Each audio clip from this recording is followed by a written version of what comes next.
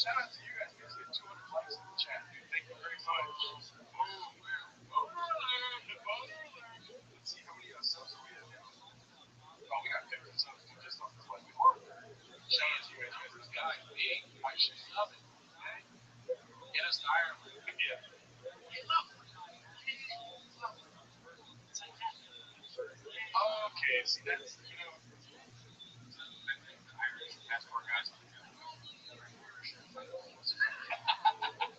they almost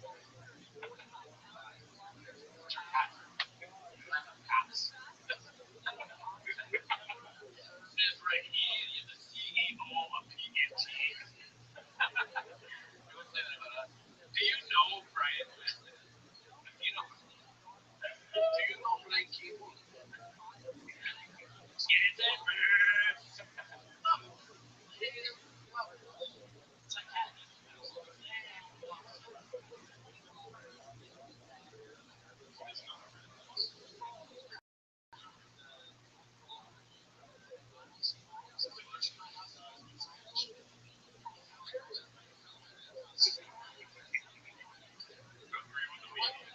Wow, dude, that's like the audio right there is very funny.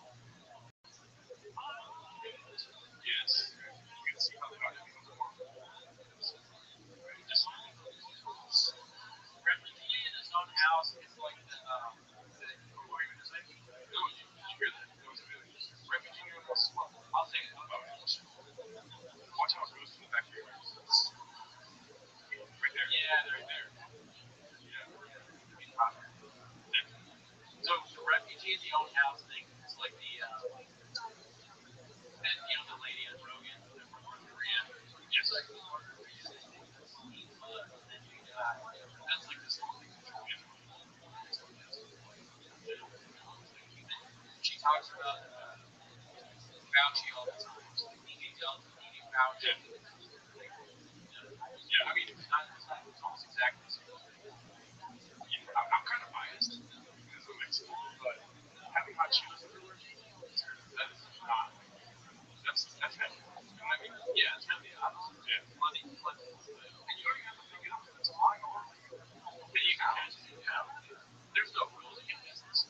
I don't know. You have to. We didn't even got that part. It's so funny. My friends are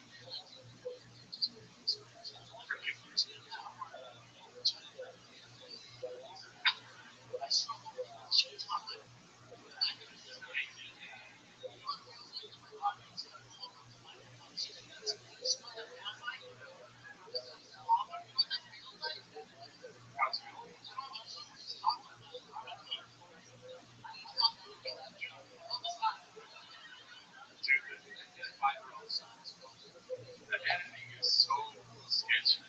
This whole thing. Can't edit this direct. I mean, we'll probably find out at the end.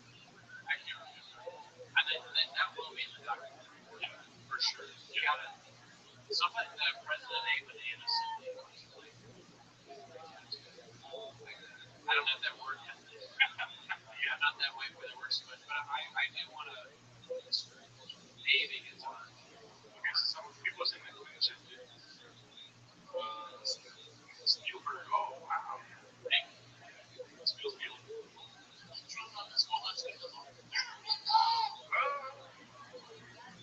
It's right for it, too. It's just on me.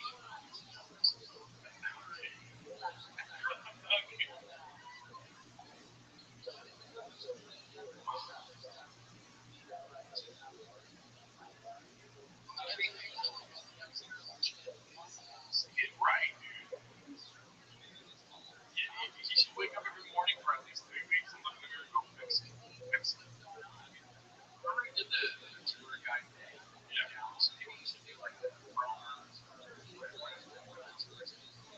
tour books, like monthly related Shop's guide, his favorite things. That's the top 10 things if you're a big boy doing Mexico City.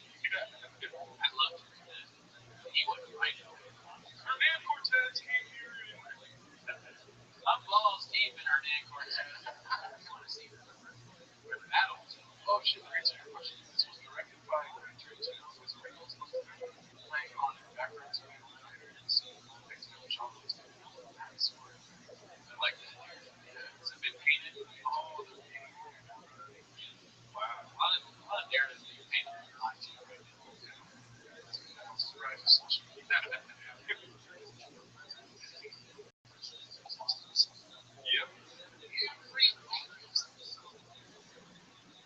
So my question is, okay, the shop is up on that two trends in a line. Yeah. Like, yes, I have noticed that in the Latino neighborhood, there are quite a bit of celebrations. Yes, that is true. What is not true is that white people don't celebrate birthdays. Yeah. I don't know where that comes from. I highly doubt his father didn't celebrate his birthday or whatever. Like only celebrated that. Well, I think you're over that completely. I mean, there's no way that. Yeah, there's no way, unless you're a big people. Total direct my students at all. If I'm true, I have 300 pages of evidence. Okay, doing well. You talk. Okay, yeah, yeah. Well, I have lots of ways. Yeah. Watch out. Yeah, yeah, cool. Be cool, be cool. Right, what's the year?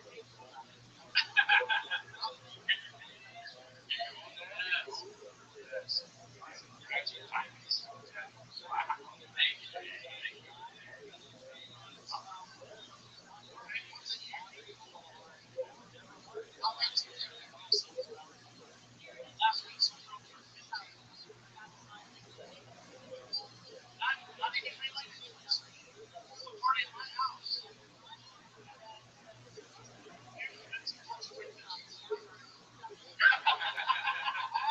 I love how he says that line, dude. Apparently, in Mexico, they try to 15,000. Dude, that's one of the best. It's more like orange juice. That's right. You have to take smoke breaks after the show. Yeah. That's right. So we had the party. You can take as many smoke breaks as you want after you subscribe. So we had the party all the time. We're gonna go do it. We usually do. Really, dude? I was there all the time. I'm trying now. Like, I did a show. Like, all the time.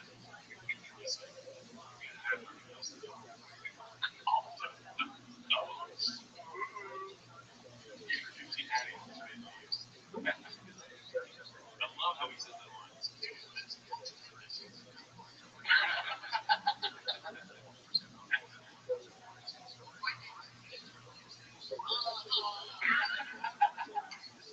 That's very LA comedy. The cadence.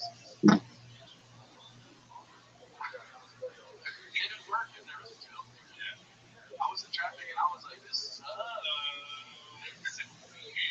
There's a lot of traffic down there.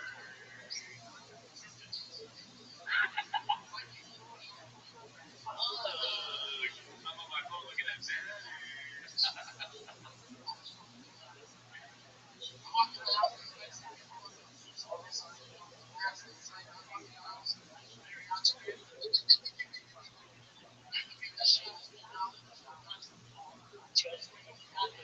Wow. Painting the picture. Yeah, this is very special time. Sometimes there's a lot of best kids in the crowd tonight. Cheetos, you. I bet Mama's from Morocco. Wow. Shout out to the Madre. What's that? They got a great place never been. Everyone knows what a trolley is. It's impressive. Okay, which one? It's a dream. On the side.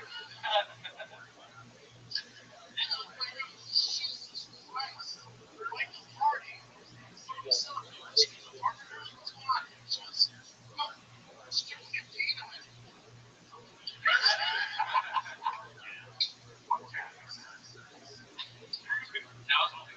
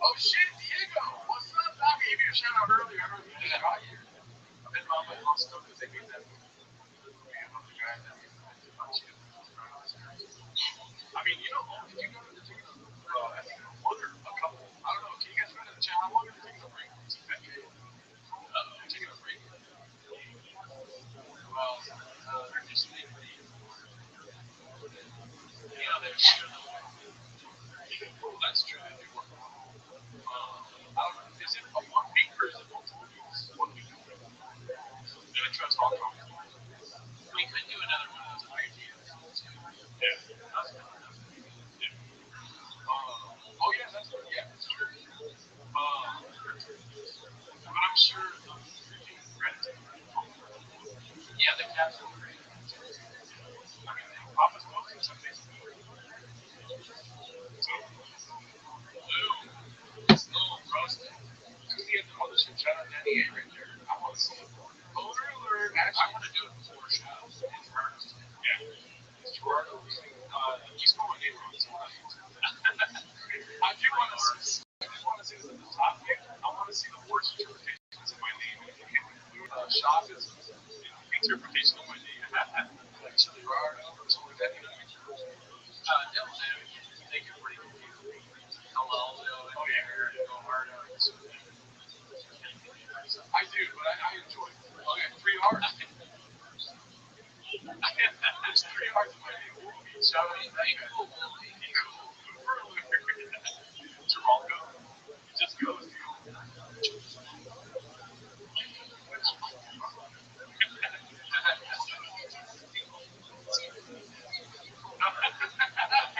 That's a real great thing. I love this. It's amazing. Oh, wow. Geraldo. Wow. Listen, midnight to Geraldo. Oh, also,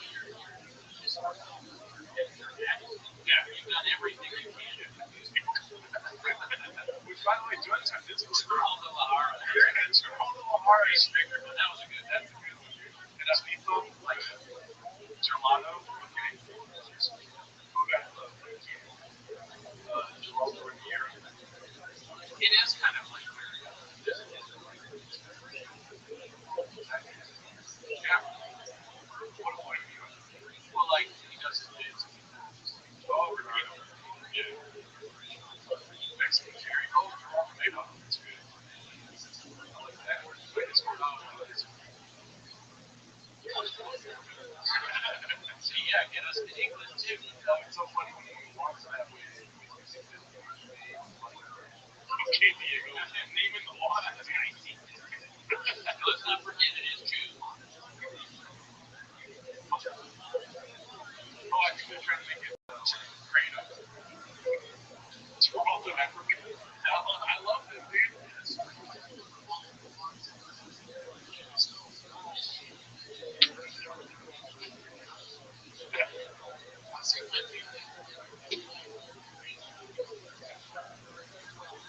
That's Trump racist. Does he have 15 years? I want to know. But I mean, don't look at it. Don't be weird. I mean, that's just straight. I just don't. Yeah.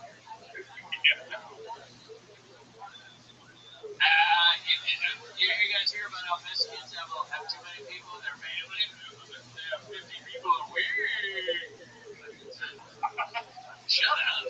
This is true. That makes me feel like, look at the crowd. Oh, that's a great question. Sean Hughes. What city landscape is behind you? That's a huge city. And there's like a strange stratosphere looking. That's Dallas, Daddy. There's no way that's Dallas. That's Orleans. San Jose. We always San Jose. But that's I mean, I've only been there once. Yeah. I don't really know the Dallas skyline. I just know I don't. Only really know the consonants. You can't spell CTE. I'm sure his family counts on 15. Brian Landis, shout out. Okay, pop quiz. Where is Dallas located? What is the area called? Where is Dallas located? Yeah. Glasgow. No, Guadalajara, no. All wrong. Mexico. No. There we go, B. England. Outfitting got it. That's right. Dallas is part of the continent of the state. It's right near Rhode Island. Okay, let's do this.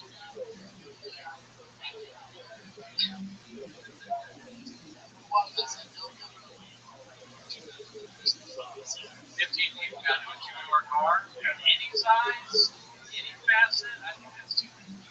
Yeah, how tall are they? How tall are they? But that's annoying when people talk about how tall they are. Small cars. I don't like it.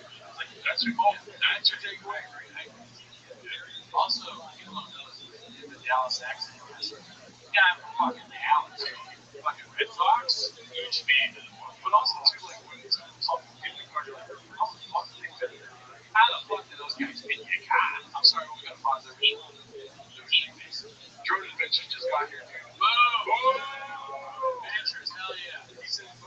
bummed I missed this. I'm really wrecked. Oh, okay. Adventures as a boner. You only missed part of that. I'm sure you have a decent. For those of you that don't know, Drone Adventures has definitely been around since the first episode. And he's the first one we were like, wow, this guy's comments about everything. He was vicarious through some of the negative comments that truly hurt me. Yeah. We'd always love to draw for a positive. Yes. Carnage or Rock. Carnage. So okay. Be cool, Mike. Be cool. I'm cool, Mike. It's June. Okay, what is it? You feel the ground we walk on. You do nothing. Literal. Alright, you're good. On the show, fellas. Shout out to Lee. Cloud. Cloud King Cody. Shout out to you. Love you, brother. Jordan Lamar, Hearts. Our guys. The link don't work for Patreon. I'll fix that later. Sorry about that. Yeah, I'll try to fix that. Yeah, sorry about the work ethic.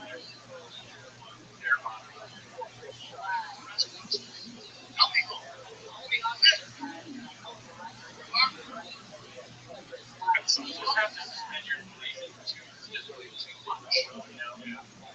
Nobody would be like, yeah, we're gonna have to. Yeah, doesn't happen. I think that's what takeaway. I know I like being in a car with my kids. Yeah. Also, I want to say that was a funny comment. John Smith, why is that Turkish man talking so much about Mexican people? That's true. This guy just goes with it. Patreon is broke, Super Chat is broke, y'all don't like money. Yeah, you know what? Well, this isn't the last time we're going to go live, so we appreciate you guys wanting to give us money. Just try to join the Patreon. That's the best way to do it. Yeah, join it, write a review, subscribe, do one of those things. Yeah, so we need to sit down and do the Super Chat. And but then even then, like, Super Chat's kind of people just we have to stop and be like, this middle child lie gave us $10. So it'll be a lot. Although Dominic's got something big in he wants to be treated next to Diego. Jeremy Bartlett, oh yeah, that guy always comments. Very and it's a good comment right there. Is shopping in state of denial or is that coffee? Very good. Very good. Right, here we go. Huge fan of Timo Silva to the hugest shout out to the son. Super Chat on the table. Our review, like, I'll take that. Really sounds like a shot. Yeah. It's like, guys, we have more reviews. You need to go recall. My team, the DA for the district attorney works for Apple.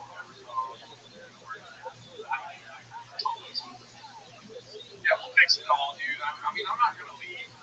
But whenever the things are fixed, join the Patreon. We have a separate podcast on there, Patreon podcast. We're really leaving the waters. He's not leaving, but we are going to have a new producer starting. Yes. As I said at the beginning, I think you'd be surprised. Yeah. Somebody else will be producing the show, but I'm not going to.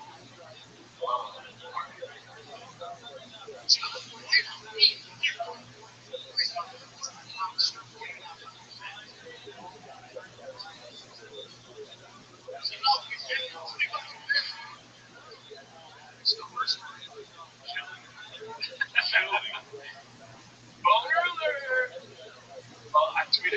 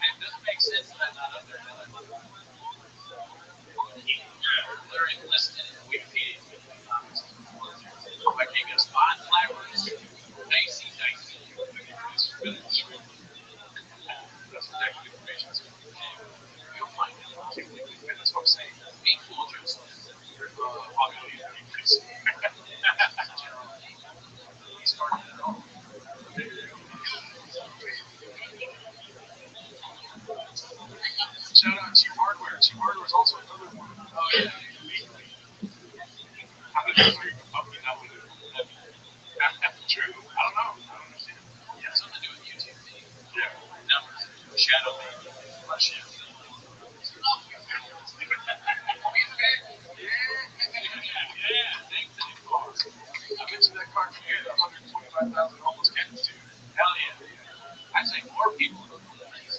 Yeah, he needs time. It's my first two matches. Sadly, yes, they did. Going hard. I know.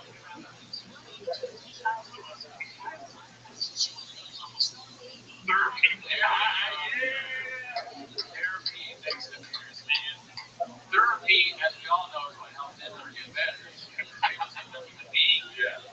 A darker, soulless eyes. If you're wondering, do this special was not made during the writer's strike, so probably getting right to the So, the writer's strike has nothing to do with what you're seeing. yeah.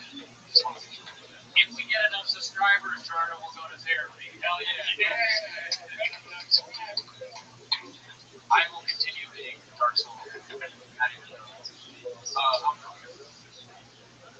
I go to therapy with the Slurpee after some bourbons. Wow, Rapper mode. Let me ask you guys a question. Let's say a big live chat, or you're in therapy, you're talking to your therapist, it's a person that you're Yeah. do you ask your therapist to walk you to your truck? Great question. Great scenario. All around solid content. I probably wouldn't. Yeah, no. I would never do that. That's too far. I hate it. Yes, you know how to respond. There's only two. When somebody asks you a question, there's only two things you can say. One is you just said 8 inches worth. The other Actually, I'm sorry that I spoiled that. Spoiler alert, McGee over here. look at this different. Okay, so people look at it in patience. I can walk into my office. You have to Gadoosh your therapist.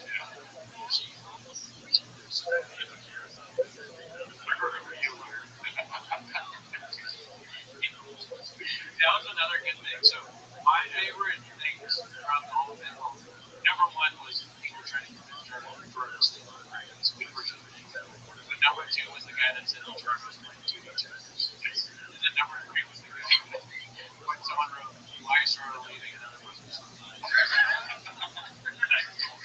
I stole that just like Bob when I started texting him before. It's pretty good. The funny thing is, where did it look cool makes sense. Names the waters. We don't like to talk about family stuff here. That's true. Don't get too much into things involved in personal issues. Also, okay, another good question. Don't answer with age. If you do go to therapy, and let's say the office is pretty big, right? Do you miss that seat?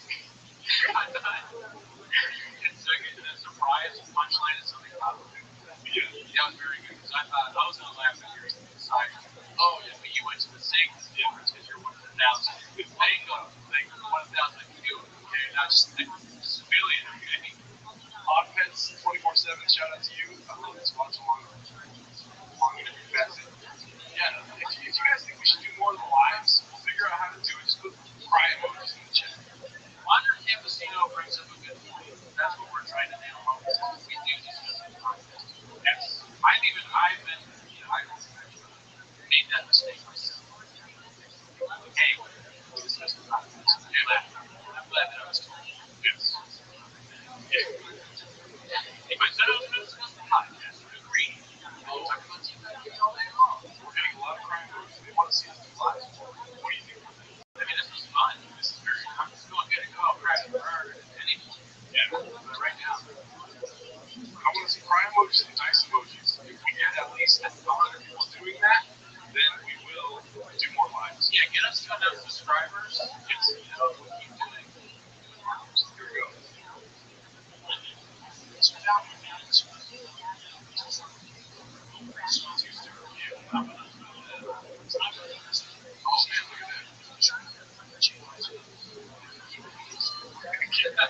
Intergalactic. Oh yeah, intergalactic. Some of his comments are nice. Oh, really? Yeah. Nice. Yeah. I never discussed anything about the podcast. Okay, Oscars, shout out to you. We tried to have CBS. Oh yeah. Yeah, A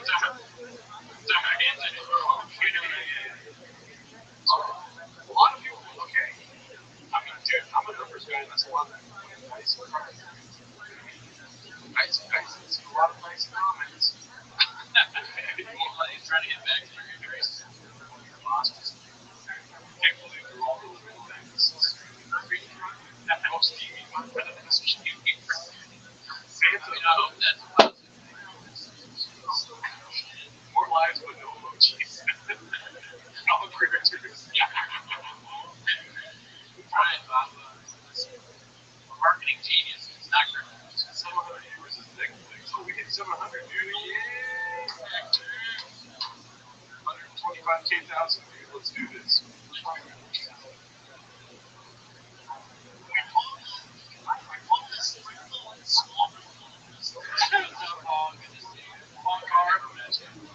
Look at late M&F's comment and pan the camera down so you can see your vagina. My mother's basement is very dirty right now, so I don't want to see it. That's true. And then, yeah, also, just notice that house is big, dude. You got the dick juice. Wow. The skyline there looks kind of like a fucking dick. One of those skyscrapers is taking the dick juice, dude. One of those skyscrapers, one of those skyscrapers taking boner medicine. Viagra. Viagra alert. Boner alert. Walking my truck and getting his name. Can you name his name? Yeah. They're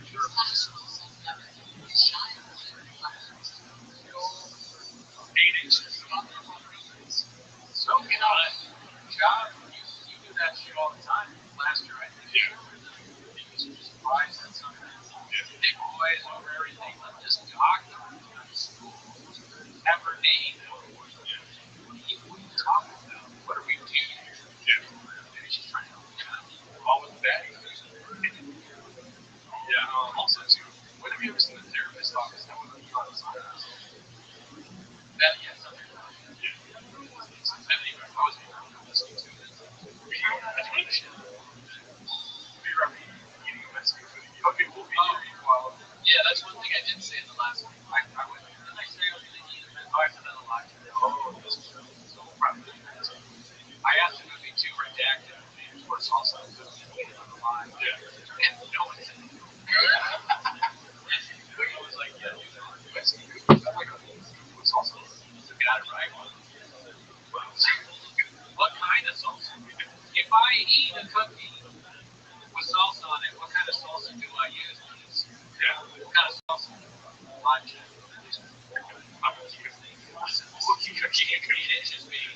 It's 8 inches. Oh, 8 inches. Yeah. Johnson is research. I don't want that. DJ, shout out to you. Why would Gerardo leave the show with nothing interesting back and forth and do the same? You're right, dude. I'm not leaving. Just because I comment. But I'm not going to be producing. It's going to be somebody else. It's going to be a new producer. Yeah. I'm making it. I think you'd be surprised. Yeah. I think When you see, you might say that it's too redacted even for us. Yeah. That's kind of cool. Yeah. That's great. Sure. It's going to be Lisa I have to. We're going to force it to eat.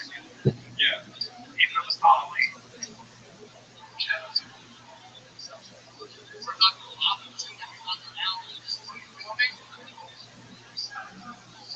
Oh, the therapist. It's Mrs. Rodriguez. We want to pound her office. Yeah. Because there's too many people in the car. Oh, if their therapist, then he's going to have even more. The therapist is going to hurt me. Yeah.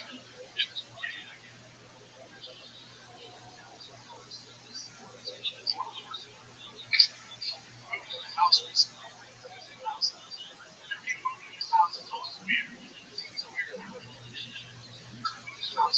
By the way, don't really get lost in it. There's no worse than a therapist.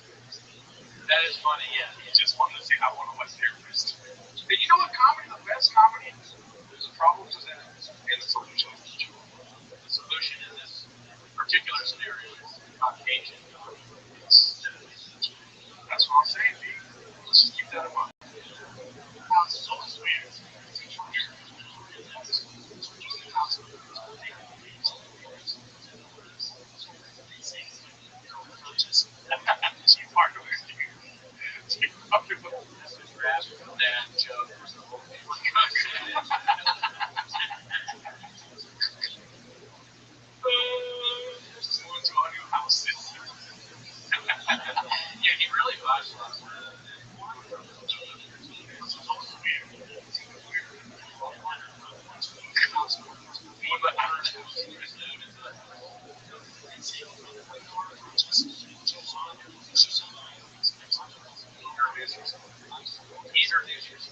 Introduce yourself. Yeah, well, here's the question. So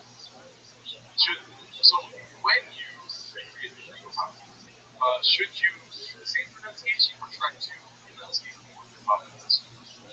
Whatever the funniest thing is, I don't know. I'm trying to put myself in the Robin headspace. I'll probably mimic a lot of it, but even when we mimic Bob, a lot of times we put our own little thing on it. We're not trying. Gerardo's vowels, Cody's vowels. As all of you have your own vowels, which we'd love to hear. Yeah. Maybe someday we'll meet you to get us to point this right. Grifter, you dogma. Yeah, I'm gonna be in San Jose July 19th, and we get in somewhere too. So this is the guy's gonna get the call. You know what I'm saying? Not a great. We're not on Adderall. We're not on Kratom. Yeah, our favorite one is Rothschild'S, Joel Rogan. Yeah. Listen, sometimes you think, I have one. Yeah. Be cool. John told you. Yeah. All right, let's just go. Because I think you should not see it. Like, have people are like, fuck that. Yeah. That'd be really fun. Yeah. Oh, well, you're pretty good at doing that. That people are like, fuck that. There you go. I could do like a John Mulaney commercial song. That might be another character. Yes. John Mulaney. So I'm doing 10, and I noticed that my wife is a spicy asshole. So I'm new in town, and then you call the DA. There's three things. I have a wife who's a spicy messenger. I gave my dog away, and my co-host wants to work on louder and prouder. Every night I from Chicken Center with this fucking to them.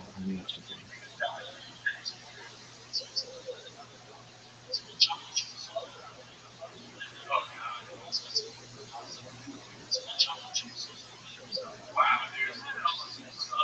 Yeah. Dude, we're 2 hours in, and we finally got to Mexico. There you go. The history here for us is not that we matter. We work on it. We cut it off. We could have another one from Chicken Center. Not how it's working. Also, too, keep in mind, going back in time, we had over 20 years. Yeah. I think probably one of our friends posted the episode in James. And we were like, what?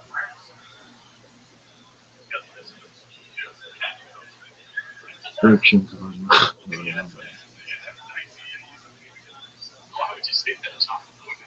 She Oh, God was like, you fly. I don't know.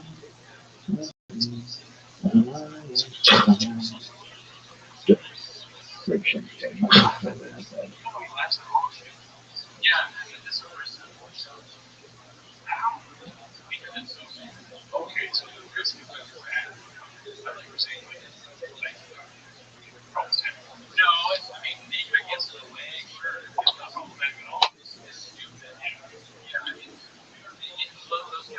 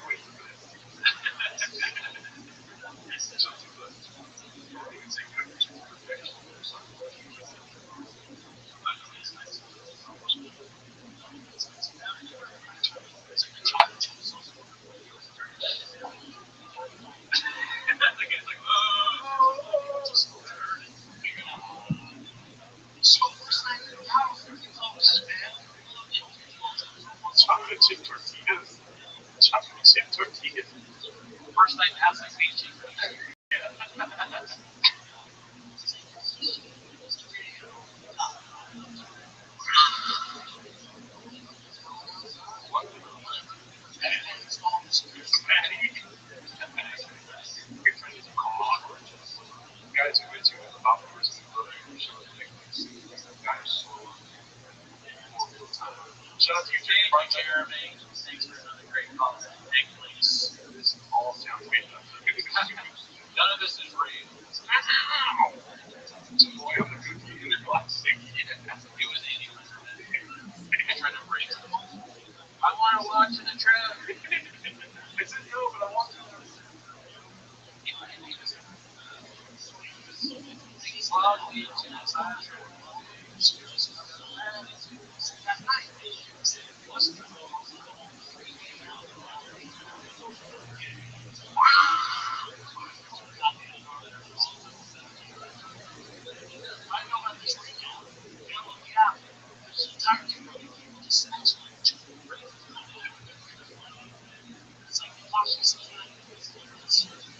Timely reference, right? Yeah. Time and Takashi were added out to it's a lot like Delirious. Talking about Mr. T.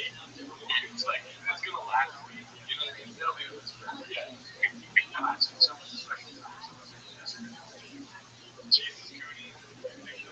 Boulevard stepmom. Did I say stepmom? Yeah. This is live, dude. This is live. Okay? Be cool, John. Be cool. I told you once. I've told you a few times. When I said I'd be cool, you said it. You said to be cool. John is like, John like you. I keep listening. Dude, I'm tired, okay? Yeah, we never recorded this long to begin with. I blame my team. Oh, yeah. DA got recalled. DA got recalled. Here's your song.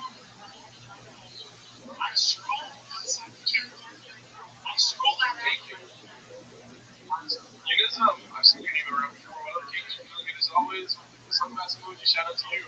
I was trying to sleep last night, and outside my window there's a Gargoyle. That's why. But you think, Gargoyle, I'm what? So I said never.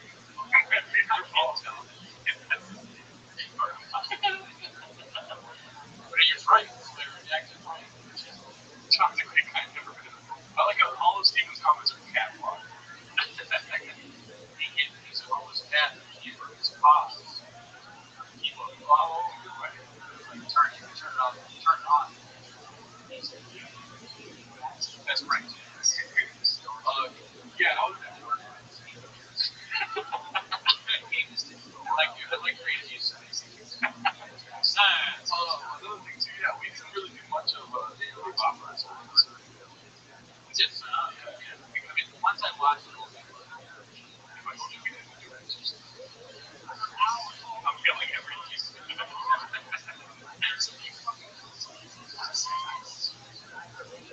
First 48 hours? Yeah. You're good. Here. I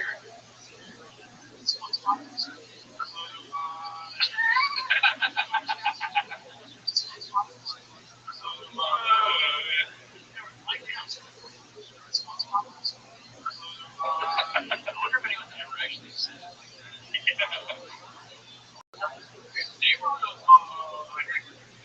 Yeah, somebody that by yourself. Somebody that looks at the LA comics and you know, I don't think that's ever happened. No chance. Hey, listen out for your goddamn dogs. Somebody Jesus Christ.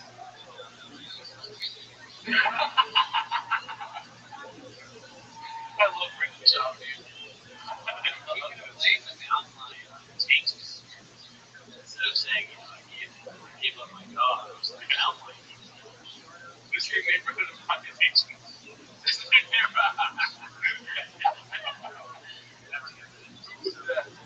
Mitch Itsu. Shout out to you, dude. Great talk. Poor Jerry. Rest in peace. Yeah. One of the her somewhere else where I've seen people comment a lot. It is. Jesus Christ.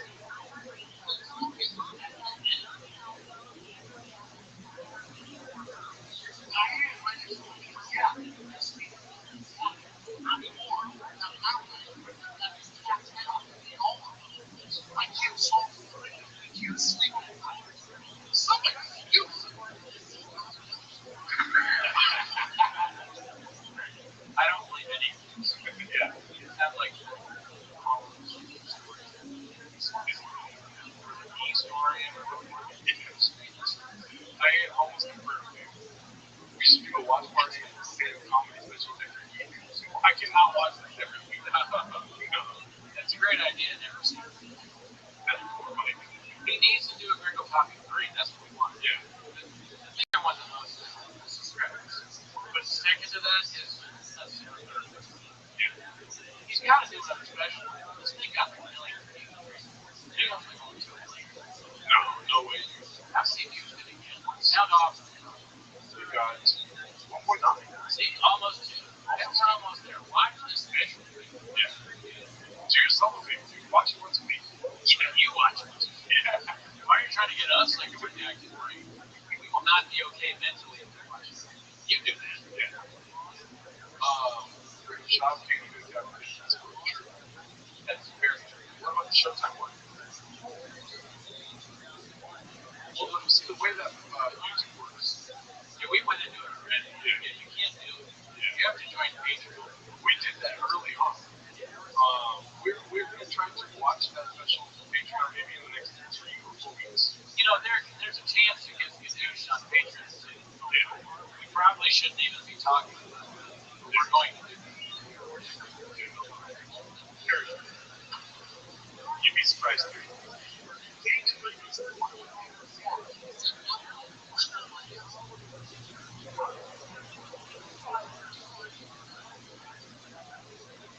that right?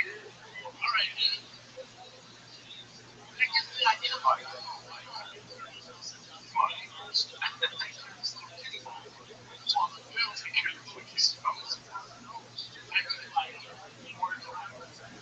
Plans to shoot a lion.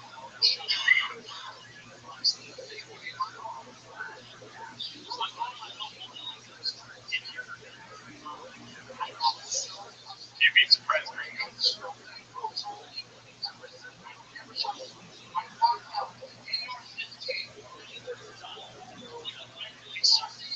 Yeah. And he didn't post about it on Instagram. I know.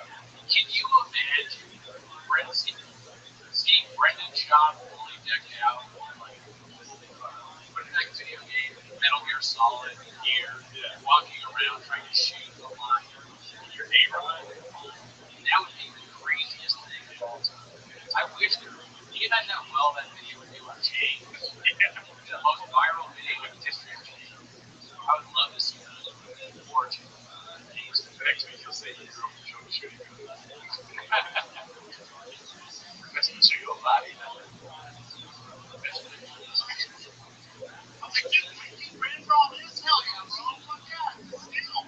He thought this was so cool. Yeah.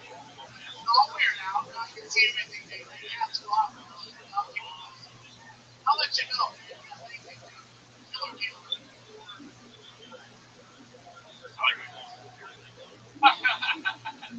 He's always got It's like, I mean, this is funny. I'm not saying anyone's here, but like I should be, but I'm fine just doing this, but this one here. It's such a mall. Yeah.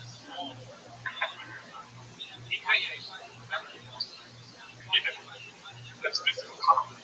Oh, that's right. Yeah. He's a master.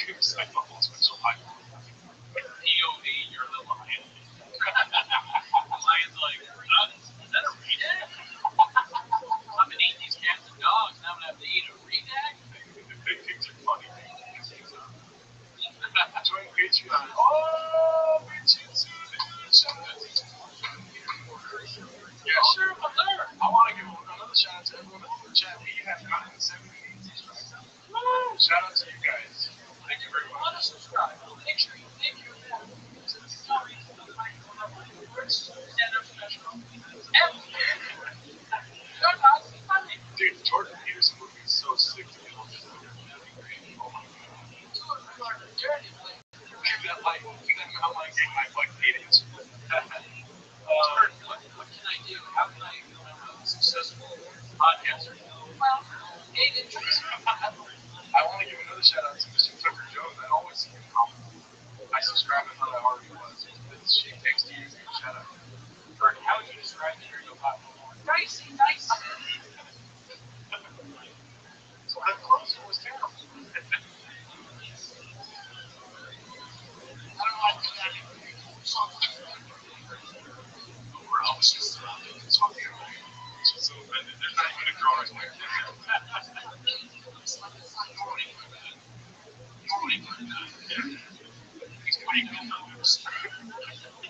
She's so offended this whole thing.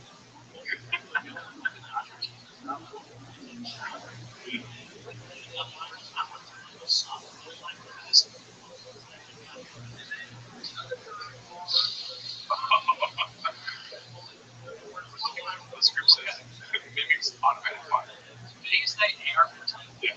So he's making this whole shooter. Yeah. I don't know. There's probably some deeper meanings in this joke, but it's so bad that nobody can score. Yeah. That's the deep meaning is that I'm on the Discord. I like the cucumbers in chat. I don't know why you guys keep doing that. Oh shit, spoiler alert, the outline is actually done afterwards.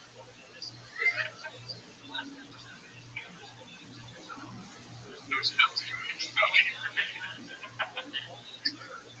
You might fire fully auto. They are 15 minutes anyway, honestly. How else? Watch my station of Christian on my computers.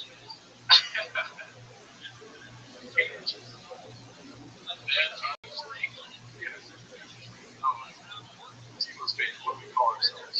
Raccoons. Yeah. Where are you guys coming from? You came up with Tito's.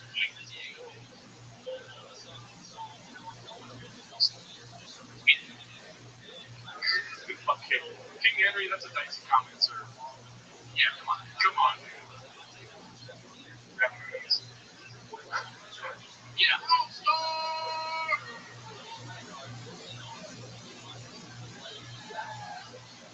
Another one of those timeless references.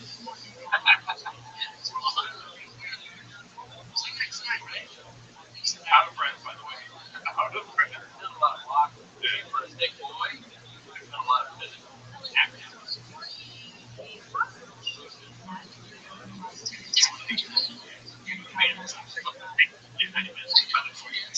All 5 minutes in the trailer go around. I'm gonna take one.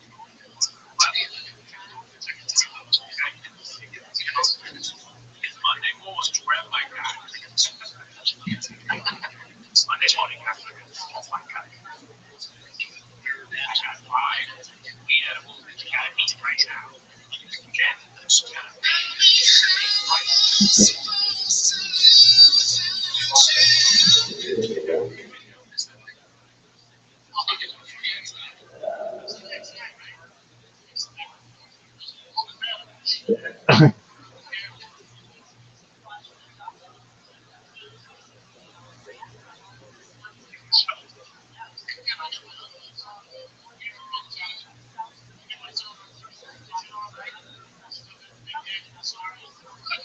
Oh man,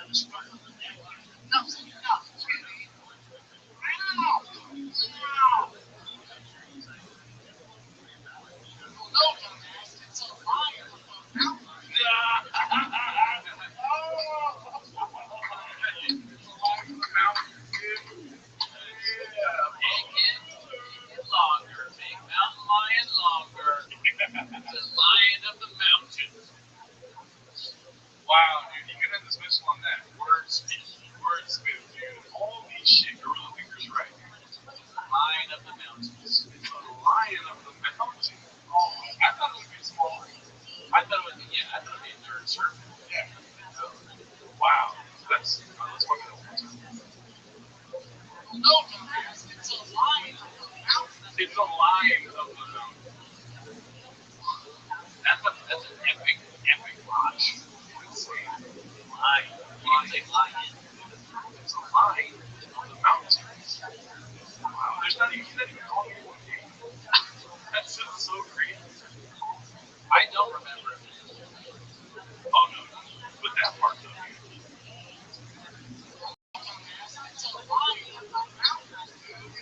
That's comedy. Yeah. There was 999 orders. Each became 1,000. 1,000 came later. You can really see the difference. Yeah. You don't see people working at PFJ. This guy's ready to play just like you guys. It's a nice musical guest. Yeah. Yeah.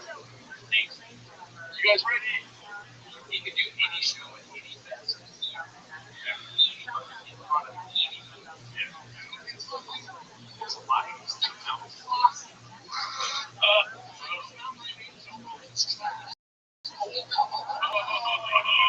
Joe Rogan is watching today. The lines on Albert Ray. Wow. The lines are just a shit.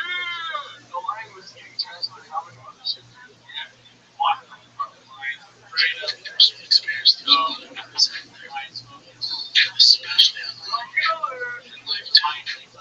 That's the best to turn up all the internet is the ultimate way to speak. Everybody has a voice.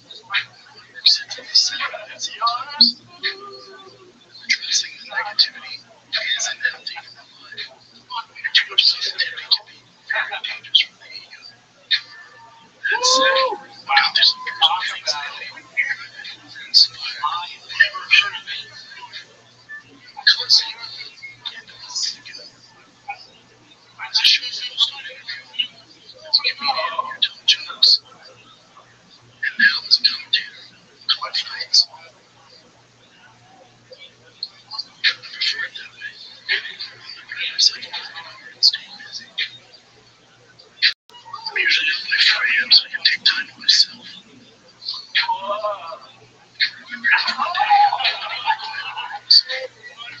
This one day is saying to me, it's an opportunity to seduce distractions. This ain't goals, because I'm not steps. Go through the same motions and get thirsty. It's ceremony. I made it my ritual. I honor my rituals with my mind. I'm sure you understood that. Yeah, I mean, how many times did the shop say game?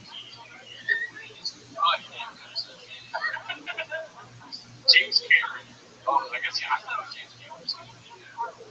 Best guy shit. Both of those guys are coming. It's like 24 for me to see him. Surprised that he was all the way up. Alright, let's see the finish. Nick Taylor. Wow. There's no skyline. Yeah, that's probably from the room. Yeah.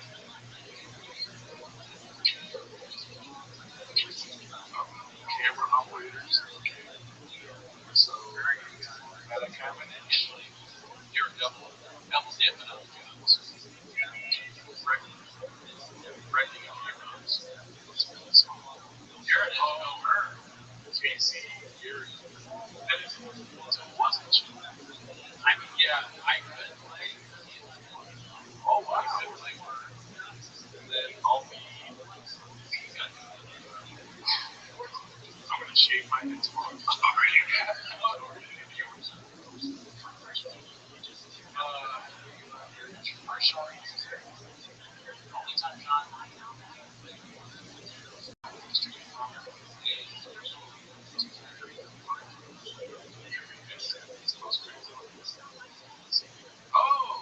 Brown, shout out on our guy.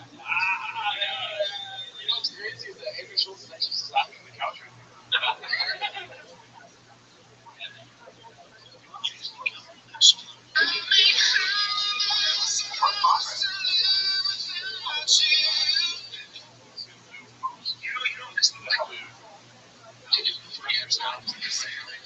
That was JB.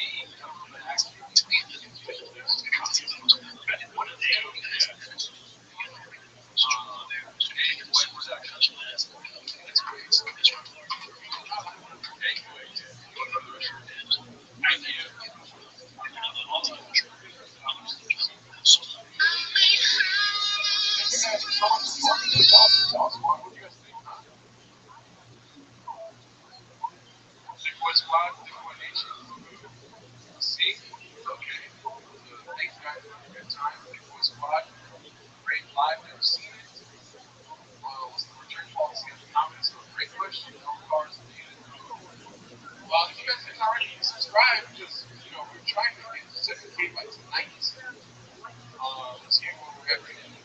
Oh, we are 16 away, which that's fine. Itself, you can use those right now. Can't talk. Oh, there's ads. Word of the man never mentions stay strong. Oh, thank you, Unison. What a wild ride.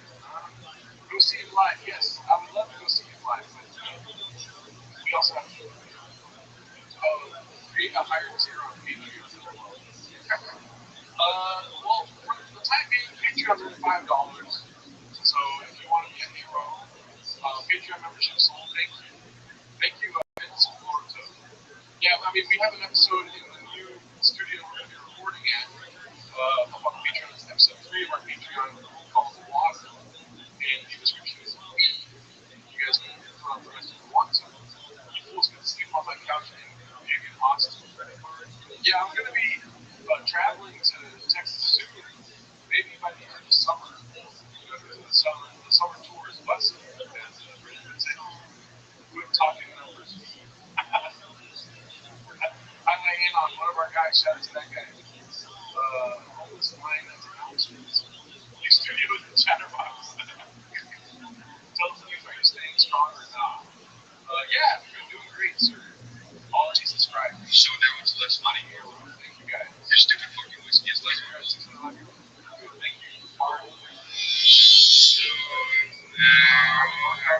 Well, I'm going to be in North California July 19th. I have a show with Zeus Mola at the San Jose Improv. We're doing our best to sell tickets. So now it's less money. If you want to stupid fucking whiskey is less comedy live, July 19th at the San Jose Improv. I'll be there.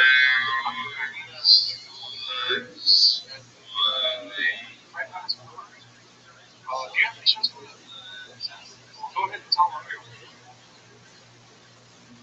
What up? I just got back from the city. What's happening? We do have shows in Bridgers. Not many. Okay, so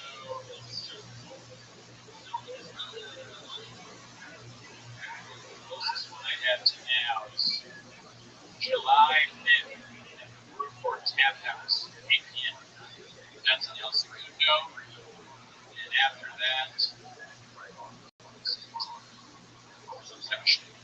show in Culver City. Is this boring watching me look at the shows?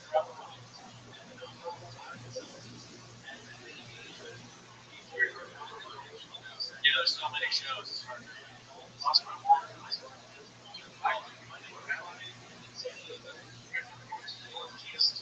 Oh, is that Yeah, all my shows are great show, but thank you, Jonathan Carson.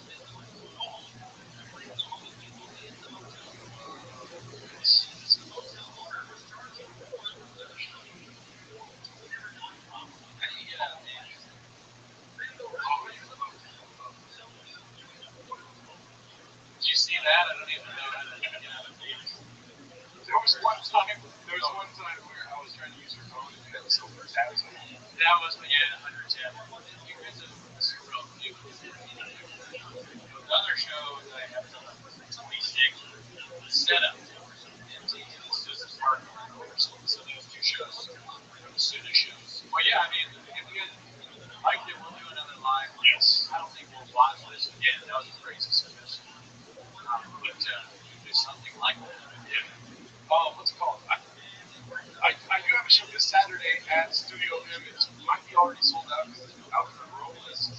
What is it? Jordan San Jose Improv. I don't know. I think the improvs are not. I don't know. You got to call them. But I will this July 17th. I'm doing a show with Alfred Rothschild'S at Studio M in downtown Los Angeles. June 23rd, Red House Arena, and July 19th in San Jose. If you're 19, just go with your dad or something. Like a cousin. Because you can get in as we all know. Oh, okay. Yeah, Cody just texted me. I did think about that. I was going to go on YouTube and be like,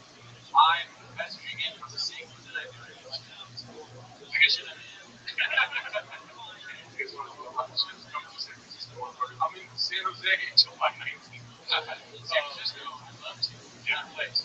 Again, you need more subscribers if you want to subscribe us. Get us to 16. Tell your family. Yes. So, okay, I'm gonna do one. It's watching live. Behind the scenes. What is it like? It's good. Fun. They only want to bring the show.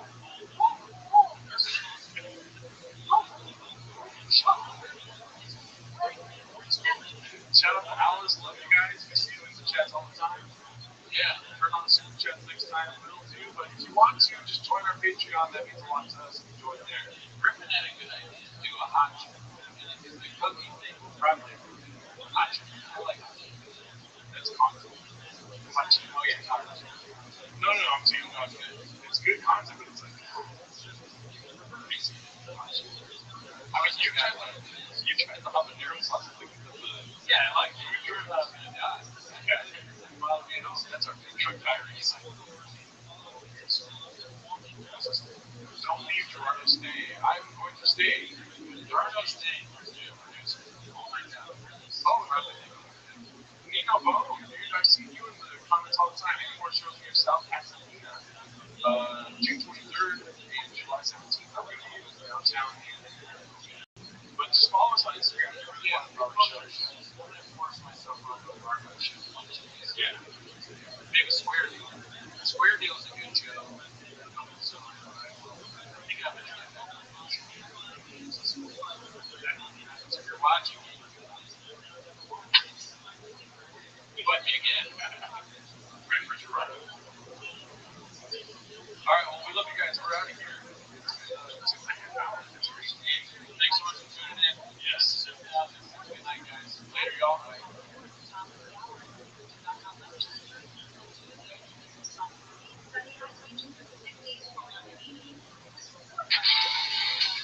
Ranger knows that if you're a lineman in charge of keeping the lights on, you go to Great Lakes.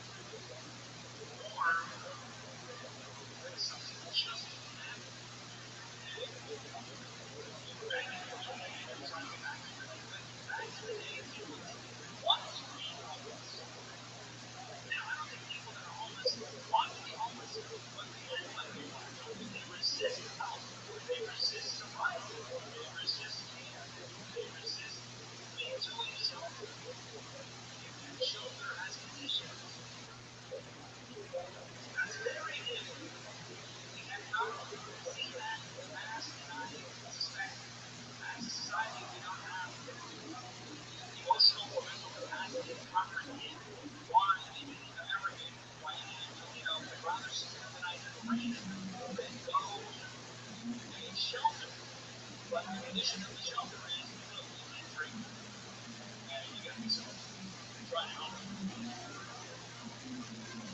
And he goes, no, you know what? I'm going to stay where I am. I got some marble boxes, the Rainbow Dental stuff.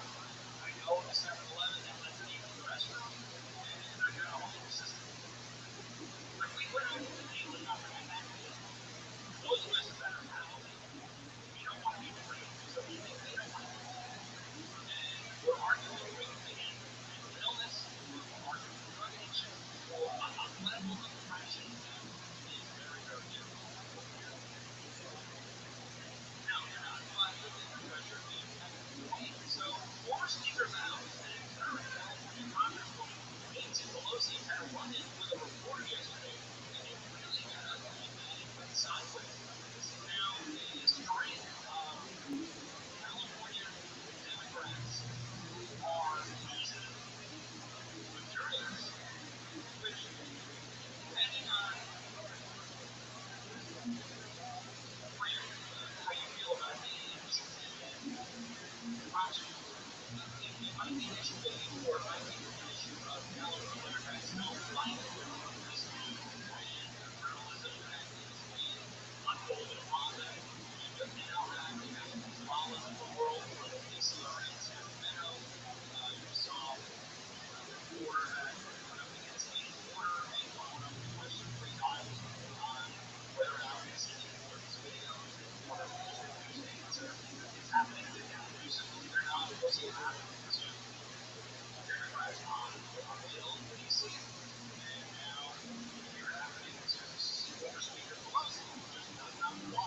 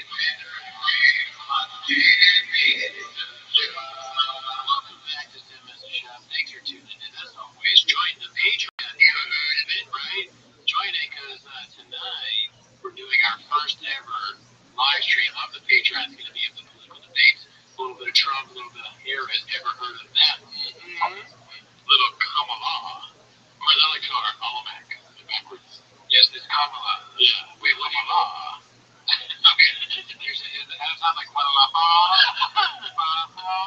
Blue Dogs, ever heard of them? Yeah. And if politics isn't your thing, then we have special reviews. You know what I'm saying? We're out here making sure these streets are funny, man. Yeah, we got those 7 types of weed. Any good ones in there. There you go.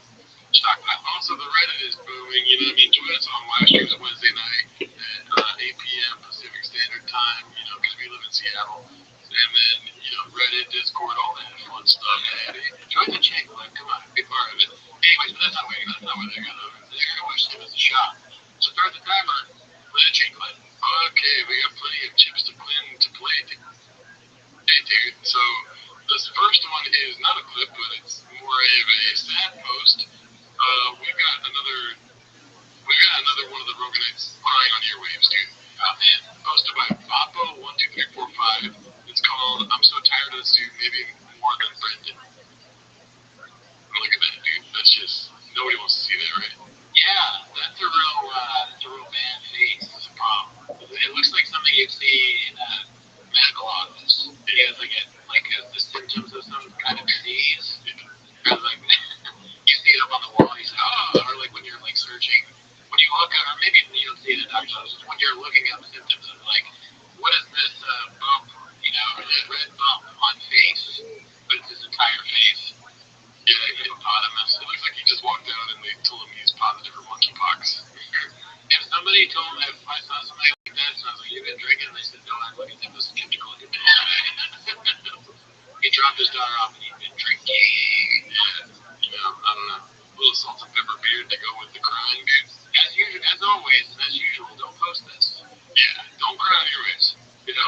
Obligatory, just dropped my daughter on that college crying pic. I posted one 2 years ago for Georgia. Now it's Isla's turn. I'm so excited for her, and I'm so proud of her. But goddamn, I'm gonna miss that kid. I just read the first copy. Baby cool, Canelo Ginger. Canelo Ginger. Both girls are out of the house now, and thank God I married the woman I did. I'm gonna be a mess for a minute. I'm headed to Vegas. If I knew anything about Reddit, I would not post stuff about my kids. Right? Yeah. Don't do that either. Give me Yeah. Great idea, dude. Definitely you don't have children. This one's posted by True MMA Chess, I believe. Never forget that this guy is genuinely a piece of shit who views poor people as lesser humans to himself. He is an untalented, unremarkable garbage. Okay, that deserves all his failures and humiliation. What do you think about that? Just that title alone. Well, I remember this clip well. This is the one where he talks about homeless people. I think it sums it up pretty good. Yeah. It's a little harsh, but Papa made me feel this way. Yeah. Is that your takeaway, dude? I got this is a new joke I actually have inside information from TVK. Okay, and you're absolutely right. Shout out to it is what it is. My alarm, that's such a good joke. You're absolutely right. Oh. Delivered well. Let's see here. Oh gosh, it's so hot here. It is. Why isn't it playing? Let's get a fan. For the people that are negative or on forums and create troll accounts. Yes. I view those people the same way I view a homeless guy. What about people with big red chairs? They view them as brothers? Right. I'm sure I'm homeless. I can afford 2 red chairs. How many homeless people you see about this many stickers? Yeah. How many homeless people can get art? What's the word when you do commission? How many homeless people can get art commission? And this is not me hating on homeless people. Okay. This is not me hating on homeless people. How many homeless people have bobbleheads? They'll agree with everything you said. Yeah, look, I mean, you can't see these cameras. Yeah. They're pretty good cameras, okay? Yeah, dude. So, cool story, bro. Watch yourself. Chop, scoop. Oh, fuck, it's not playing again. What the critiquing my art or critiquing my art. Yes. They do not matter. They literally do not matter. So what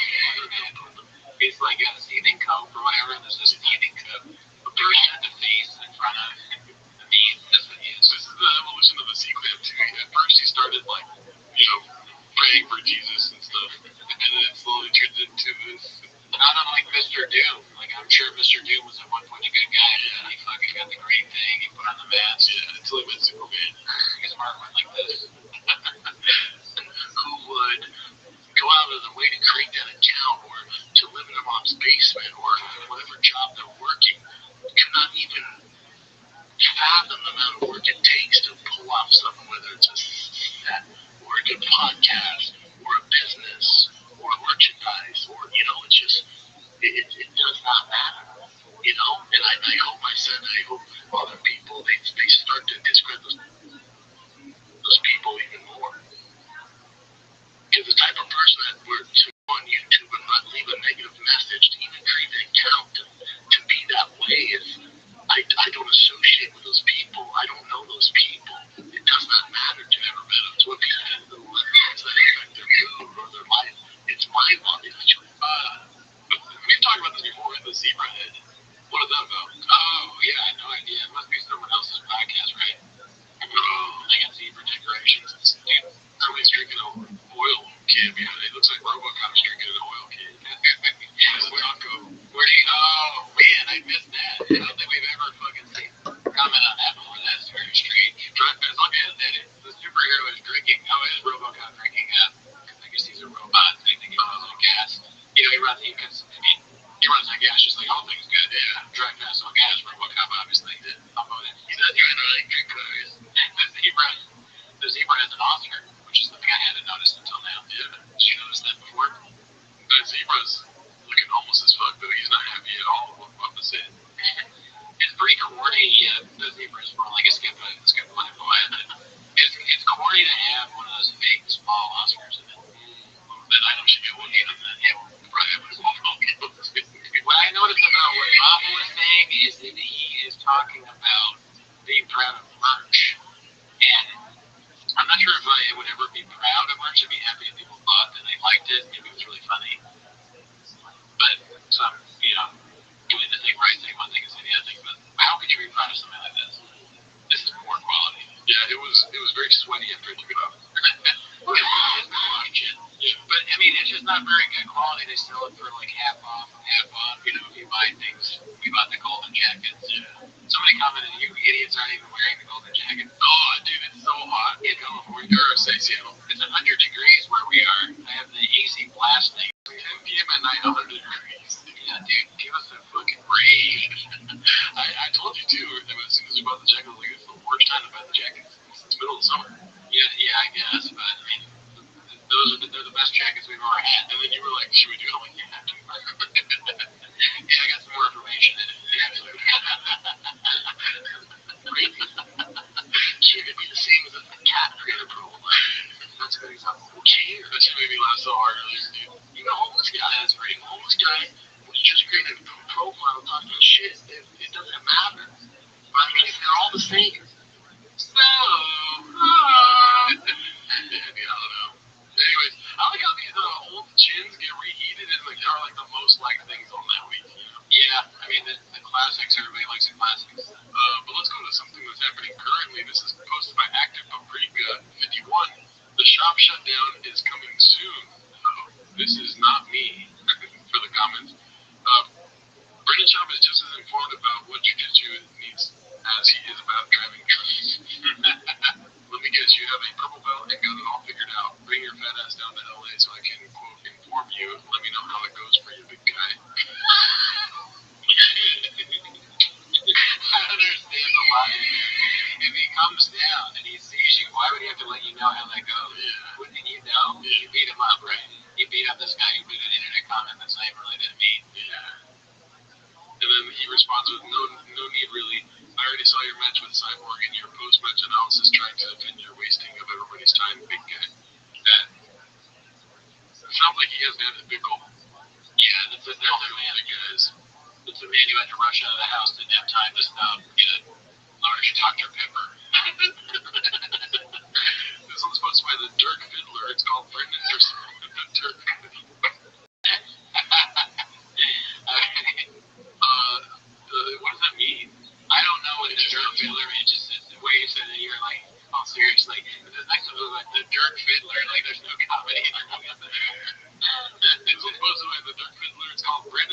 response when I said he is on Ozempic made me laugh.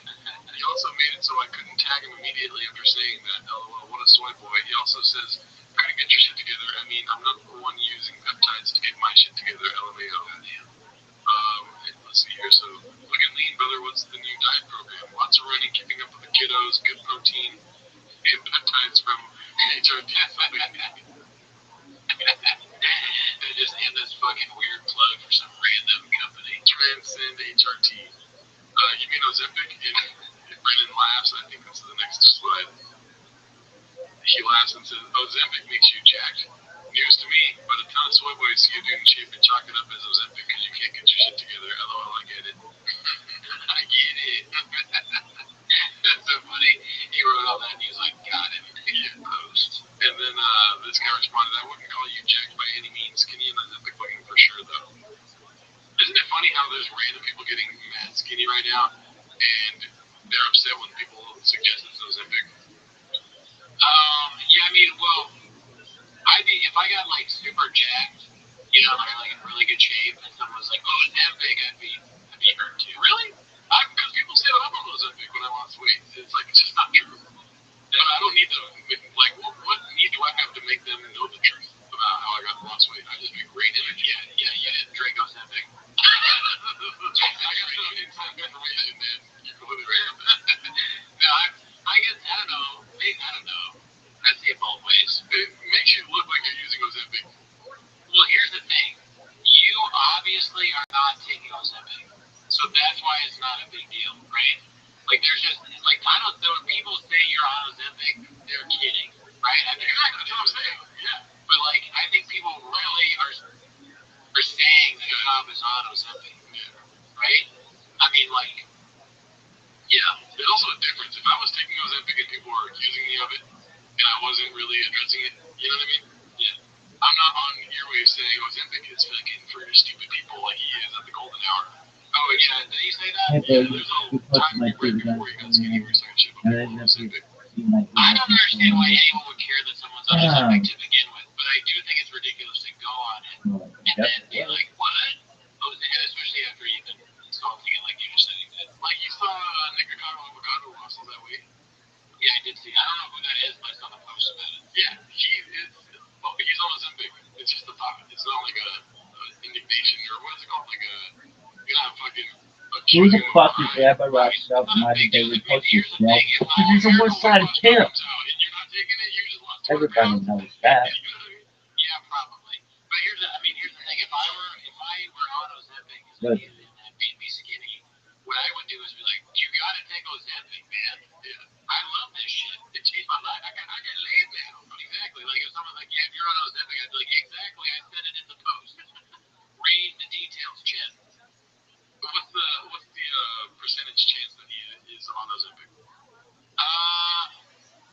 I'd say 60-40. Yeah, it's at least that. I don't know, man, because like I know that he lies, and I'm supposed to just not believe anything he says. But it's so crazy to lie about that. To me, I just don't understand why you would, especially going to a car.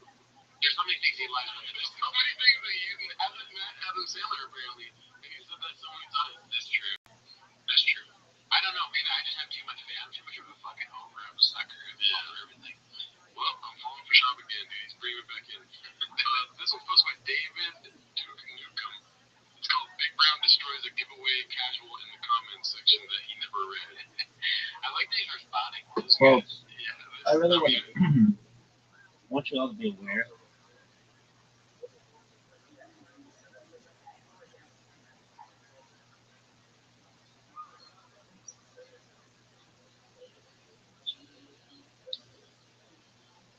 Just look at his athleticism. Folks, it's really impressive. I mean, what's this motherfucker jibber jawing about? Probably ching chonging. Motherfucker's ching chonging. Look at his athleticism. Are you talking? Dog. This motherfucker's ching chonging. La la la la. Nobody gives a shit, dog. You know about what people give a shit? Space elevators, motherfucker.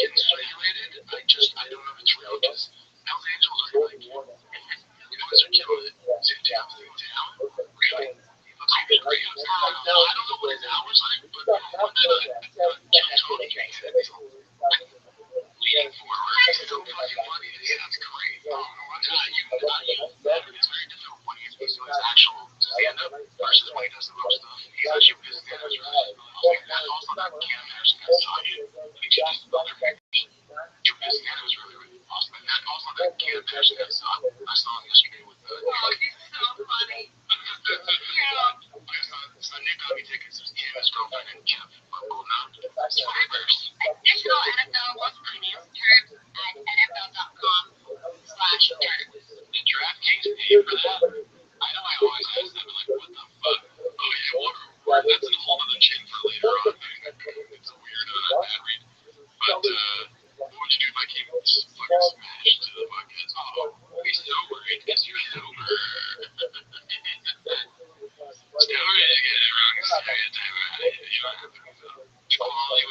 so bad because I don't know how to do anything.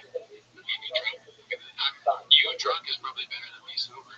Instead of the intro with Brandon Shaw's face and sliding in, top him up, it's just me shotgunning beer. That song is playing, but it's your meltdown. Welcome back to the podcast. I don't know, fuck that Bob Asshole is telling me bullshit. How do I listen to me? Hey guys, see the live chat. There's no live chat going on. Jeez, it would fuck me out of the chat. Let's see here. Okay, so we watched this on the live stream. We stream every Wednesday, if you're wondering. It's called The Civilian Looters Election Upbeat, posted by Jabroni5. Jabroni5. You know, weird. Yeah. Because things just come in and take whatever responses and just walk out with it. It's crazy.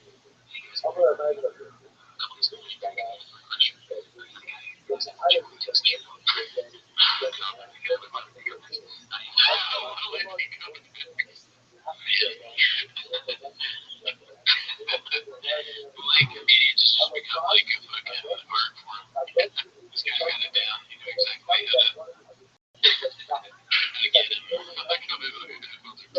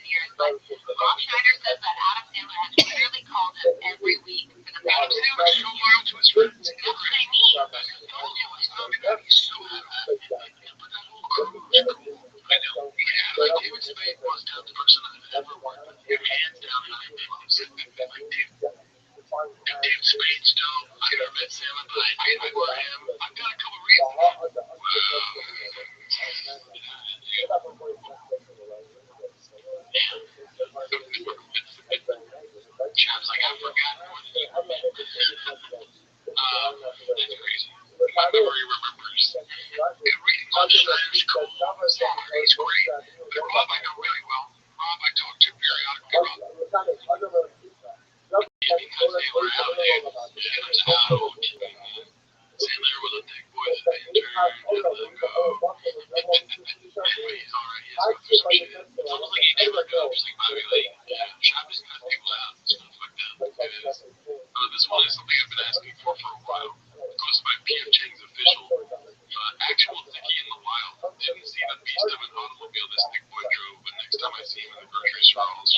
I sure do hope. I sure hope he pulls up in the red giveaway truck.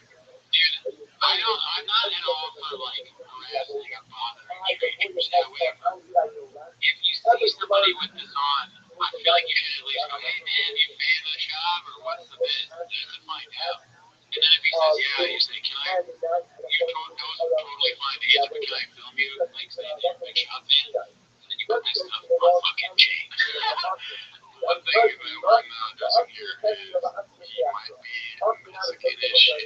Whoa, dude, dude. That's a bit. There's no I'm sure. I'm sure he just happened to take a picture of drive past Lancaster or Pozole. I'm not saying it right? Pozole. But there's that left you on Coke, dude. Yeah, this is a cat. No, it's gotta be real, dude. Everyday low prices. That's a shop thing right there, dude. Everyday low prices, then Tiger thing should be on it. Yeah, I'm surprised. He might be a soy boy. He's right here next to the soy sauce. Which way, Western man? Let's see what's next here. Oh, okay, cool. This one's a good clip. Posted by What's Up World. It's called Shane Gillis versus Tony Hinchcliffe. Master roaster Shane Gillis. Had a vodka cranberry in 20 years. Ric Flair maybe was a year and a half earlier. Yeah, no. Ric Flair's drink of choice. I'm drinking the gayest beer of all time. Shane, shut the fuck up. Yeah, you're really good. Actually, okay, good.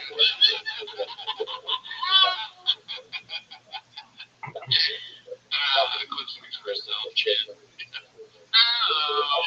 was hanging out with Ric Flair and he gave me his fucking drink of choice. Like, you're gay for drinking Bud Light, Shane. Yeah, that's such a fucking hack thing to say, too.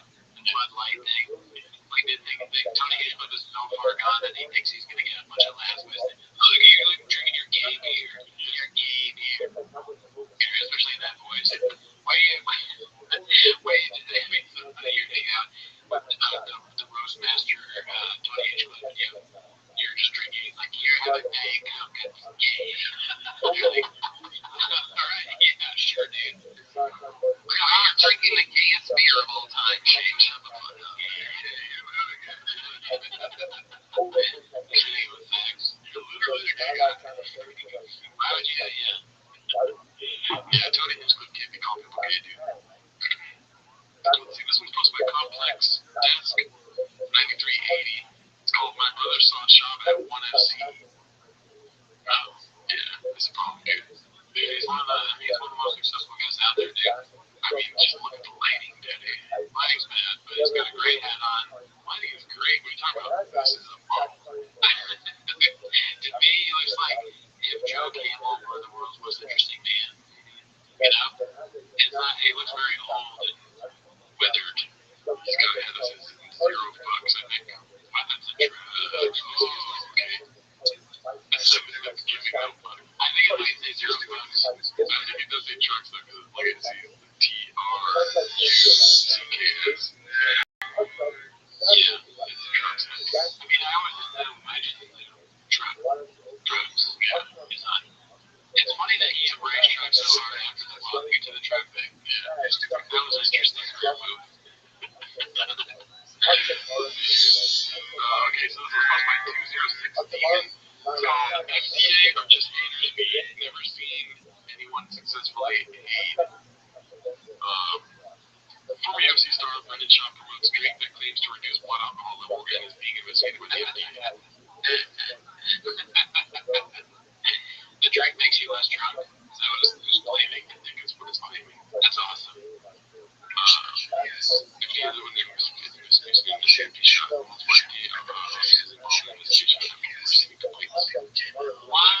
would you want it to be she doesn't drink like you get drunk in the bar, you drink it, and you want to take your shots, you drink it, so you can drive home, because it doesn't read as your job. This is a fucking obviously wrong thing to promote. But Mr. Officer, I had 3 safety shots before I left the bar, Mr. Officer. Hey, fucking Mr. Asshole, fuck you, bitch. I bet I got a safe shot up my ass. Talk about a lawyer, I got 500 pesos. Oh, good, you like this video.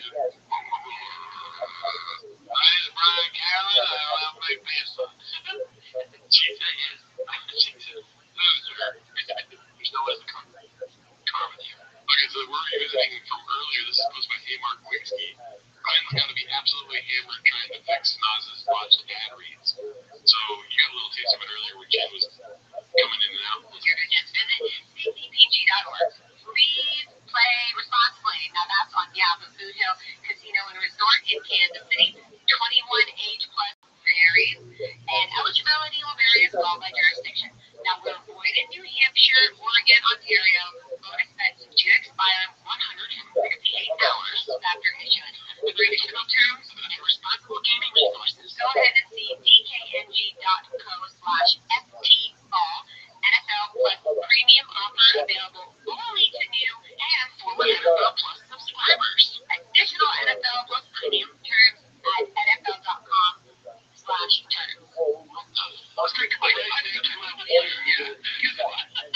So you put in like edited like ADR for ad reads or something. Yo, how are you? Oh, you need to shut up, Dampy.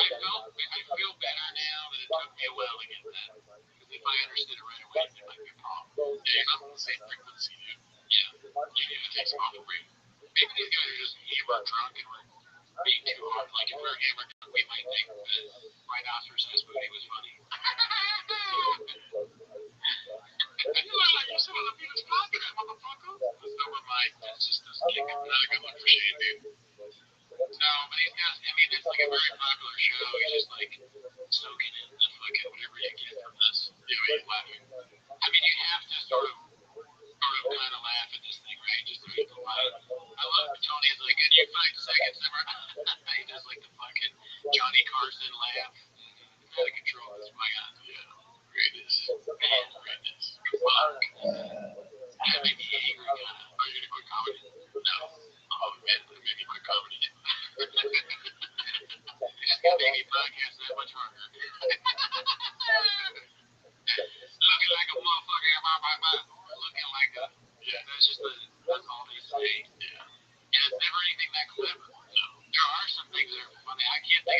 the top of my head, but I definitely heard some very funny ones. Like, like what? What do I look like, dude? Looking like a fucking Gerald ass fucking. See, I'm not good. I can't do it. Yeah, you're looking like a redhead wearing green shirt, having bitch. What is it you're doing, David Lucas? I said,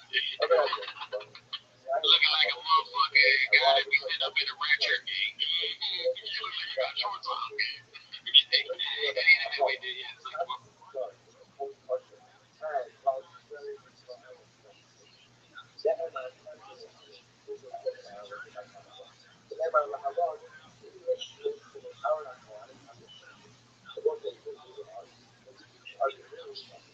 Yo, I don't know if this shit is working.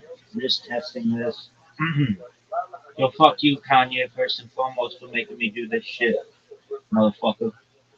And to throw everybody at the motherfucking room because I was fucking. I like to propose a toast. I said toast, motherfucker. Why isn't that available on Instagram? No one knows. It's the worst. This is the worst. I was watching all my content yesterday. It was so sick. Dog, I got these fucking bots that are gonna take me viral. That was gonna happen like 4 years ago, but whatever.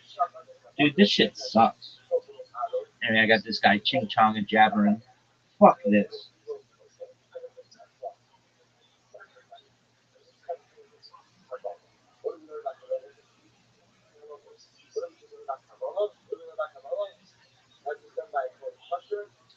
This shit sucks.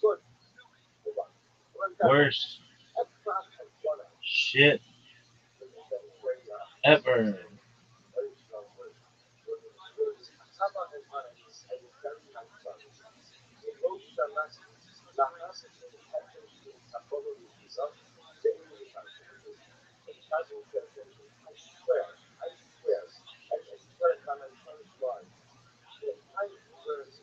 Shit just crashed. Worst shit ever.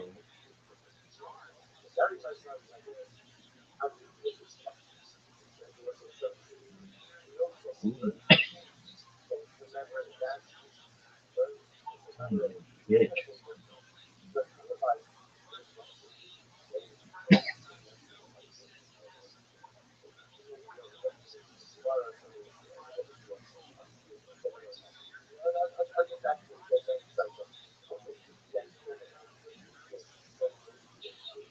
Worst stream ever.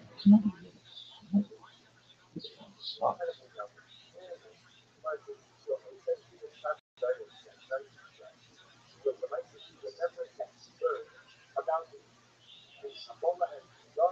What? An absolute fuck. Oh yeah. X is not, dude. X isn't even a thing. Why haven't I even fucking done it? No, it's called storage, and it's gotta stop sucking. Oh, there's no storage.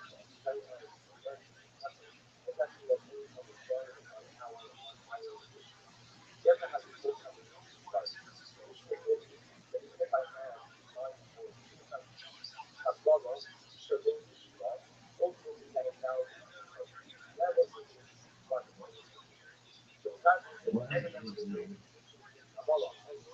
No storage.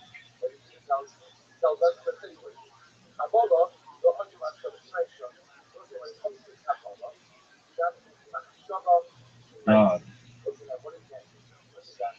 Files. Storage.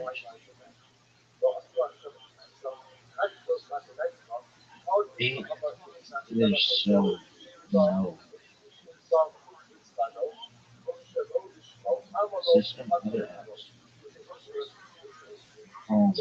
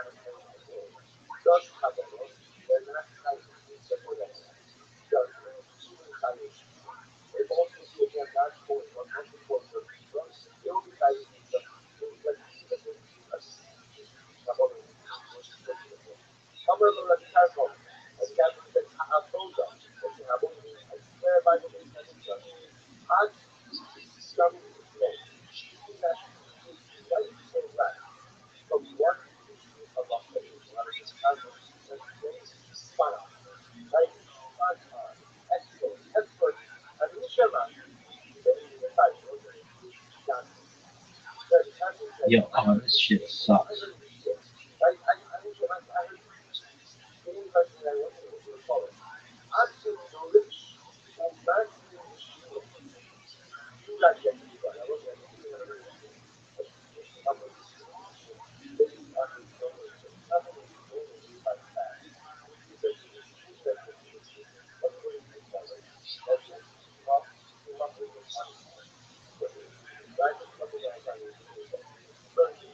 There's night football, baby. Yo,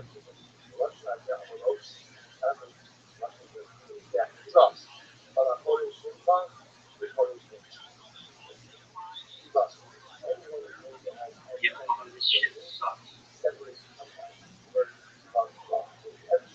Is it?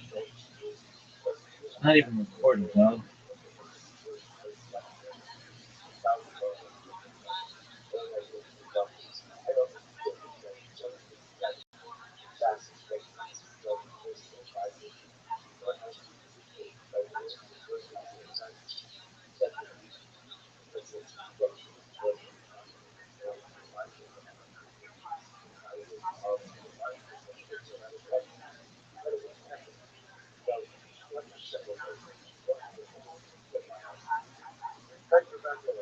Yo, oh, this shit sucks.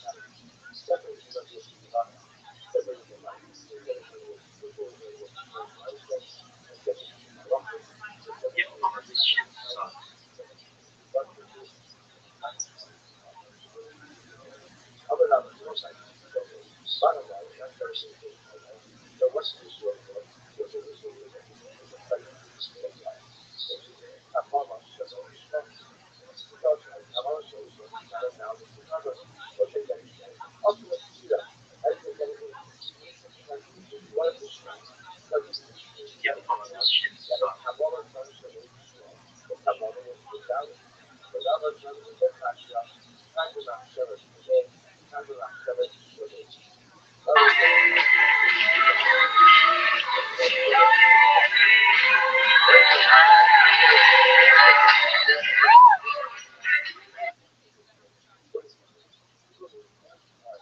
Yo, oh, this shit sucks.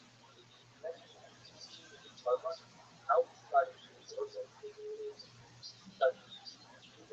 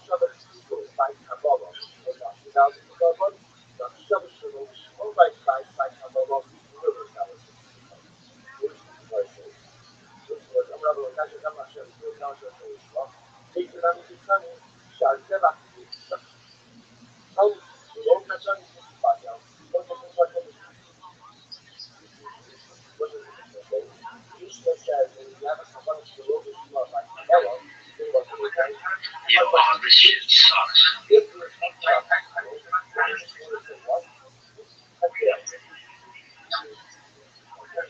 Yo, oh, this shit sucks.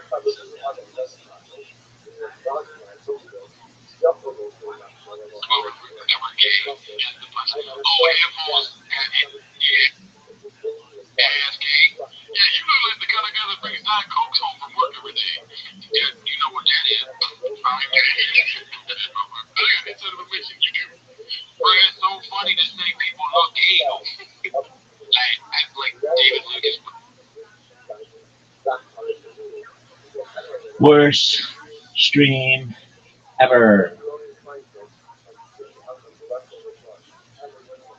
Worst stream ever. Worst stream ever.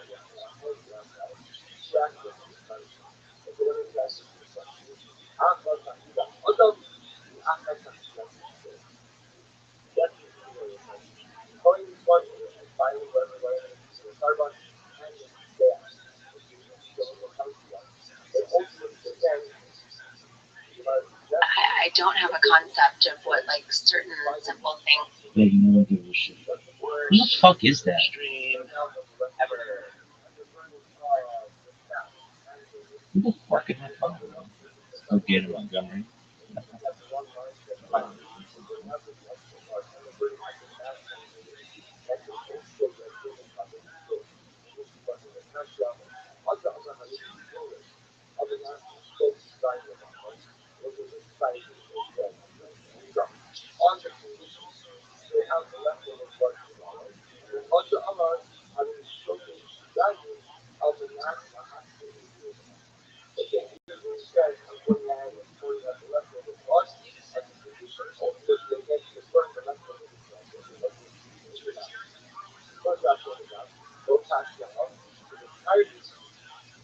Do the thing with the thing. What is it? What is your favorite curse word game? Wait, it doesn't look like a gay Roger, what's his name? Roger Ebert? Roger Ebert, gay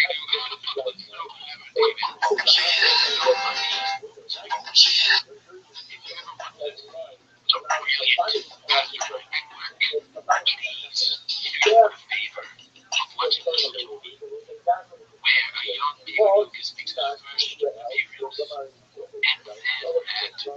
Tony is gay, like a cheetah, seeing the old cheetah or the male cheetah with a cock out.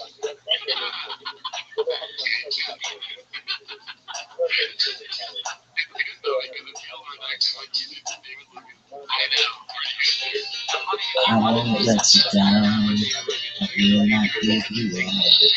Gotta have some faith in time. One good thing that I won't let you down. So please don't give me up. It's how we really love. Stick around for you.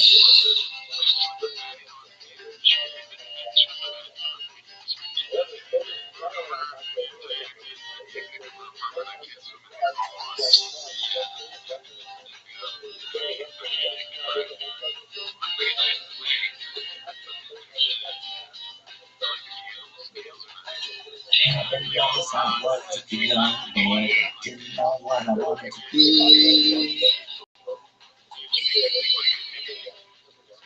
Every hit to walk the school to a door, and I guess it was enough for me.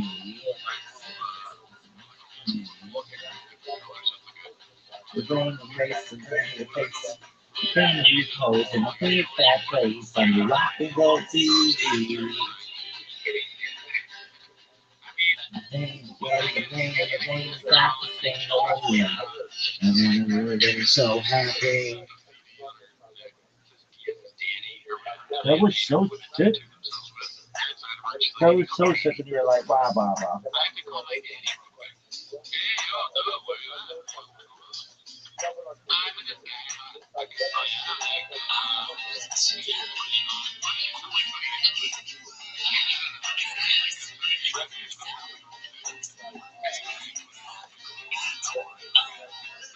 That was so sick.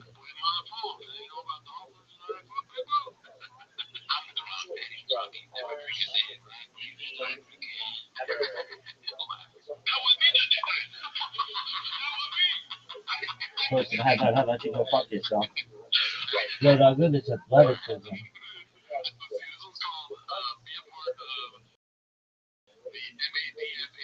movement, only $66, posted by Toxoplasmosis, Black Belt in Marketing. As you can see, it's Fast Trucks Freedom, Make America Drive Fast all gas.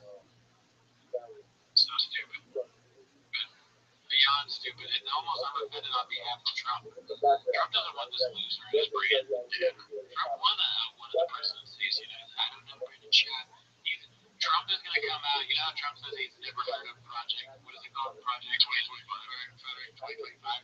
don't know Brandon Chat. I've never heard of him. I don't know who he is. He's thick boys online. I don't know. Thick boy in shape, Brandon. I barely know who he is. I just know he's a UFC fighter. I'm very smart. Fast tracks for me. What's that? That's kind of gay.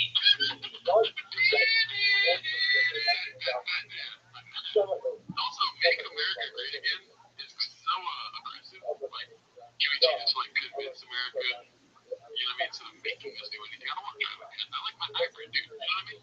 Yeah, we can't all drive trucks right now.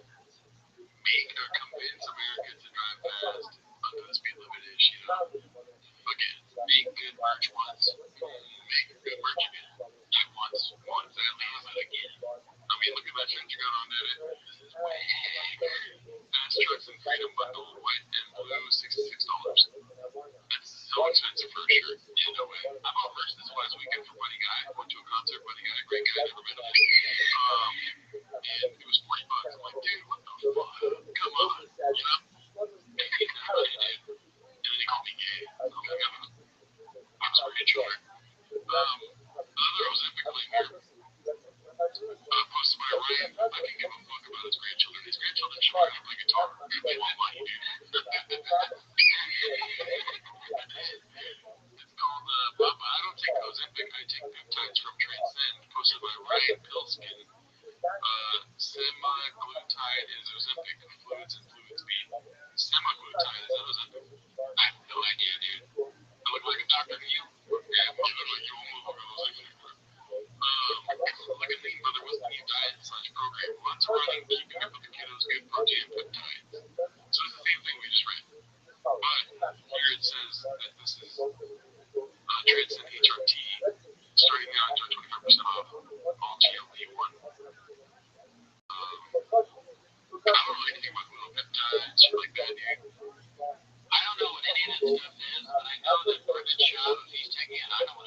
because he's so stupid. I'm worried that it affects your mind too.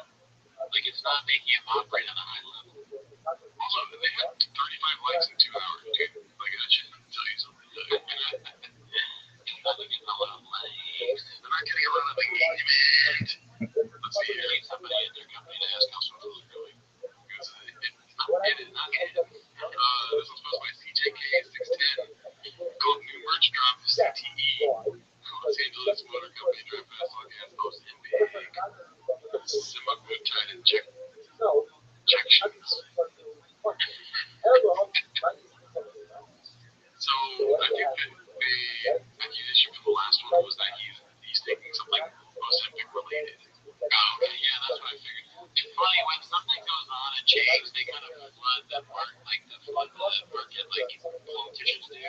Like if Trump wants to nail him, or wanted to nail him, then like Kamala had a fake accident, Kamala Harris and the Democrats want to nail him, then Trump wants to do Project 2025, and he was all the time, and then fucking Bob or the Chase wants to like you will not go away from Chase, not realizing that Papa's on was that big. It's like a political fucking crap.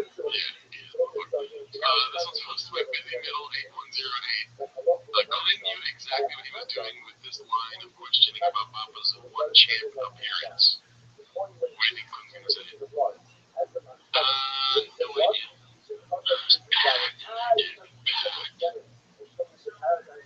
It's a fun time. What do you say? That's what I thought.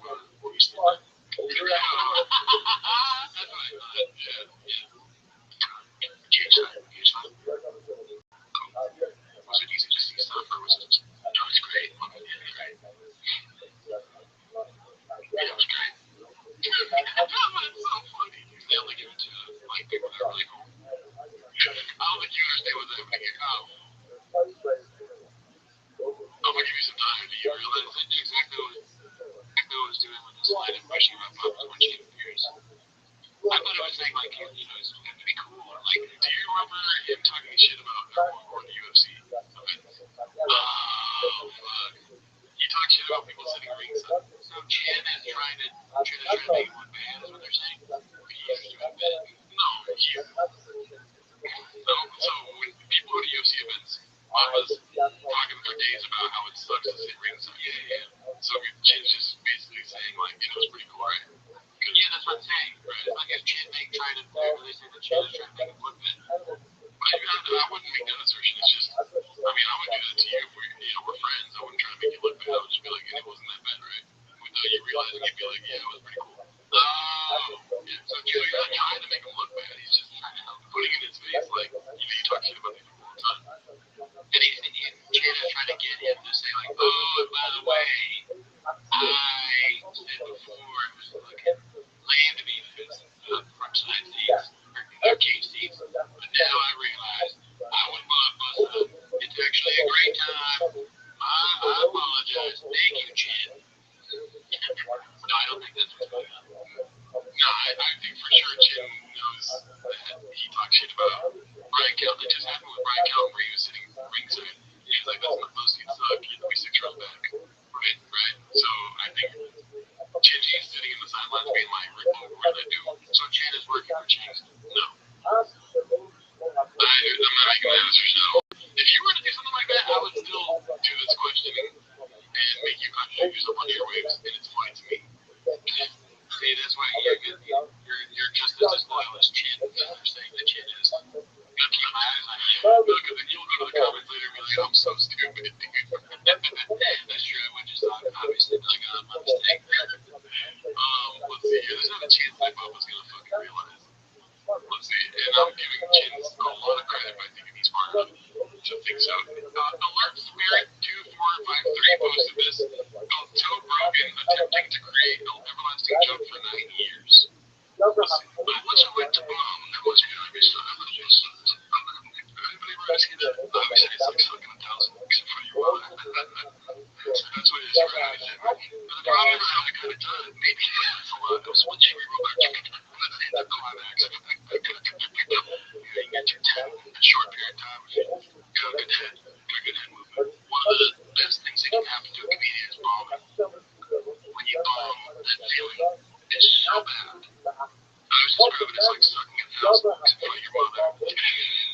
But the difference is that there's probably someone out there who would enjoy sucking a thousand dicks in front of their mother, but nobody enjoys bombing.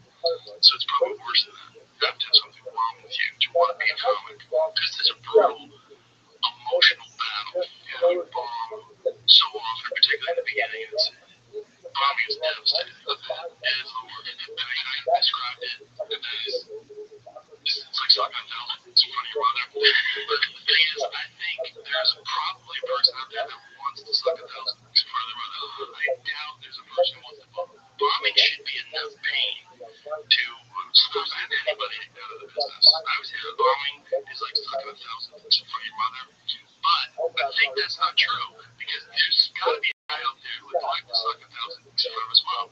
Or there's got to be a guy out there like, see this, mom? Guess what I'm doing? Crazy, bro. But no one wants a bomb. I would say that bombing is like sucking a thousand dicks in front of your mother. The problem is there's a guy out there that would like sucking a thousand dicks in front of his mom. It's like,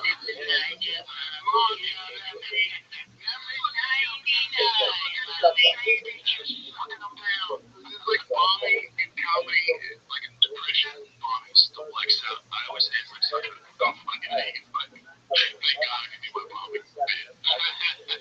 You're setting him up for this, kind of like what has been unburdened by what has been, or whatever. They make them all keep saying, this reminds me of that. But at least with her, there's nobody until now telling her that it's lame. Where people have just been humoring him the whole time, just laughing at this. And maybe we've just been too nice to Rogan. Everyone is too nice to him. Somebody should have been like, that's not funny. You're like made fun of him. Like, what are you talking about? It's like a dozen dicks. Is that your takeaway, dude? Yes. I said, well, good, dude. Right. I think you're on to something here. Okay. But the thing is, I love Bobby. Do you like Bobby or not? No. I'm just kidding. I like Bobby sometimes. Not all the time, obviously. It'd be hard for me to bomb every time. Yeah. Right. No, I mean, bombing sucks. I always say that bombing is like sucking a thousand dicks. I'm just like, it's just not funny. I'm sucking a thousand dicks. Yeah, no, that's not funny. Well, that's not even what I'm saying. I'm just saying I enjoy bombing when it happens, especially when it's random, where you think you have it in the bag, and then you bomb, and afterwards you're like, God, dude, I'm really not fucking that time, dude. When you're continuously saying that you like bombing in this context, it does sound like you're saying that you want to suck a thousand dicks in front of your mom. No, but that's also the second way to give credit to this guy, dude. No, fuck this guy. He doesn't even know how to do stand-up comedy. I don't think that you do, but it does sound like that. Right. Yeah, because you're a fucking homeless man with a kid's profile picture. I don't know what you're saying, dude. Right? You shouldn't pay attention to being kids. That's bad. I am those things. But man, give mommy a try, dude. You put a mommy down too bad, dude. Mommy has me down bad. You know what I mean? I wouldn't mind slurping a couple dudes afterwards. It's certainly not as bad as performing fellatio in front of your mother. No, I don't see that. Mommy's like getting the wrong order at McDonald's. You're like, God, fucking did it. You know? Like, I wanted 2 McDouble, I got 3 large fries. Because mom just eat the fries and then go home. It's worse than that, because you get fries and then there you go. You just got the wrong order. Yeah, but with your mom, you got stage time. Stage time is able to, give me the fries. Just in front of your mother. But I think there's someone there's someone out there that probably likes sucking a thousand dicks. Oh my God, dude, it's coming you, Mom. 99. No one likes bombing. No one likes that ever. It's a tricky thing. It seems like you're just talking, but there's a lot going on. It's very complicated. You're doing hypnosis in a way. You're hypnotizing people. You're dragging them into thinking you're fucking the way you think about things. I would say bombing on stage is like sucking a thousand dicks in front of your mother. I think somewhere out there is a guy who wants to suck a thousand dicks in front of his mom. Someone who's you're watching, Mom? Oh my God. The only thing that make that clip funny is if, like, I don't know, the clip is when they get all put together and you just take over and over again. It goes in front of, like, responses for this one should be. Our country shows on the third month of the Shrei Azim Tova Yoel and Tzar Kilman, the celebration of the completion of the Zikim, and it says the Rothschild'S. It's supposed to be Gajira and Archilos being stabbed out on fire. Become very sponsors. Jonathan and Alana also in other engagement of the brother Shamar. So yeah, your actions are from Phoenix, New Jersey. If you came from there, it's not shed. To locate by his name. So, famous sponsors for today. Mark Hogan, in honor of the entire year. I was with that. Let us begin. Today's app is the base where we're really excited about today. Baruch Hashem, we're beginning at the Mishnah on the hours and the days on the Mishnah says as follows. This actually shocking shackles by also very interesting. Let's see where any chapter comes on the 14th, which of course is Erev Nisan. Shalom, not based on then what is the word. Then all the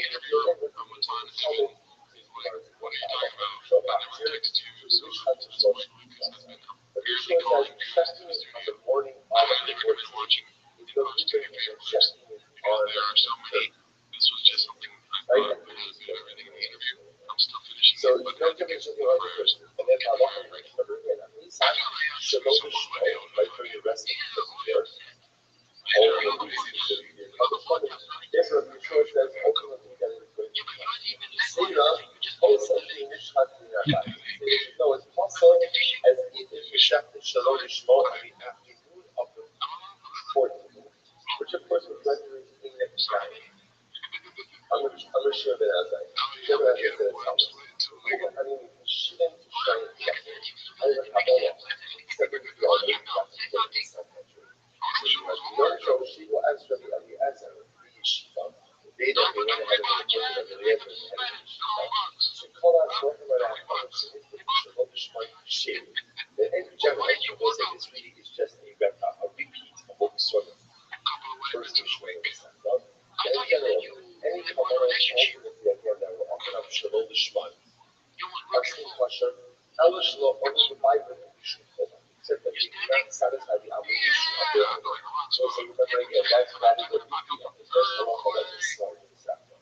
With the exception of clothes, you're not exception to that halacha. Except that so because Pesach is not just the exception to this rule, it's from Pesach to come and not just Shech and Shalom Shmuel, not to take the obligation, but also again, it also does not go ahead and the whole system as I and as I also wanted to add that hold of this campaign, he wanted to say that the Shech and English are very slow. It also doesn't have any way to add in addition, he also also. Well, when they pan out, it shows all of those people who passed like lawyers. When they pan out, it shows all of those people who are when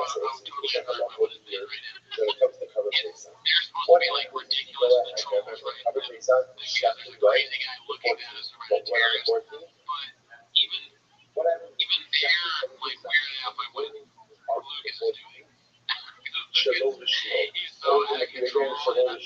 They're like, oh, fuck, it's like, like, but then you gotta work with everything. What is the status of that cover? So the Yeshua says it's bigger because again, essentially checking it on the morning of the 14th is on the morning of the 3rd. And every time you check the cover face on not at a designated time, by definition, it's reclassified as a cover showing. The sin that says no, it is also responsible as if you checked it Shalom Shmuel on the afternoon of the 14th. That's who is not who is controlling it. That's that lesson. Then the other not sure how to defend the same. It's actually shot this guy by himself. The show is completely enormous. It says, the whole of this is a fascinating idea. But the Seder says that halacha, my son, you ended up checking the color things up. I don't know the show really. I've only vaguely heard this bit. Which is also very dramatic. They're trolling, right? They're trolling the guys. Lucas is a moron, so he doesn't pick up on it. He doesn't play along with it well. He just gets mad. He does whatever that was that he just did. But it ends up looking funny for them because they're just like, they turn back into their like actual character, legitimate straight man character. They're like, because he's standing on his phone. What is your workout routine? He like that's such a funny random thing to say to a bad guy. But it's just very weird. Ways to get them, in my opinion. They don't have red chairs. They don't have men anywhere on the set unless it's like behind the camera, which they could. You know what I mean? Right. They don't have. I don't see a single wire. Honestly. That cabling. This is trying to live in your we're gonna podcast. So you're not paying. Yeah, bad cabling. We're a good podcast. Right. We're only 17, dude. And they don't have rated G anywhere. Well, I'm gonna say how does it use one time? They conflate the guys. Podcaster murdered by other podcasters. Anyone's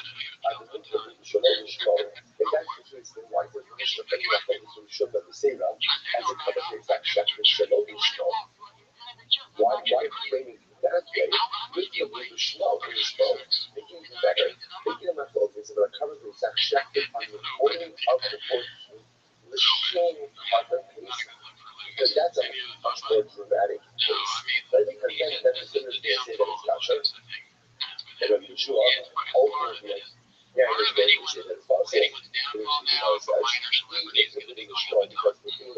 Let's figure out next week. Let's see. It's hosted by UI Ninja.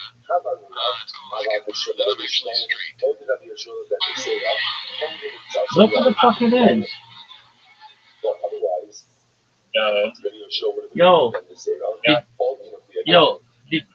Did you see what Gator Montgomery just posted? Of course you didn't, because you're not a diehard. Just one moment. Yo, I'm here, baby. What's good?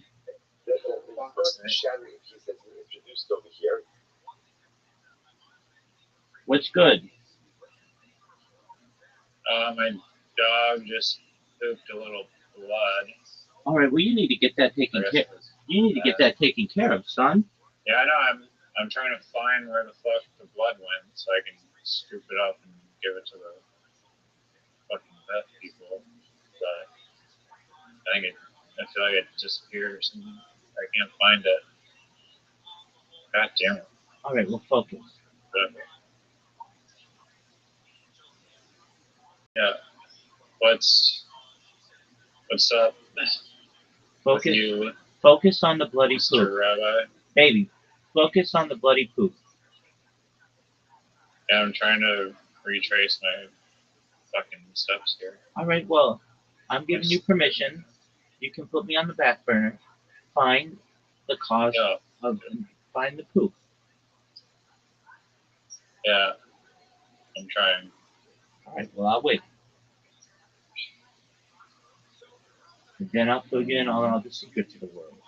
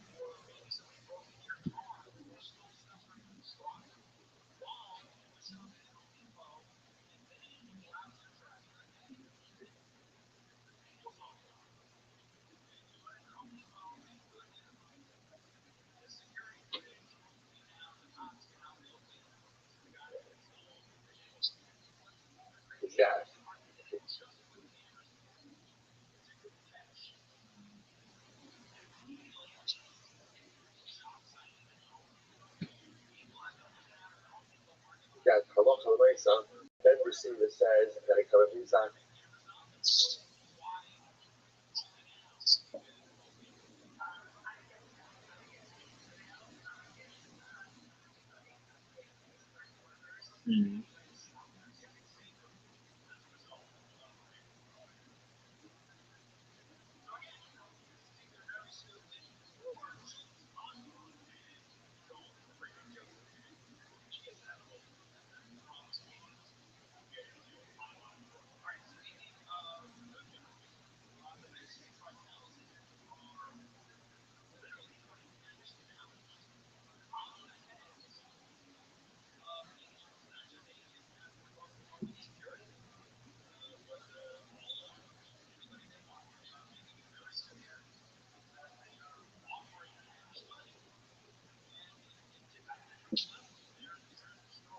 You have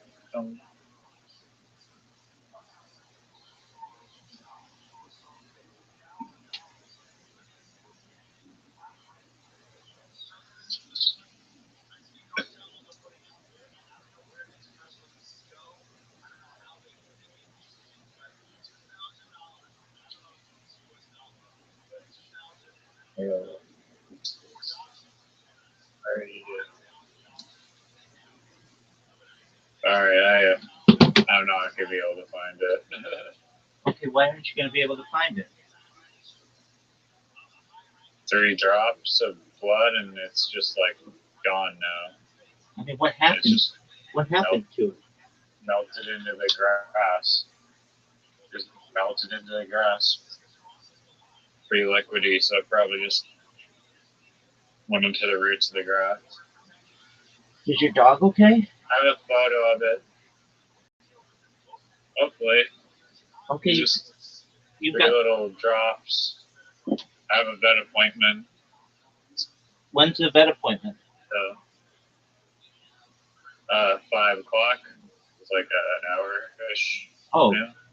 well, that's great. So, what do you think's the cause?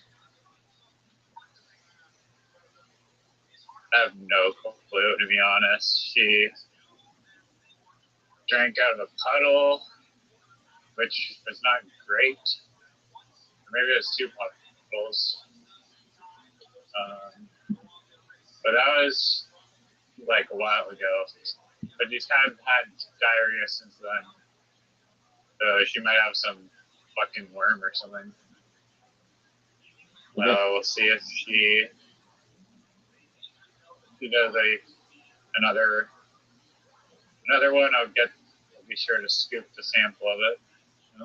So, has she only had this fecal blood once, or is this been more? Yeah. First time today. First time ever? Yeah, ever. Okay, why wouldn't you just say first time ever instead of first time today? You asked me this first time. Sorry, yeah, I guess I misunderstood your question. That's okay. All right, well, shout out to Yellow. Hopefully, everything goes well with her vet appointment. Please keep me posted. She's one of our furry friends on the stream, so we want to make sure things are good. Speaking of friends of the stream, my man Zoot. He seems normal. My man Zoot, I think, came up with a really funny joke. But he didn't even know it was funny. So, Zoot, if you ever watch this, I'm giving you credit. This is Zoot's joke. But it's the first joke he's had that I was like, damn, why didn't I think of that? But he doesn't have any tags to it. Okay, so it's just a very simple part of a joke. It just goes like this. You know, they have gambling hotlines and suicide hotlines, but why aren't there homicide hotlines? Like, when I want to choke a bitch, I need somebody to talk to.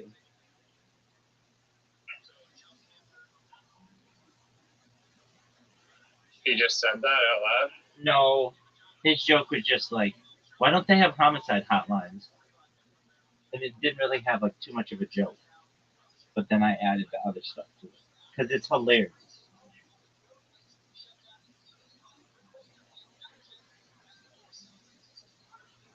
All right, but speaking of Zoot, is there anything more else? He doesn't have anything. You go into a bit about a hypothetical interaction with the homicide hotline. That's what I say. That's absolutely what I say. Like, yeah.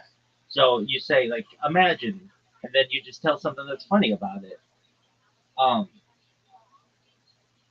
but he doesn't have anything else. Give me an example. How would you tell it?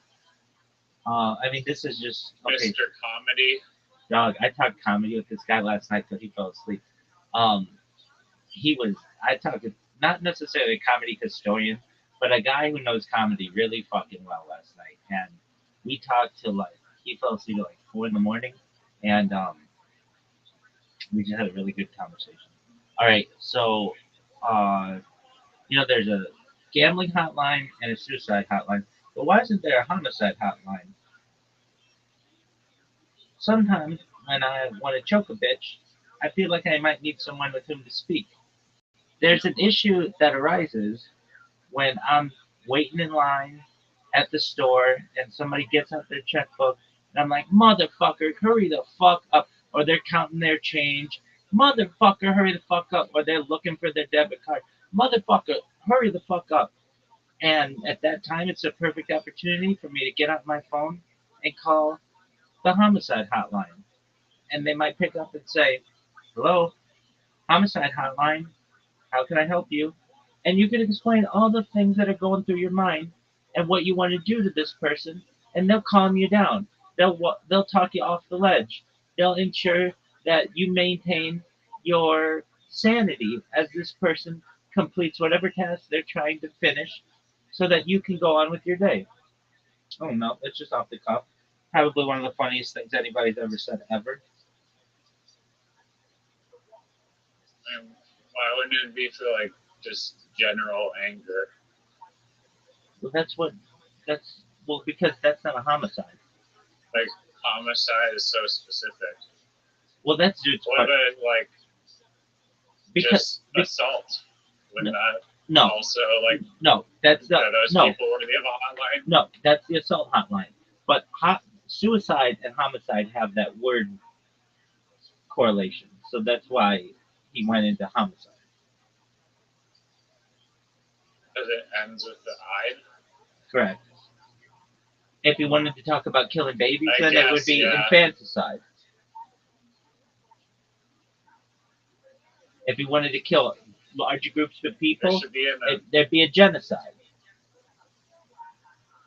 should there be a abortion hotline for people that are considering getting an abortion, I think that male or female? I think that probably exists. I'm almost certain it does.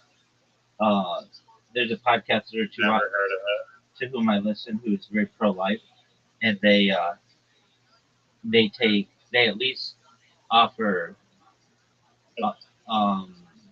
what do you call it?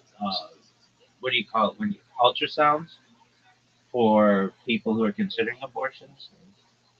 I imagine you got to get that. You got to call to get that at some point. Anyway, Are they okay? let's talk to. You ready? I'm always ready to talk. I was considering doing a. Dude has inspired me to maybe try stand up myself. I went to a comedy show yesterday, and it was, you know, the show Kenny versus Penny that I told you about that you probably never watched. Yeah, nobody's I told you about it. Yeah, but nobody's ever heard of that. It's actually it's a Canadian cult classic. So yeah, nobody. It's actually very, what? very What? funny. Somebody in Alberta's heard of that shit. No Some motherfucker in heard of it because in Nunavut.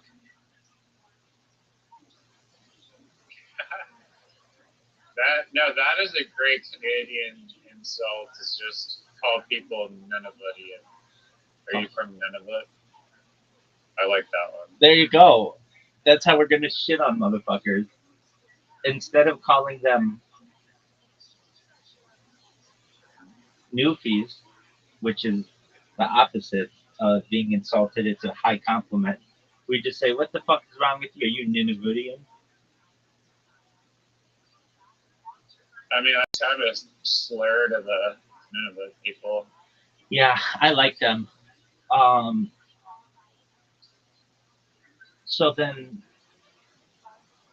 Why don't you just call him a Torontorian bitch? Um. Okay, here's one. I bet you called. I don't know. I bet you called Toronto York. No, York is a like area of Toronto. I'm pretty sure. No, Toronto used to be called York, and then in 1996 they combined York and all the other. There were like 6 places. That's why it's called the Six. That's why Drake calls it the Six. I thought it was the area code, but I guess not. No, it's not. What? There's an area code 6. What kind of bullshit is that? Yeah, there is. There's gotta be a phone number that just starts with 6. Just only 6. That's the first 3 digits. Toronto is called the Six, primarily due to 2 interconnected historical and cultural factors. The nickname is most commonly attributed to the city's original 6 municipalities that were amalgamated in 1998. Apologies, not 96, 98, in the form of the modern city of Toronto. Toronto's 6 areas were Old Toronto, Scarborough, Etobicoke, East York, North York, and York, the former name of Toronto. See, it was formerly known as as York. The unification process, often referred to the megacity merger, created a single municipal government and is a foundational reason for the nickname. The term was popularized on a global scale by Toronto-born rapper Drake, who used the Six as a reference to his hometown, notably in the 2016 album Views from the Six. While the album title was later shortened to Views, the nickname The Six gained widespread recognition and became a symbol of pride for Torontonians. Drake's use of the term is also linked to the city's area codes. Oh, particularly 416 and 647. That's not the full area code. Or that's the full area code. It's not just 6. Both of which contain the number 6. That's a shitty version. That's not good. The original 4 and 6 area code covered the downtown core and was the city's primary code before the introduction of 647 in 2001. Although some alternative theories exist, such as a claim that the nickname originated from the shape of the CN Tower and Sky Dome, resembling the Six, the most widely accepted explanations of the city's 6 original municipalities and area codes. So, what do you think of that? How do you like learning stuff about your country? I mean, so your big slap in the face insult is calling someone from Canada a Yorker. Yeah, that's what we call them. What up, you Yorkie? I mean, I guess. You know what has a good ring to it is Toronto. Yukon University. Doesn't that have an amazing ring to it? It absolutely does. Love it. Is there a Yukon University? Probably not, because Yukon is the province. Nobody lives there. And normally there's University of British Columbia. Oh, that's true. That's true. I think there might be a University of Manitoba. So,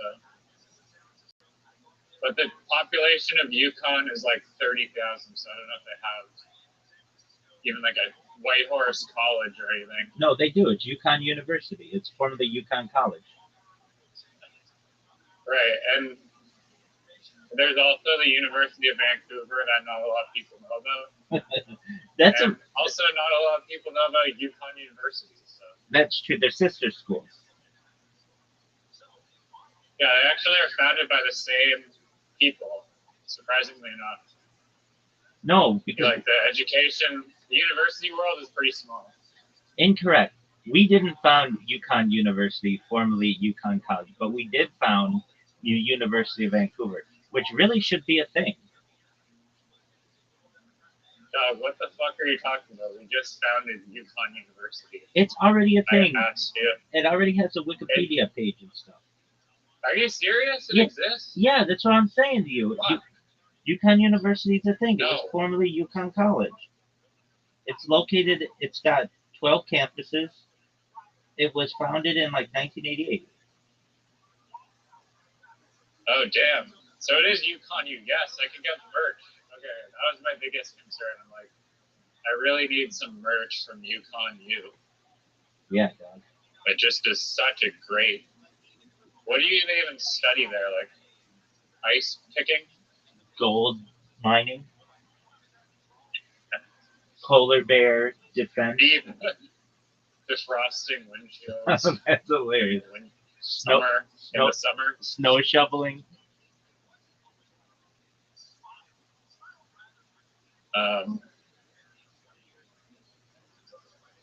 Firewood chopping, keeping how to make fire. Moose identification. Alternative. Yeah. Polar bear. Carpet making. Do you remember the first? Do you remember the first time you learned about the Yukon? I remember it so clearly.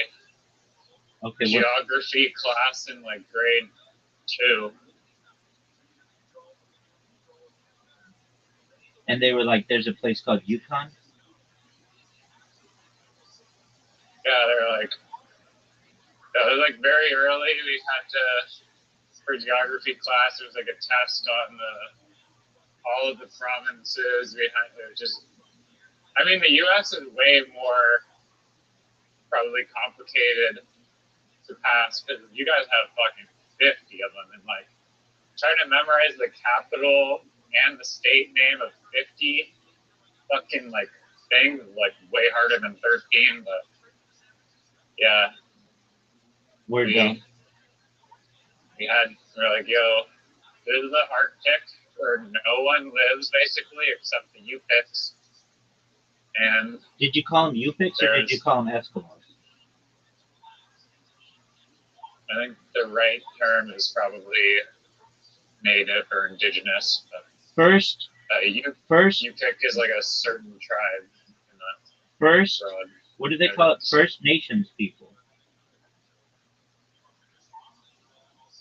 That's like a broad statement for any indigenous people, and then there's like more specific like tribes within that general category. Yeah, but I don't want to offend anybody, so I use that term. All right, do you want to know how I learned about the Yukon? I've been dying to know. There was a game called Yukon Trail. Did you ever hear of this game? Heard of the Oregon Trail, but not the Yukon Trail. It was made by the same people. Same people made Oregon Trail. They also made Amazon Trail and Yukon Trail. The Amazon Trail, you know that that documentary we saw on the guy who swam the Amazon? How could you ever forget? Yeah. That Big guy. River Man. Yeah, dude. Actually, I met somebody who saw that the other day. I was like, "What's your favorite documentary?" Did he get handed the CD and No. But I told him that. I just randomly, I was like, "What's your favorite documentary?" And he's like, "Big River Man." And I'm like, "Oh, the one about the guy who swam the like major the correct answer rivers?" And he's like, "Yeah." I'm like, "Wow, no one's seen that." Like, and then I told him like this guy's working as an Uber driver in like Tempe or Arizona or some shit. I thought it was so funny that he also thought that this guy should be a lot stronger from having done all that swimming. But yeah, it's just like a thing. Okay, so the Amazon Trail was a game that was like Big River Man, but in reverse. So you start at like the mouth, and you work your way up, and you see jaguars, and you see like, I don't know, like Inca or Mayan. I don't know if they even said, but like you see like tribes, and then you see like what would I describe it as? Like different fruits and stuff that you would see. Anyway, so they made a game called the Yukon Trail, And this is how I learned about British Columbia and all those little fucking islands that are basically along the coast that nobody really, I guess it's like nature preserve and shit. But you start in, I believe, Seattle, and you make your way north to, I think you want to try to make it to Whitehorse or something like that. But I guess they just call it Yukon. Anyway, and then you get there, and then you have to like buy a piece of property, and then you do gold mining on it. But the game kind of sucks because you don't actually physically do any gold mining. It's just basically like a chance game. Like, oh, your gold mining stake uh, netted you $100 or something like that, and then you go sell that shit. Oregon Trail was way more in depth. Like, you could choose different paths to go. I guess you could do that a little bit in Yukon Trail. But the big thing about Oregon Trail was the hunting, where you could shoot stuff. That was giant. Anyway, I did not know about Yukon until then. Um, and still a lot of Americans, that whole area of the world, even though it's not that far away, is foreign to us. Even Alaska is foreign to us. I haven't met many people from Alaska. What, like maybe one or two people? I don't think I've ever met a woman from Alaska. Um, maybe someone who's like, I don't think so. There's only one woman to every 10 men in Alaska. And yeah, it's wild. Okay, but I want to talk about Zoot for a second because I gave him basically an ultimatum. And I don't know how serious he's taking it, but I told him, I told him, are you talking to me, baby?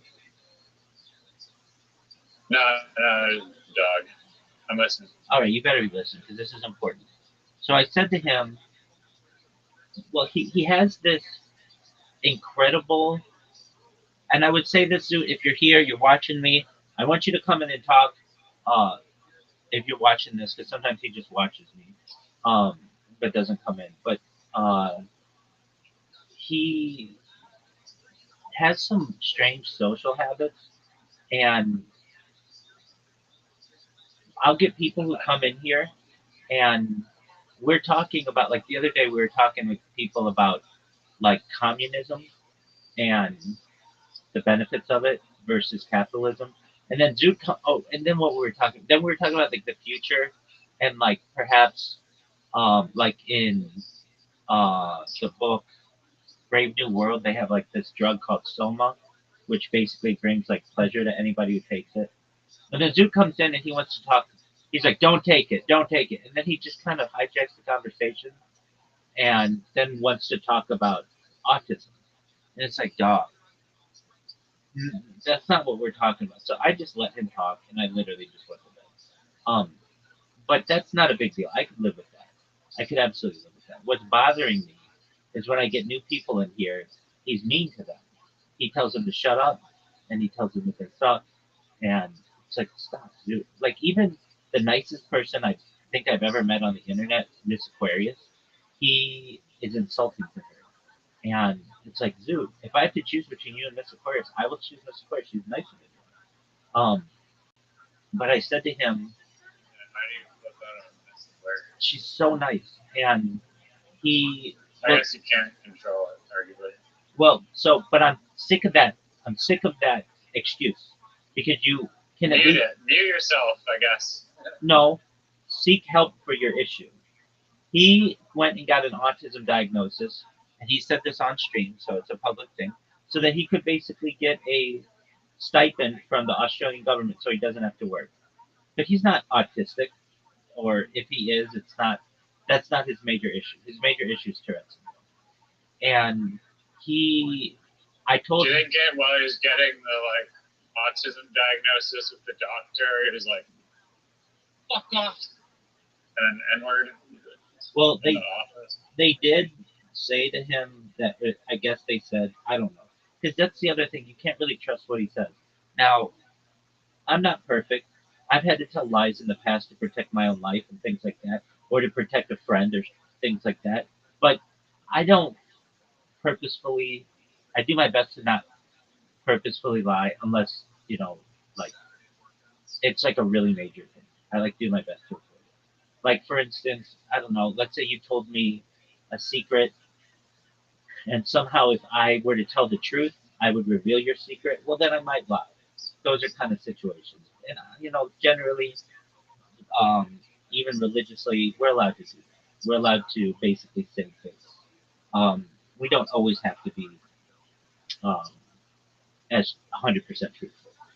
But in Zoot's case, and I understand it's like a sensitive subject, but he told me, like, I don't know, a month ago that he went and saw somebody for his Tourette's syndrome because I kept telling him, dude, I'm sick of you being mean to me and telling me that I suck and that you're going to kill me. He types that to me.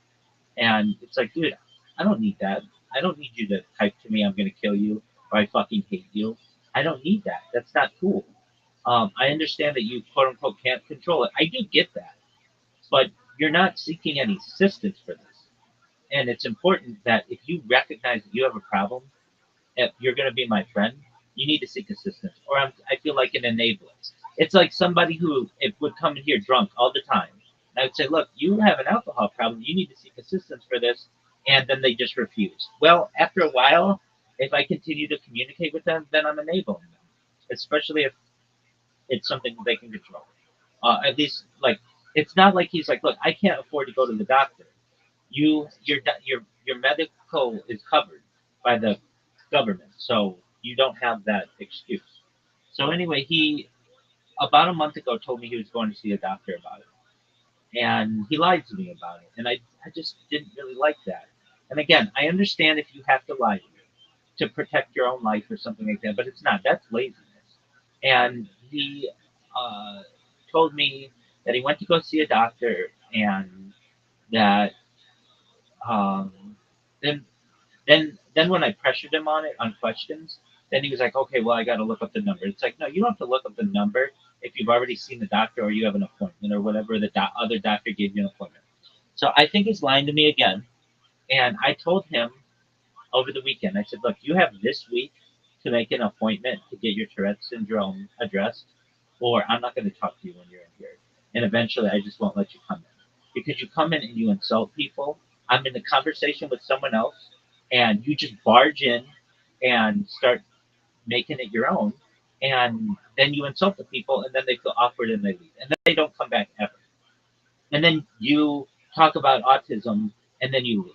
And it's like, what the fuck? I'm left here. I work. Yeah, it's like yesterday at the comedy show I was at, there was like this drunk fucking bitch that just like kept interrupting, like literally like every like 5 seconds. And they got like a warning, and they're like eventually go, you're ruining the show. Please leave. That's kind of like that. That's exactly right. A little bit. And no, you're exactly right. And I'm warning. It's not like I'm just saying like, dude, I'm banning you because you said I'm gonna kill you. But he does it repeatedly, and he types it to me, and I don't like that. Maybe he's the homicide hotline. Very funny. That's cute. So I say to him, Zoot, this week you need to call. You need to look up the number, and you need to call the place. So he said that he did, and that I'm like, okay, well, when's your appointment? He's like, Tuesday or Wednesday next week. I'm like, that's not how a doctor's office works. They tell you a time. And he's like, well, he said that they said they have to call me back. And I just don't really believe that because that's what he said last time. So if one day I'm just like, look, I either had to mute Zoot or banned him for a period of time, you're gonna have to understand why that I'm trying to build something here, and he keeps shitting in my punch bowl, essentially. And he doesn't do it purposefully, and I understand. So but he's like, I don't want to take medication, and that's okay. I'm not forcing him to take medication, though they do make it. Uh, but there are therapies that you can do with a doctor, basically to reverse this habit. But I've told him, you're not helping yourself, and I'm not going to enable your behavior and allow you to insult me, insult other people in here. Um, I do really like him, and I think he can be really funny. And frankly, um, I enjoy spending time with him, but then it's very frustrating when we talk about these same fucking subjects every single time, and it's like he can't get away from them. It would be as if Well, you talk about fucking Zoot every single fucking time. well, no, you're So right. you're no different. No, you're right about that, but that's because you understand this issue that I'm having, and I'm trying to talk to you about it. We talk about other shit. We talked about your dog's poop. We talked about the Yukon I'm just joking. Yukon University and Yukon Trail and shit. But this is an important thing to me because I'm trying to help him, and nobody else knows him. You know him though. I feel like he thinks, or has researched or whatever, that there's like no cure for it, probably, and he's reluctant to try anything. If I had to guess. Well, that's what he says. But Yeah. they have therapies to reverse that type of behavior and to minimize it. So even if he doesn't want to take a pill, which I think might help him, even if he doesn't want to do that, you can work with a therapist and at least make yourself aware that you have these tics, that you're doing this. Because here's what ends up. And also, that would, he said like that was an issue for him getting into a relationship, so he should want to fix it if it's possible. Exactly. Because then he comes in here and he will say that he wants to get in. He like went on a dating thing like last Thursday, and he didn't get any girls' numbers. And I'm like, why not? And he's like, oh, that just wasn't right. There was this girl who kept looking at me, and I thought about going up to her, but it's got to be really hard. I can't imagine. I mean, his ex girlfriend summarized it, and I've said it before, and I'll say it again. That a lot of guys might want to look like you, but one in a million guys wouldn't want to have what's going on in your head. And he stopped working out, or he's still doing that? He's not doing that. And he works really hard to do things, and then doesn't follow through on them. Now I understand a lot of people are like that, and I'm not forcing anybody to do anything that they don't want to do. But in a situation where I have a friend, he is someone who I spend a lot of time with and talk to constantly. He brings up the same subjects, and I try to talk to him about other subjects, and he just still wants to just focus on those subjects. That's not even the worst part of it. The worst part to me are the insults. And like he'll say, Miss Aquarius, like the other day, we were playing bowling together, and uh, he just told her to shut up when she in the middle of talking. And I was like, dude, Zook. And then he's like, sorry, I have Tourette's. And I'm like, you can't do that anymore. I'm not going to let you insult other people. Welcome. How are you? What up, develop, return to dust? How you living, pimp? Develop, return to dust. Can you hear me? Hey, develop, return to dust. Develop, return to dust. How you doing, big dog? Yeah, I don't know. I don't know either. How you living, big man? Yeah, good, bro. How's Visor? What's up, Visor? Yo, that's good. How are I you? can show you this view right now. It's pretty dope. Yeah, it shows the view. Alright, see this? Oh, See that's the view? fucking sick, bro. Beautiful. That is really beautiful. We live in fucking Squamish, BC, boys. Excellent. Yo, develop, return to dust. How's your day going? Yeah, it's going well. Just chilling. Will you remind me, how did we meet? I think I joined a Discord server. Okay, very well. Well, what's good in your life today? Not much. Not much good today. Okay, well, what'd you do? Sorry? What did you do? I laid in bed, woke up, went to the pet shop, came home, laid in bed. What'd you do at the pet shop? Pet shop. Nice. Yeah, pet shop. I said pet shop. You have a dog or something? I have a chameleon. Oh, tight. What color? And dogs and birds. What color's your chameleon right now? It's just green. They don't actually like change colors like you see them on TV. They don't do that. They can go darker and depending on shades, and then they like between sexual maturity, they can change colors. Oh, okay. But so they only change colors. Just green. Okay, well that's cool. They only change colors during a certain period of their life, and then usually it's just darker. Yeah, well, if they're stressed out, they go like gray, like brown, black, and then like sometimes they go brighter green, very bright neon green. Okay, very cool. All right, so what's your chameleon's name? I haven't given her a name. Why not?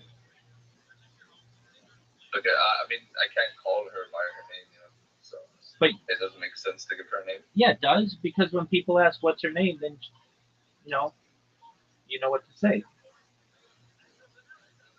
I just let people make up names, and then they can call her by that name. All right, cool. Do you have a dog? I have 1, 2, 3. I have 7 dogs. Holy fuck! How do you have so many dogs, or why do you have so many dogs? I got 7. Hold on, let me list it off. I got 2 leopard geckos. I have a chameleon. I have 7 dogs. I have 4 hawks. Like hawks. Hawk. What else? I have a tarantula, a snake. Okay. The basics. You have 7 dogs, though? Yeah, 7 dogs. Why do you have so many dogs? I don't know. I like dogs, I guess. All right. But I mean, 7? Isn't that like a lot? Nah, it's not that much. Okay, what are your dogs' names? Okay, so we have Lena, we have Wolf, you have Jasmine, Khan, Persia, you got Buzz. Stop. Number 1. Stop. Tell me what they're tell me you got Persia. What's her what kind of dog is she? Tell me which kind each one is. Okay, so Persia's a Saluki, Khan's a Saluki, Buzz is a Greyhound, Wolf is a Lurcher cross between the Greyhounds. Then you have no wait, fuck. I'm getting on mixed up.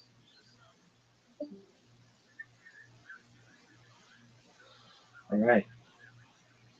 There we go. If he comes back, we'll continue. Anyway, so I just told Zoo that he has this week to do it. He said that I'm pressuring him though, because if not, I feel like I'm enabling him. So just making you aware of that. Like if that guy would have come in when my man Zoot's here, we'd already be talking about autism. It's like, motherfucker. Anyway, Did you get my message? Dog. That I sent today? Dog. I'm a busy boy. I've been talking to you. Okay. I'm looking. Just my. You sent it 2 hours ago, and I've been talking to you.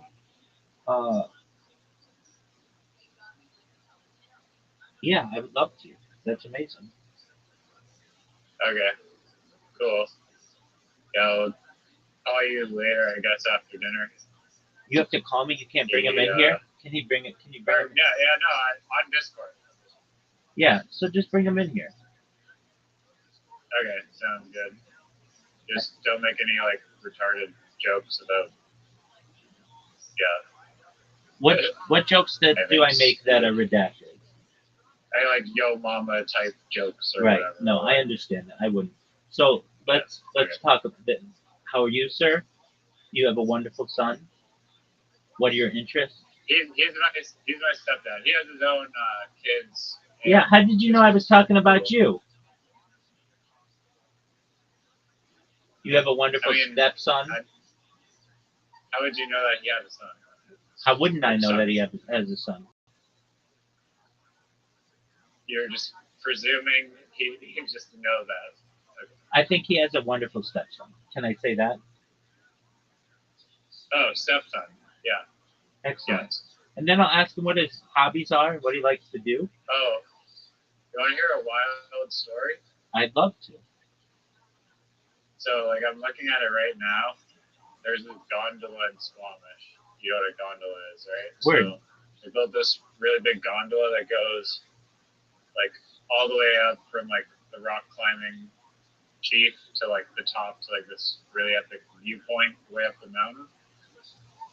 And for some reason, some dude or some person just, like, hated that the gondola existed.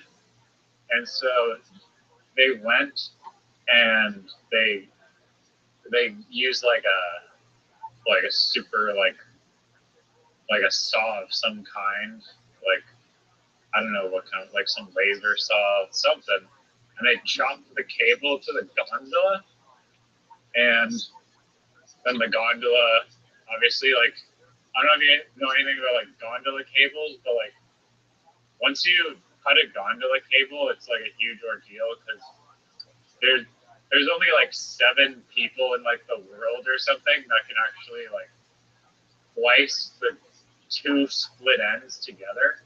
And I just know that because in Whistler Blackcomb they have a peak to peak gondola where like you string it through around, but then you have this problem of we have 2 ends of string that we have to like attach together.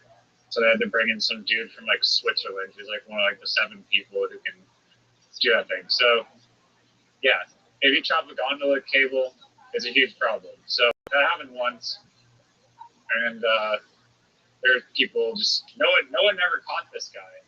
Like no one knows who did it. People speculate it was some indigenous person that didn't like how the town was profiting like $100 million every year from, I guess, showing people the beautiful views and being a part of the tourist industry, or if it was a like inside job from the insurance company. But it happened once, okay, they fix it. But then it happened again a second time, like not long after it was fixed. It happened twice, and the gondola cable was cut by again some fucking vigilante dude that no one knows who they are. And so it got repaired again and cost a whole bunch of downtime and money. And so now my stepdad was there's a trail that goes up there. It's a very gnarly hiking trail. It's rated hard on all trails, which is like this local app that tells you all about trails, and there's a lot of them. This one's a hard trail. It takes like 3 hours of hiking up like steep terrain to get to the top. So they did, like my stepdad's not super in shape, but he did the big hike all the way up. He finished 3 hours. Great. They get to the top. Normally, you get to ride down the gondola for like free or like $20 or something. But for some, like because they're doing like maintenance on the gondola in November, the gondola shut down at 5, and they got up to the top at 5:20. So they're like, "Fuck, we literally are gonna be freezing or not have a company night." But they're able to luckily snag down a security guy who gave them a ride in a like off-road vehicle down this crazy back road, old logging road thing. And then on that ride, the dude was saying that in this gondola they have like a whole bunch of like ex-British military people and drones and like security cameras that are patrolling this thing day and night.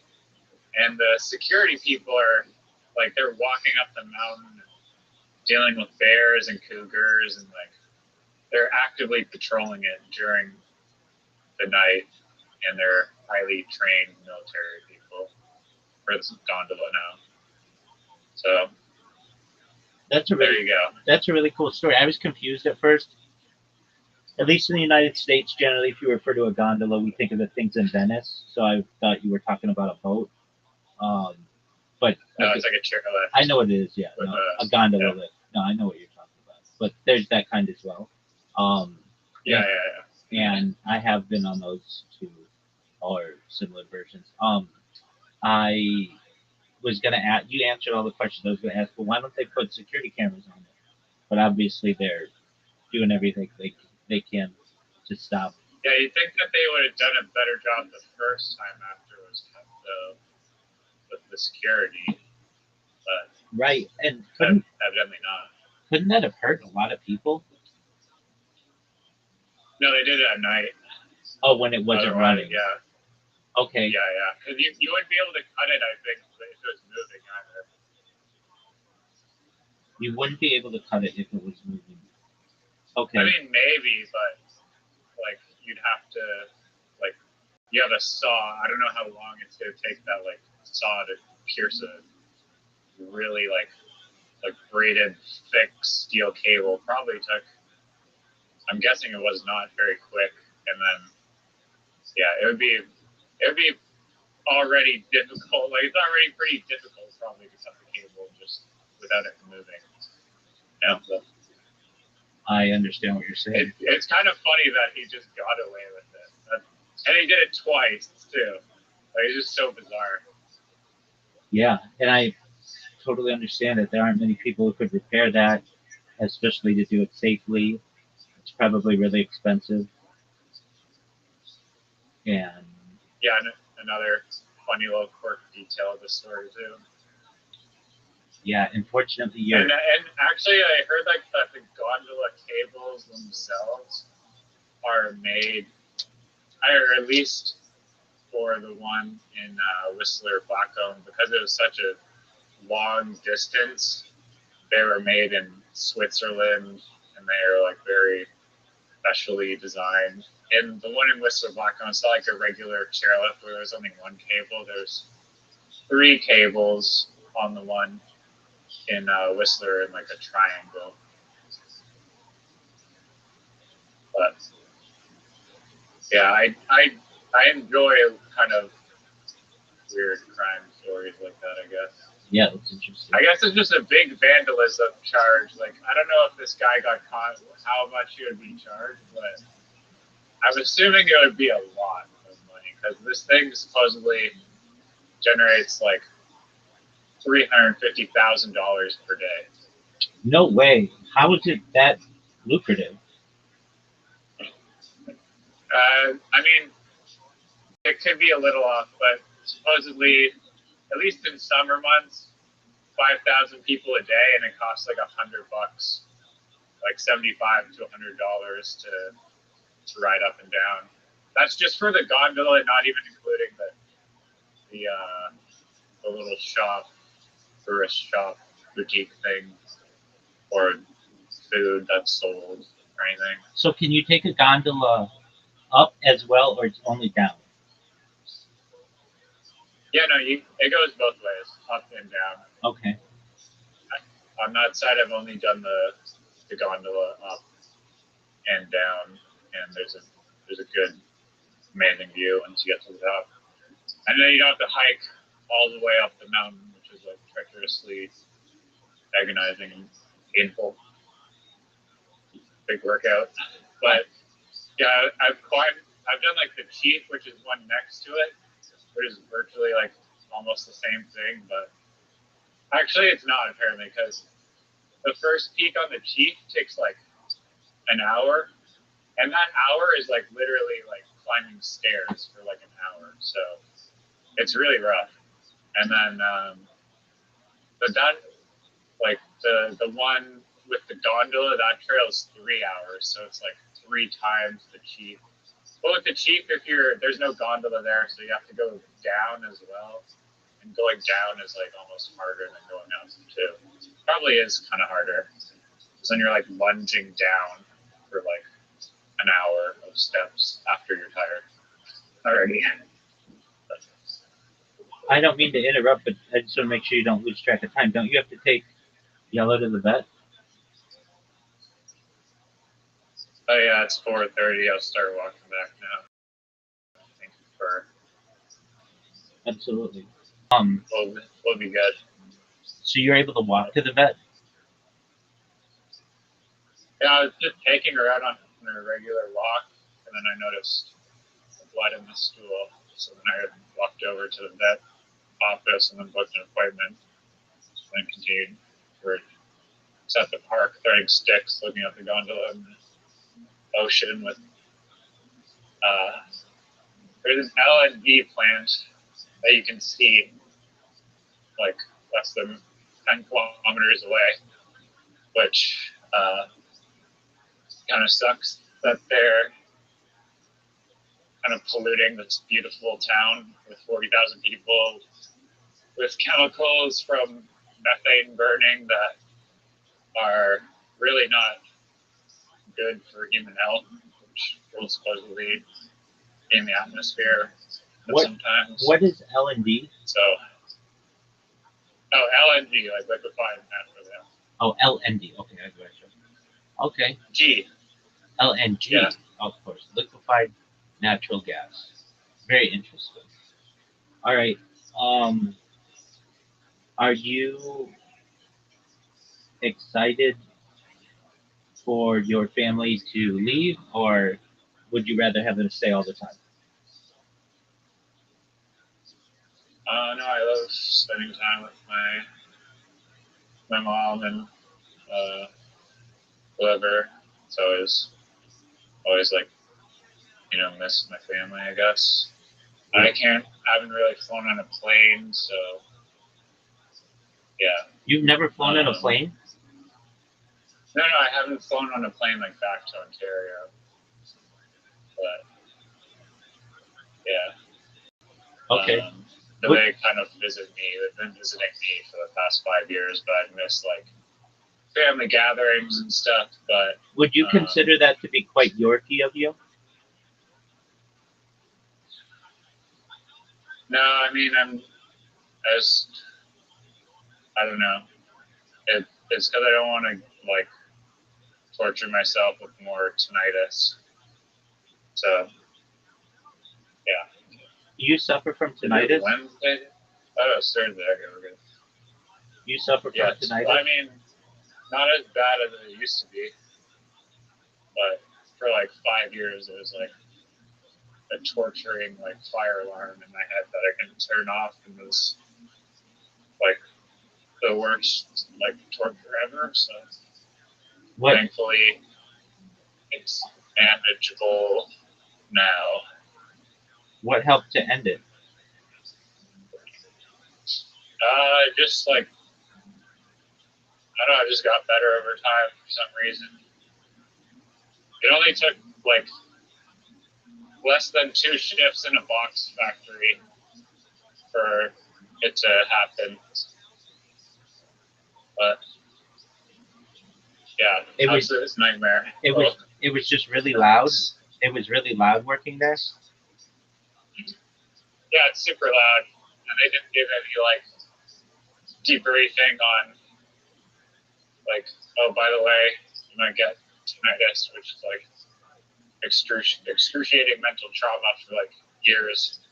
You might want to consider wearing advanced ear protection because the decibel reading in the plant is like 140, which is like basically having like a 747 jet in your ear like constantly. So we provide these really terrible earplugs, and we're just not going to disclose any of that information to you. So that was nice. A few years ago, go ahead. And then I was going to, this is the other kicker, I was going to like, what's it called? It's like this stupid thing where you like, it's like workers' injury compensation, where it's like if you're injured from a job, you basically like make like a lawsuit because you can't work because you're disabled from the job, and then you get payment. But because it was my dad who got the job for me, he was like, yeah, please don't do that because it'll make me look bad because I got the job for you, and now you're just suing them like instantly. So I didn't even get payment, even though I should have gotten payment because it basically was giving me a hell of a lot of trauma and suicidal thoughts for like a very long time. Thankfully, that's in the past. That's terrible. Did you get disability from it? No. Wow, so you just had to. So you were only working in this place for 2 days and this started? Yeah. Oh, wow. That's pretty wild.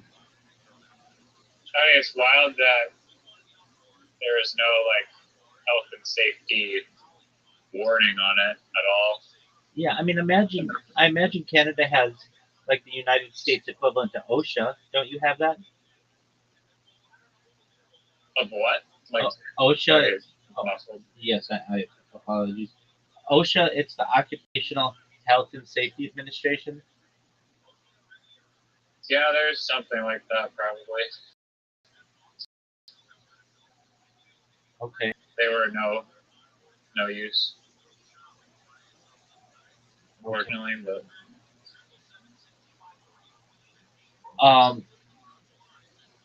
Of anything that I'm obsessed about talking, it is not Zoo. It is my bots. Do you mind if I fill you in on my bots? go for it, big dog. Thank you. Okay. Big dog, cattle dog. Oh. Okay. So, and I like to talk to you about it because you've created these bots on your own, and you know kind of some of the struggles.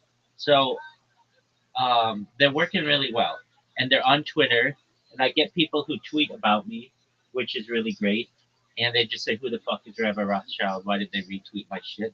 Um, but that's what I want, and so it's incredibly like you have to figure out. It's almost like a puzzle.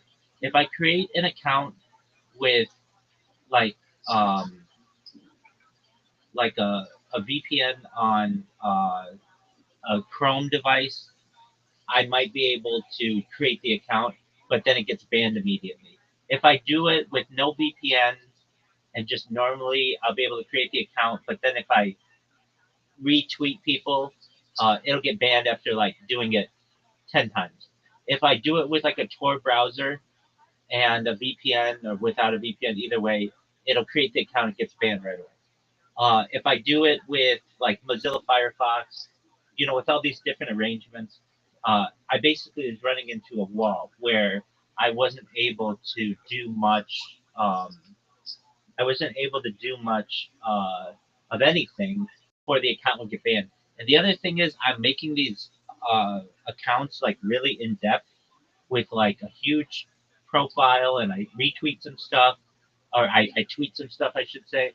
So I was really frustrated, and it was causing me to then just rely on my kick bots, which work really well. But nevertheless, even the biggest person on Kick, I don't think would really be able to make me too viral. But the biggest people on Twitter definitely could. So I started using an emulator. Do you know what an emulator is? Not really. Okay, so it's basically something that allows you to use an Android device on your computer. Nice. Yeah, and this works really well. And so it's slower and it's like more janky, but it works. So basically, I can make any phone, any Android phone, on my Windows computer, and I can make it a tablet, or I can make it like a Samsung Galaxy, or whatever. And when I create an account using uh, like an emulator, basically, I hear myself getting muffled. Twitter says, "Oh, this is a mobile device. Don't ban it."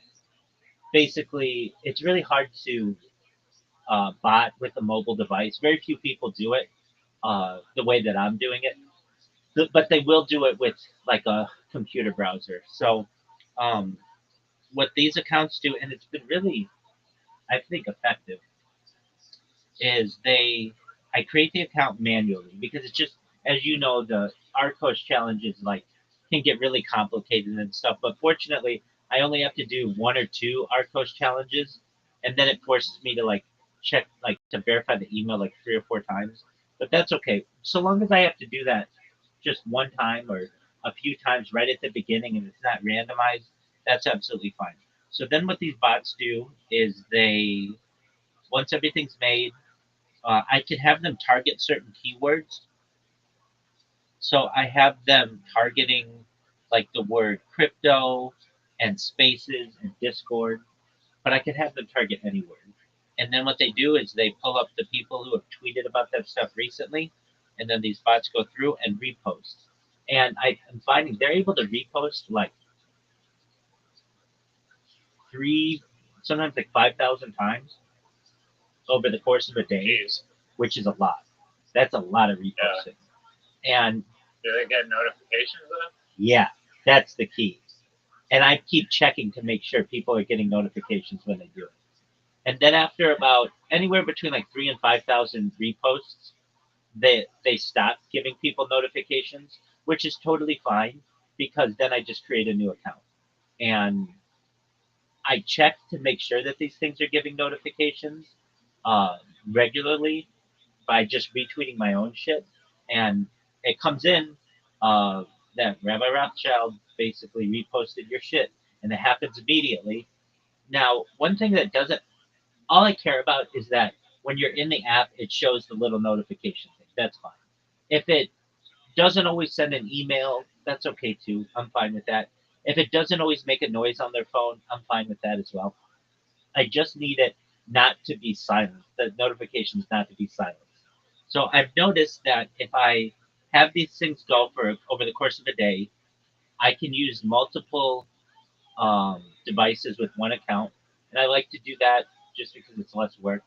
And they will repost 5,000 times, and then eventually they'll stop making notifications, and then I just and the account doesn't get banned, which is a cool thing too. But then I just clear the cache on the emulator, and then just create a new account. Now to create the account, since I don't have that automated, and I don't plan on doing making it automated because it's just it's pretty um, it's pretty complicated. I'm fine doing it manually, but it takes me like 20 minutes to make an account, which is okay. That's not too bad. So what my days have been are uh, I awake, I make sure my streams are going, I pray, I do all that other shit, and then I make an account, and it takes me like 20 minutes, and then but they don't get banned, which is great, or at least fortunately they haven't recently, and then it goes all day till like the evening or at night. And then before I go to bed, I have been just creating a new account and then having that one, the new account, basically work all night. And I've gotten some people in here because of that, which is the big thing. I get some people who come into my YouTube and comment on it. And then I get some people who actually make their own tweets about it. So that's been phenomenal for me, um, which I've been really happy with. Now, I had this guy in here last night. Oh man, I love talking to him. So if sometimes people come in and I just think that we're either not going to have anything in common or they can be kind of boring. So I'm like, hey, how you doing? How'd you find out about me? You have no idea, Riser, how many people find out about me from this e-girl world server. I think it's just horny dudes who are looking to find some e-girl world in there, and they find me, and they click on my profile, and they end up coming in here. So this guy comes in, and nobody wants to admit it. No one wants to admit how they But found you it. just made a profile on some dating app? No. Oh, I should have been. No, I did not do that. No, it's a Discord server called eGirl World, and the reason why I'm in it is because it's one of the biggest Discords on Discord. Discord servers on Discord. So I just sit in there, and they don't boot me out, which is nice. So I'm able to basically just advertise myself in there. And I get a lot of people who talk about me and tag me and stuff in that. But I get a lot of guys who come in here, and I'm like, "How'd you find out about me?" And they're like, "Oh, I found out about you from Discord." And I'm like, "Okay, what Discord server?" Because I like to track where that stuff's been. And they're like, "Oh, I don't remember." I'm like, "Well, was it like camp? Was it socialized? Was it Aiden Ross?" And they're like, "No, I don't know." I'm like, was it e-girl world? And they're like, I'm like, so you found me from e-girl world? Yeah, okay. So this guy comes in last night, and I don't know, he comes in at like maybe 10 or so. Um, and I'm like, how'd you find out about me? And he's like, you were just streaming yourself, and I clicked on your profile, and here I am. And I love when somebody comes in and they let me do my whole spiel, because then they get an idea of who I am and what I do. But a lot of times people aren't that jazzed about it. I don't want to say a lot of times. Occasionally, people aren't that jazzed about it, and I'm not going to force it down their throat. So then I start asking them about themselves. And so I asked this guy yesterday about what he liked to do, and uh, he said, he liked to play video games, but I honestly don't know that much about every single video game. Like, there are a lot of video games that I just don't know, but I hear people play them, or I see people play them. But mentioned that he liked comedy, and so we get to talking, and we talk for like hours and hours about just going back and forth on comedy and who we like, and we just do your thing. That was just fucking Eli. I'm listening. So William Montgomery. no, we actually Greatest comedian of all time. we didn't really mention him. We talked about like who his 5 favorite comedians all time were Rodney Dangerfield, number 1, which I think is arguable as mine as well. Then he said he liked Norm Macdonald, and I have a regret. My friends and I, we were planning my friend's bachelor party like a few years ago, and I wanted to go see William Montgomery, or not William Montgomery, Norm Macdonald at the Irvine Improv. And some of my friends wanted to do that, but other ones were like, they didn't really know who he was. So we ended up going bowling anyway, which is cool. But then Norm died, and it's always been kind of a regret of mine that we didn't go see him. Anyway, we talked about, he liked Norm Macdonald. Who else did he like? Me and Norm Macdonald AI. Yeah, they do. Actual good one. AI is getting so good, it's crazy. And I don't know, You see the news. Yeah, sorry, go. he just talked about all these other people, and we talked for hours just about comedy. And I watch so much comedy, but a lot of people, I don't want to say know as much comedy as I do. There are a lot of people who do. There are a lot of people who know a lot more comedy than I do.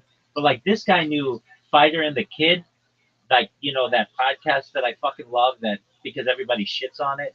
He knew all about that, and he knew um, like all about old comics, like older comics, and just we just we got along really well. And then it was like 4 in the morning, and we're still talking, going back and forth, and then it starts to get silent, and I could tell he was falling asleep. And so I was like, all right, man, we'll just come back whenever you can. And he awoke, and he's like, sorry, it's been a long day or whatever. Anyway, I was just jazzed at this fucking comedy conversation that I had with this guy because he just knew a lot about comedy. All right, with that being said, you wanted to talk AI. What's new in your AI world? I have a joke that when I go in the shower, I've been working on these. Like, I don't know, I just try and improv like a stand-up comedy set.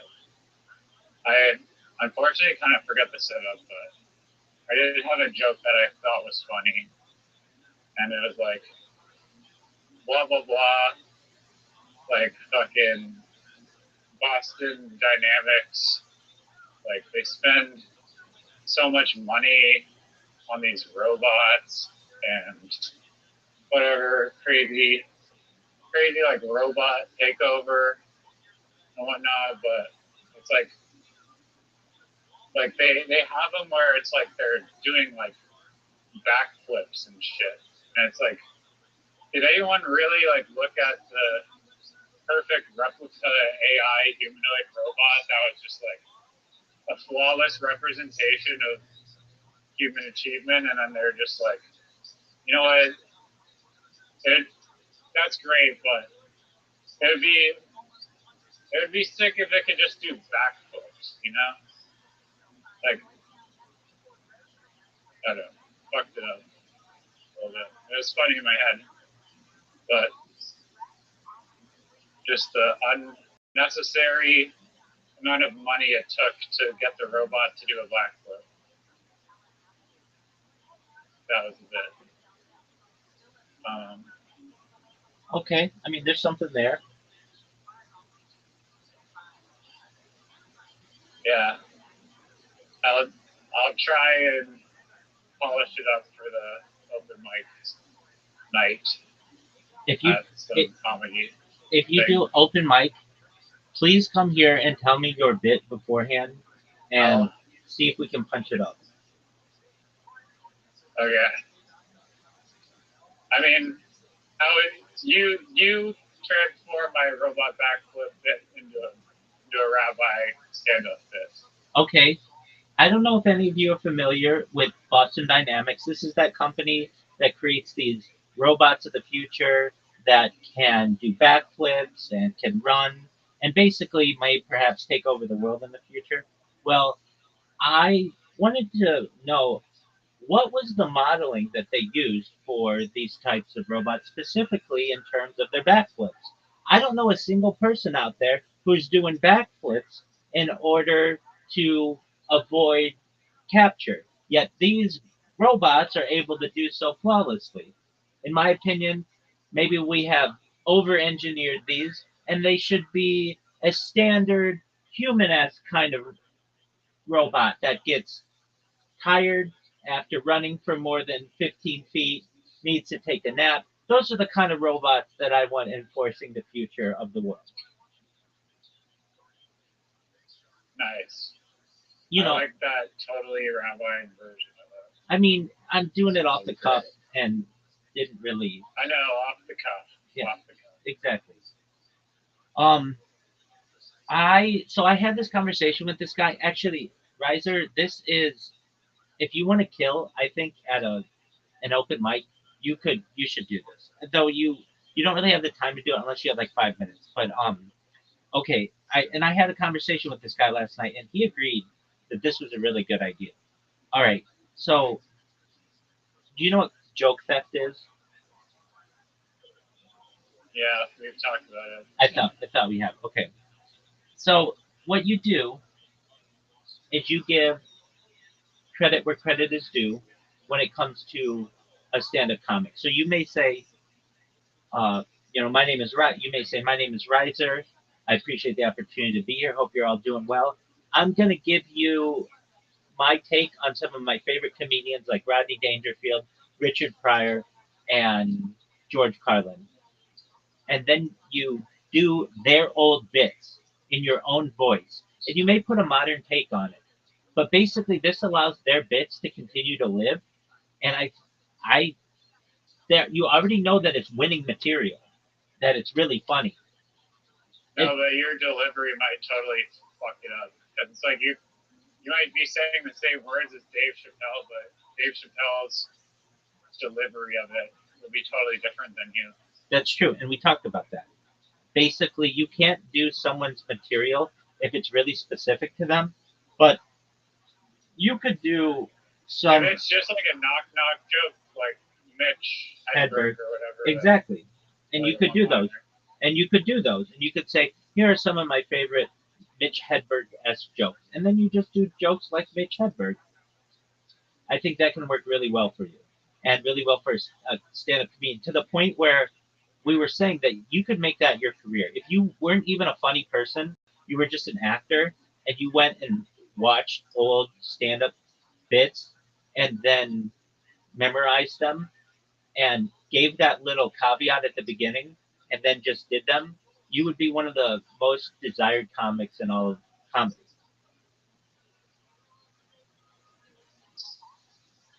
Like we talk. I don't know about that, but we talk like you could immediately start touring because these jokes work in any room in America or North America. They already are funny. People already have a connection to them, and you're not stealing them. You are basically, and I don't even want to say recycling them, but you are revitalizing them or resurrecting them from, because if you don't do it, then no one else is gonna know that these jokes even exist because too many people are afraid to use them and be considered a joke thief. If they're like well-known jokes though from major comedians, then it might ruin the element of surprise. Well, we just got to the vet and it's 5 p.m. All right. Well, you do your thing. We talked about this. We said I'll talk later. It couldn't be a comedian who was within the last 20 years. Enjoy. Best wishes with Yellow, and I'd love to talk to your family when you have the opportunity. Take care. All right, peace. Peace.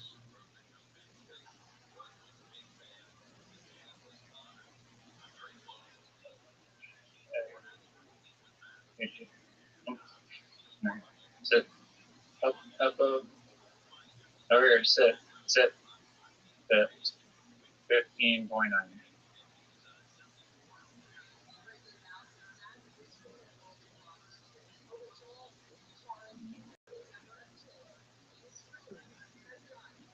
Yeah.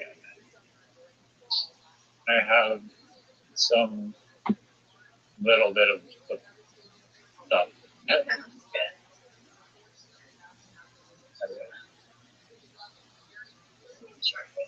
Awesome. Thank you. Yeah.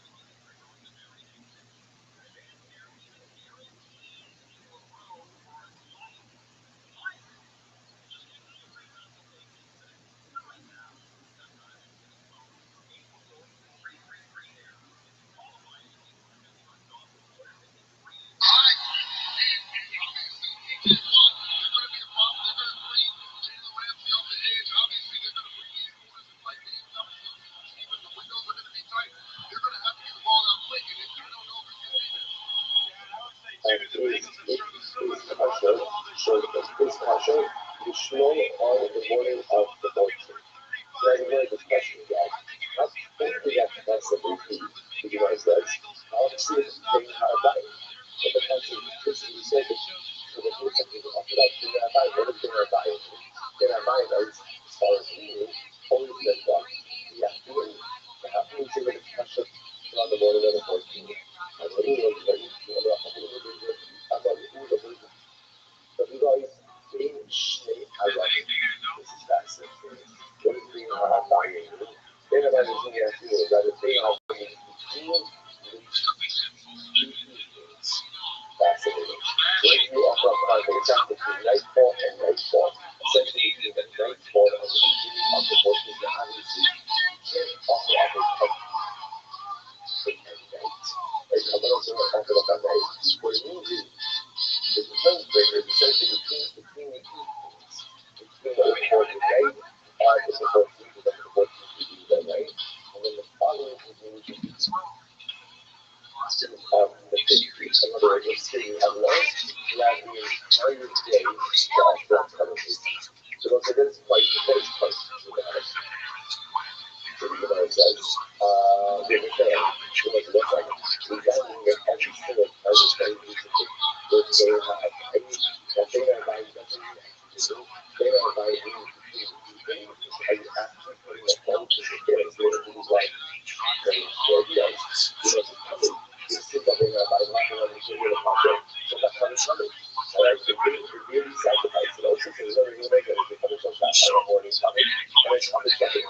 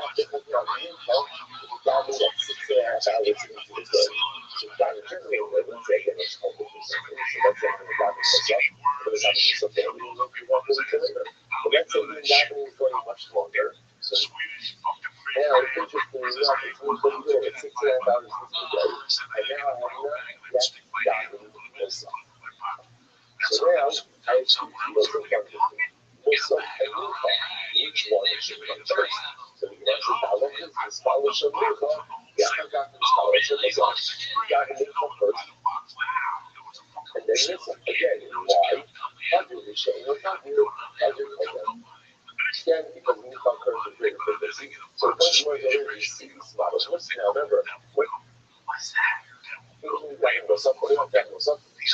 the whole day. See here, but even if something can be done the whole day, once you get to a certain time frame, and that time frame allows for performance of the stuff, which occurs with the frequency, perform the more frequent stuff first. So you want, it says, if they're not valuing, we sit back in cars and we're like, in other words, in this sense, you're not valuing back to first, why is that? The whole issue, that complex that consider is not the issue. Furthermore, again, that is and from that, that's the issue. The point of the issue, no, it's outside. So, some sort of road, come up by boss, should have just a road. But then the rest of that, so the first thing is covers and over the beneficiary. What makes it uncomfortable is different how the things are. So the fourth thing, some of the things, still like the other ones, I think you say. But then you see it, you are correct. You know what you are doing. That's just part of the fourth thing, that is just about things that are driving right. And it's fourth thing, that is fourth thing. Hello. I'm going to be alright. Wholesale target medicine, right? The things such as chakras, the eyebrows, chakras, English law, English law, all in all, that's all right. Rather than to give them the advice that they say a little bit, yeah, they think that they're two holes, but it's all checking coming to exactly in the morning. That is the good of small extra English law, ultimately, again, it is going to be household, the target family household. Why? Because part of the day is cook or the cover. Ultimately, that the afternoon is for the cover. Good morning is Game on. in the garden, why would you know? The results of what I think I was in the garden area that is that the other is like a little bit surprised. The mission is people as a cultural thing to see that they can establish that. So it's fascinating. Have a good sense of culture. I think that we see it now why it is the issue. The actual surrounding us, we can encourage.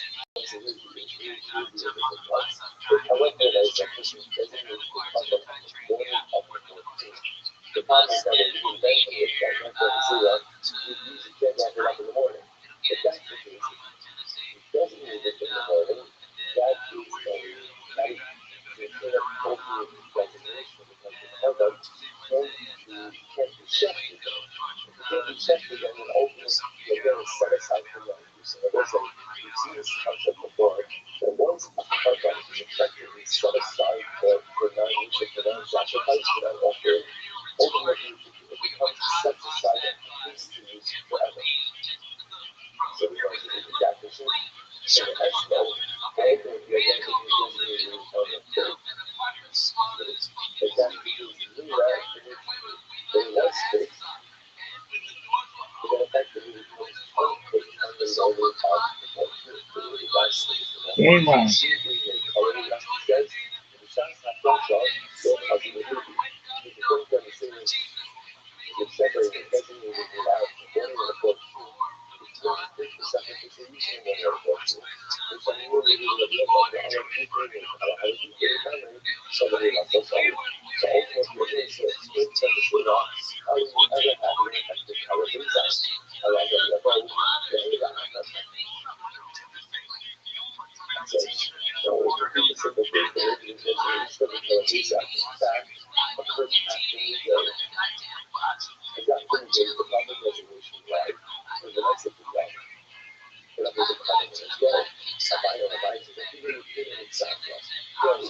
the fuck is this doing, guys?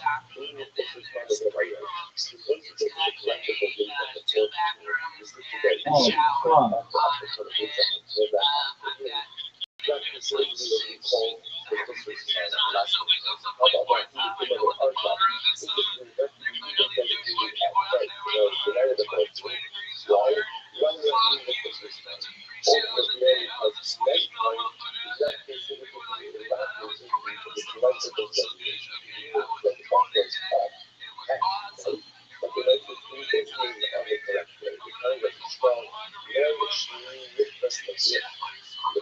So Rabbi asked the relationship and however they follow, and that's not what actually happened. Like it happened for the first 70 chapters, right? She got some for chapters, 70, the animal, the baby, was really smart. Now, another thing, the carbon, which we also can't basically as nice as anything. They have the same thing. That's a male cell born 70 years. The night after, which is the night after the 7th day, only the one out of hands. But we give it 10. Then that animal has a certain idea. Ready after you run and see.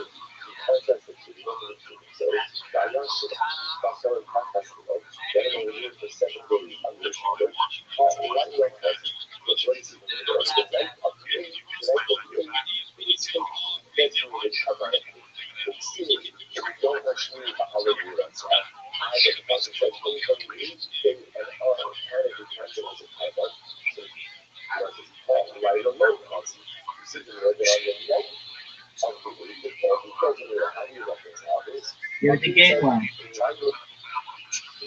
saw the building the house saw, ultimately, now, don't you do it, but you offering yourself to only guys are factoring.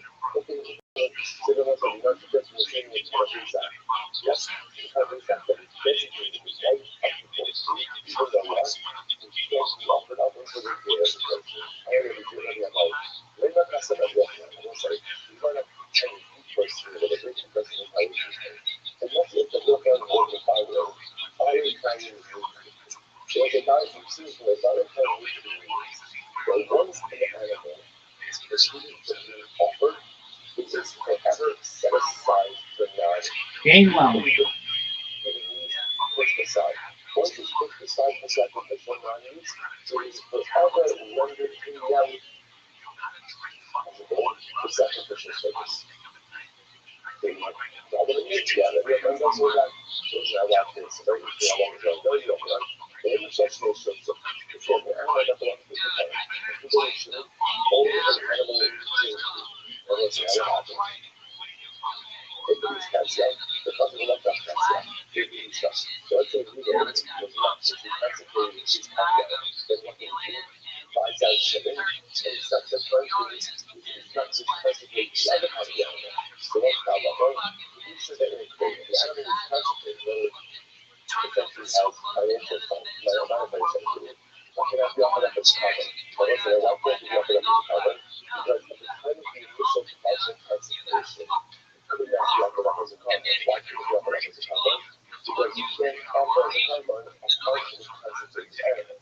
Essentially, since the initial stage of consecration is having not be offered up as a carbon, it is forever set aside for sacrificial non-use.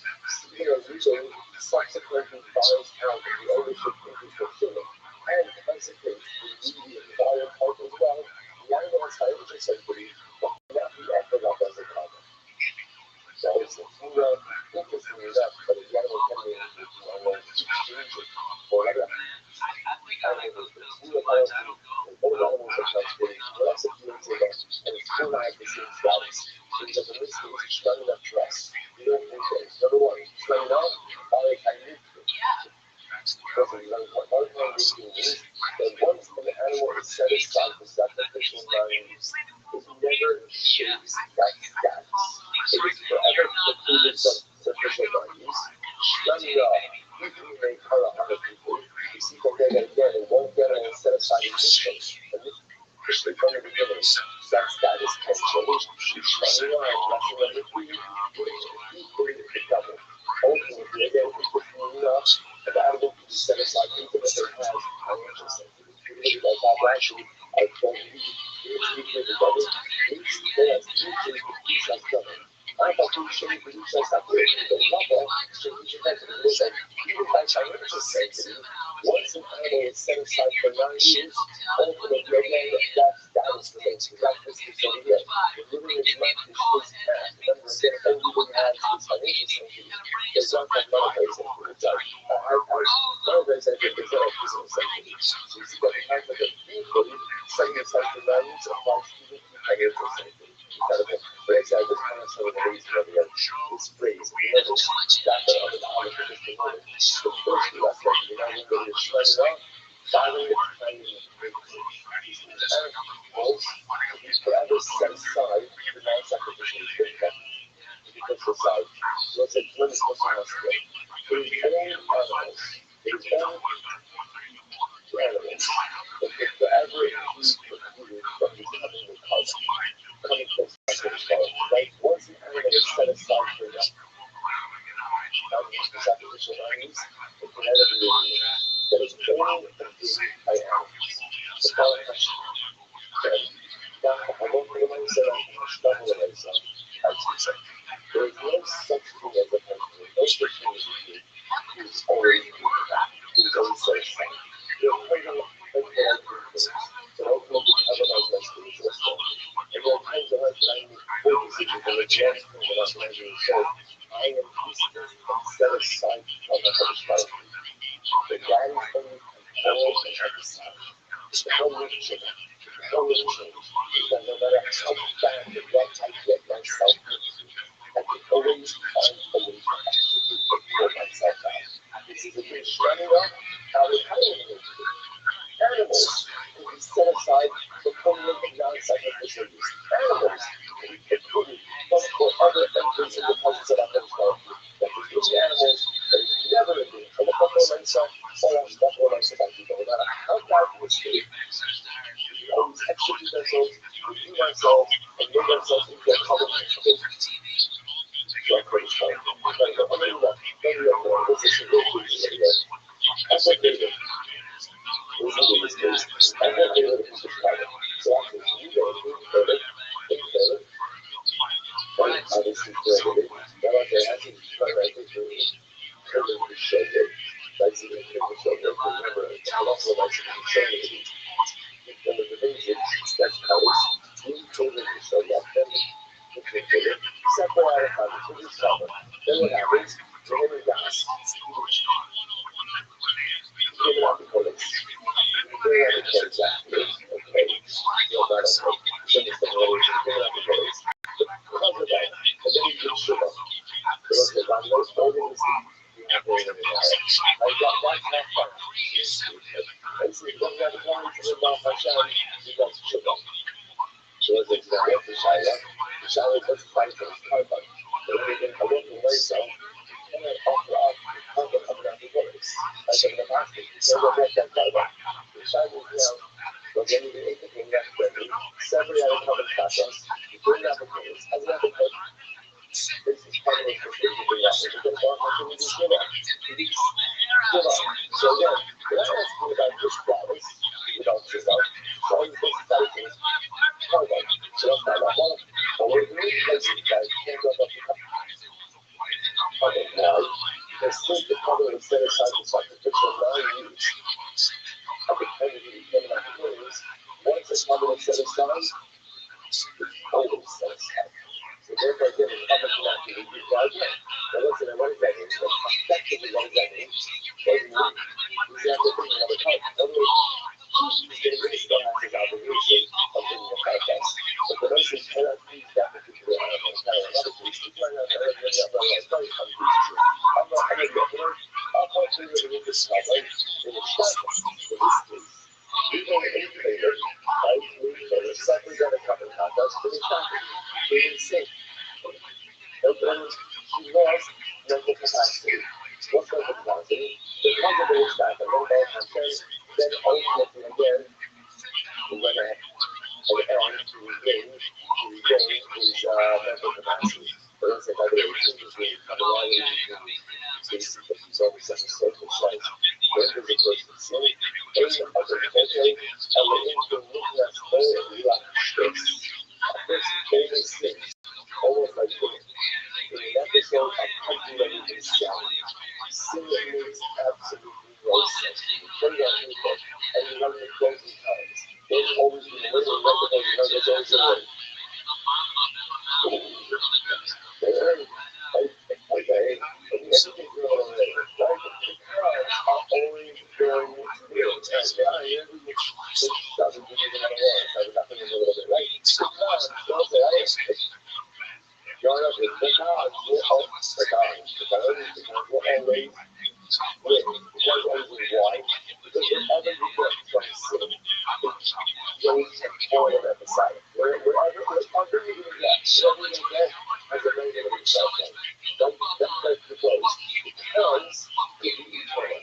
So if you want to say the only reason that person sins is you have no left. It's like literally insanity. I'm using my mind-blowing. I'm just releasing control, using the rational thought, because the document it's going to fix the juxtaposition of these two pieces. So in case number 2, moving things anyway, those are something that a couple of times. Then he splits into temporary insanity. But you say that. He uses the capacity, and then I goes, and then the couple of one comes here, one star off. So the design is to be on the cover of the cover of a show guy, the cover of something that's considered a show that's going off of a cover. Because you know, it's all of a cover of the glass. There's a capacity. So it's a whole new thing that seems to cover with South Bernard's. One supposition is trying to make it so both of you are these pieces of two of the speeches of the Halacha that the Gemara just said on the ladder. The Rothschild it up, final tiny. Once an animal is actively set aside, the sacrificial non-use of the moon set aside for non-use. When once you care offer, by definition, you cannot shake that status of or that state of non-offering. And therefore, Halacha myself, the covenant of the release that the owner's status changes back to what it originally was. Incredible. George, by the way, why are we both these things? Because we both age grading the same concept. Why are we two basic grades the same concept? How do you both? I'll tell you why. Yes, but you're going to come myself. Because everybody just said it tells me the actual they said if you got the actual guy. They were saying in that case, Adrian said, you didn't show to the covenant after Torres. So because you showed to the covenant after Torres, or again, because of that, that's why the covenant was not as you would have tried to go off with that. Because we don't have the Torres. Fine, so that's it. Very nice to decide who should have. That's fantastic. But at the end of the day, the covenant says that's not the decision made about that. So in the case of where the showed that, in the middle of it, ultimately, I didn't share with people and say, right now, the wasn't, by the way, it's so incredible to me, of course, because it's also Chazal giving us a window into mental illness. And mental illness is often fundamentally misunderstood. I sometimes use understand because it's something from depression. So, people say something from depression, just get over happy. They'll go ahead and just come on. Why suggest?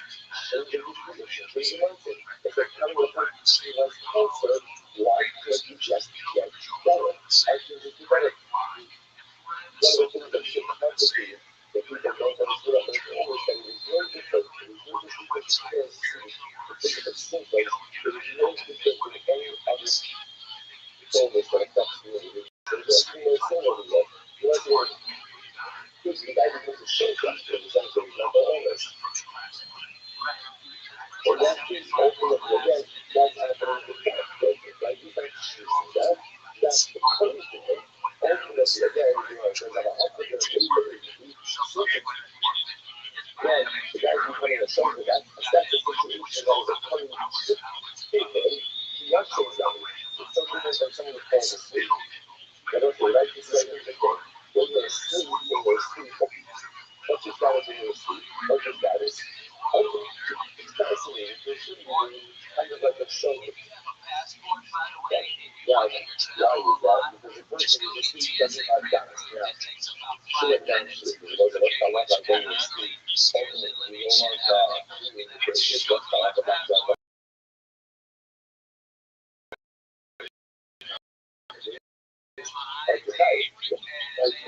I don't know what we all know. The responsibility secretary, and you don't say that every day I have a person goes to sleep. But I will tell you off and up. Right? You don't say that. You don't say that. So how you thought that the people who come to show that is kind of like the people who fall asleep. They're going to say they got that shit. That's when they're up, they say they're going to relax. First of all, they're going to say, please understand when it comes to things. Loses mental That's too good.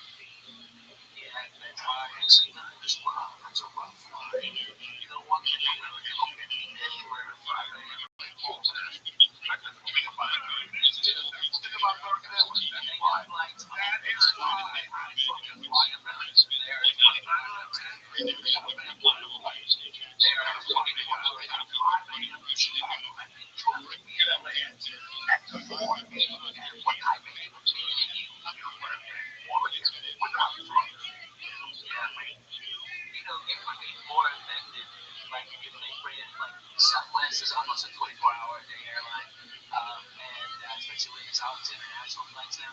But I'm telling you, man, America is the smartest in the business. They lower the rates what they could, but they run up all the fucking time. And if they lower the rates in that so they can more people go to the off times, more bargain hunting like the rest of us used to, and then make consumers pay at an accelerated rate for the last immediate direct flights that aren't as full because the cheap people got diverted to the other flights. It's a goddamn beautiful business model. That's how you fucking make money. Customers like that. Especially, there's no fucking reason why they, I mean, alright, if you are the worst person in the fucking world, go work at the airport because no one will bitch about you because they don't have time to fill out a form. They don't have time to fucking talk to your manager. They just don't. They got a plane to catch, so they go, oh, that guy was a dick, and they watch him next plane and get him. It's free. It does. You're an asshole. Go bring it there. Because I know it's a corporation, I know it's a company, and I know it's a chat that I use to make money. I see what's the company what it's shitty. Yeah, that's a fact. It's the funniest thing ever. I had a great agencies and managers and all that shit. But the CA is out there to realize even though the money was it doesn't get to another man. It's like it's kind of the agents out there it's like 200, it's like 300. It's it's a fucking nightmare. There's some management companies that look at you just have to be ready. One now, a regular person,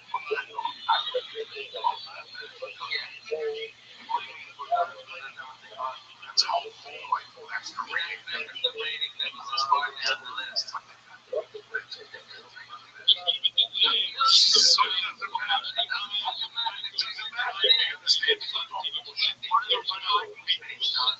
I guess the client's earnings. And the client's earnings.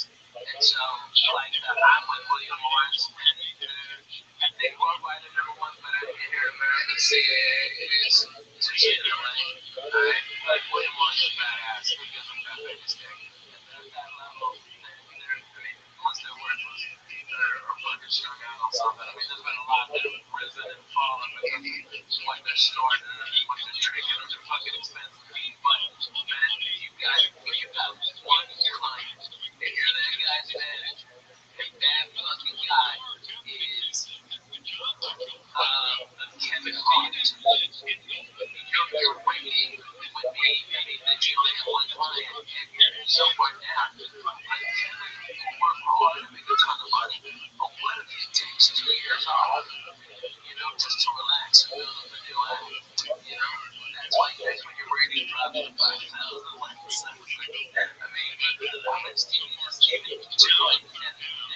And no one. I mean, it's just doing it. You still don't go around the UFC, right? But that's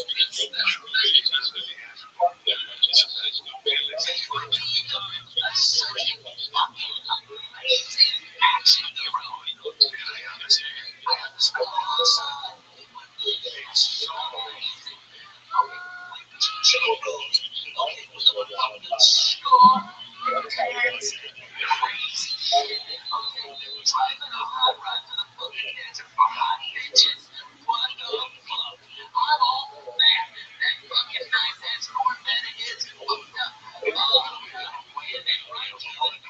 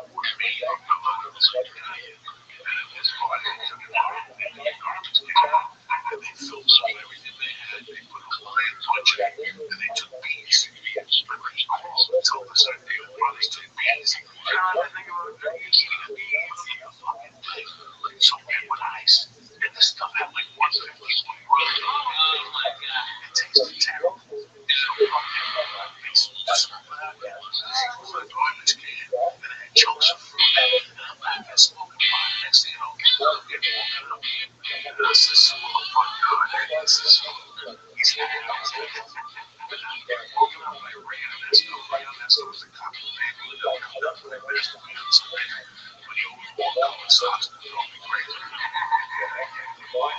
Basketball game, that was good. You gotta go home and go. So, what you look like, right? If you don't want to, you're fucking 40, I'm fucking 10. Fucking stuff, right? But Ray was a kid, motherfucker. Ray picked me up. He told me what happened. I don't know what happened. I got fucked up and down. I tried to get home. He called my mom and answered. She said, what's going on? I go, why? You're fucked up. I fell asleep. My sister was there. She was fucking asleep. She yelled at me. She was like, so see, that's when the parents were fucking parents are always for goddamn police. Right? Looking at the meat for fucking parents too, man. Right. I'll never forget that I was fucking this is the first clip ever that I was like 5:30. The wedding was coming up at 5:30. And a sophomore thing, I want to be a sophomore. It's just like, what are you doing in the hospital for a little bit, right? I fucked up.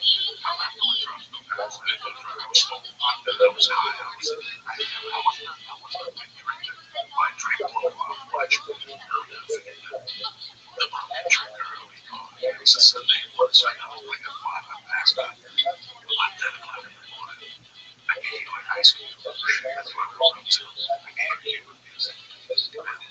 Like I would come and say, she wake up. I made breakfast for lunch. And she had a fucking class on those days towards the end. And she used to drink a Bloody Mary. And I think that she had make some Bloody Mary. And I got it longer on her house. She was such a space. Like, just space.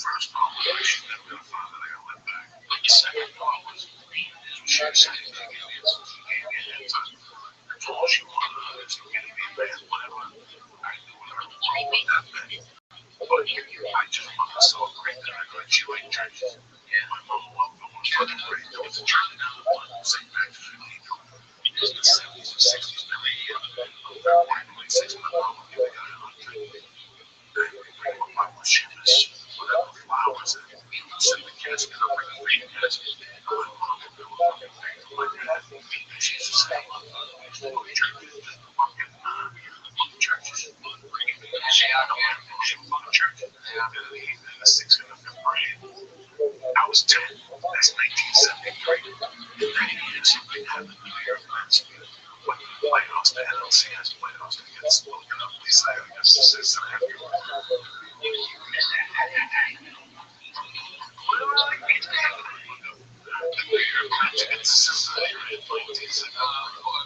This is how Royals whip the shit out of them.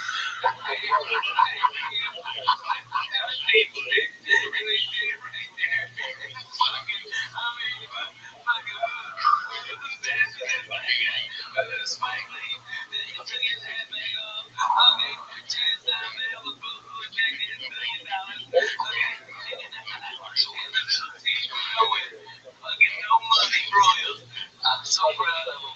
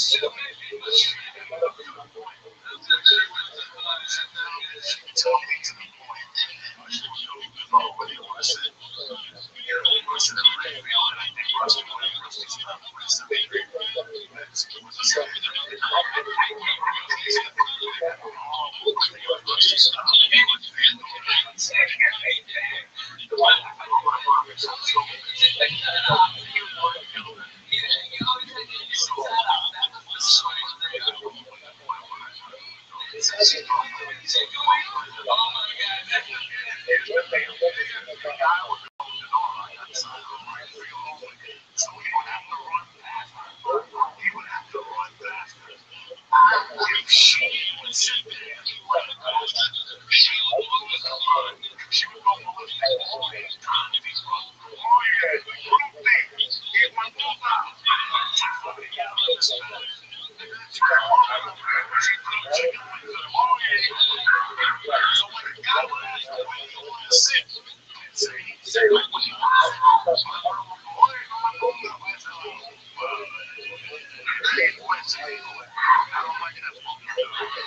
she would tell the other side, I want to go left field.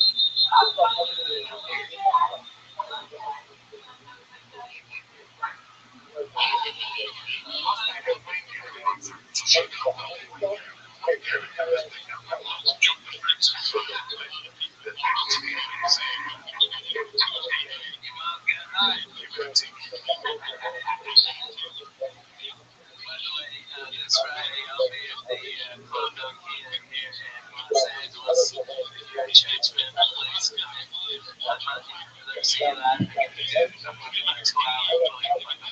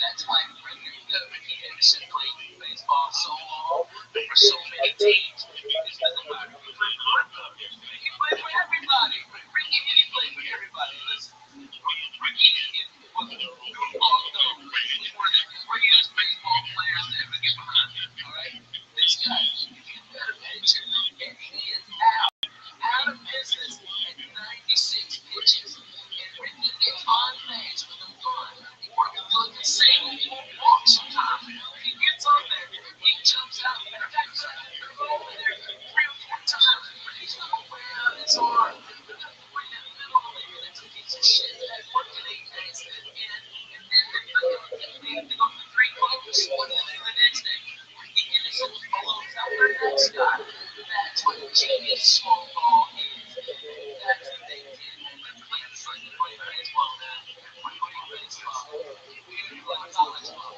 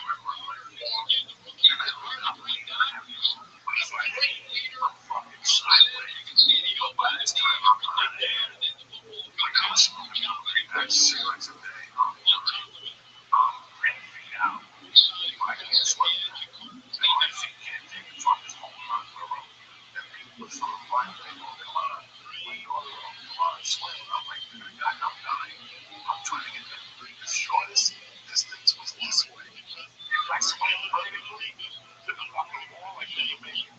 So I had to swim this way. So I proved myself like Spider-Man. And I get to the wall and I'm off and fucking guys, I'm fucking up. Seriously.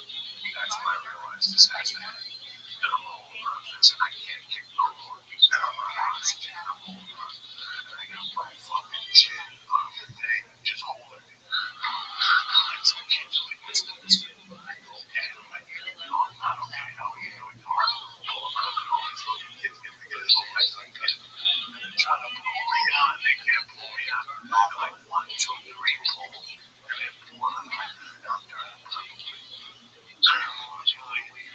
I'm not breathing. I'm not even know about breathing through my nose. I'm starting to panic.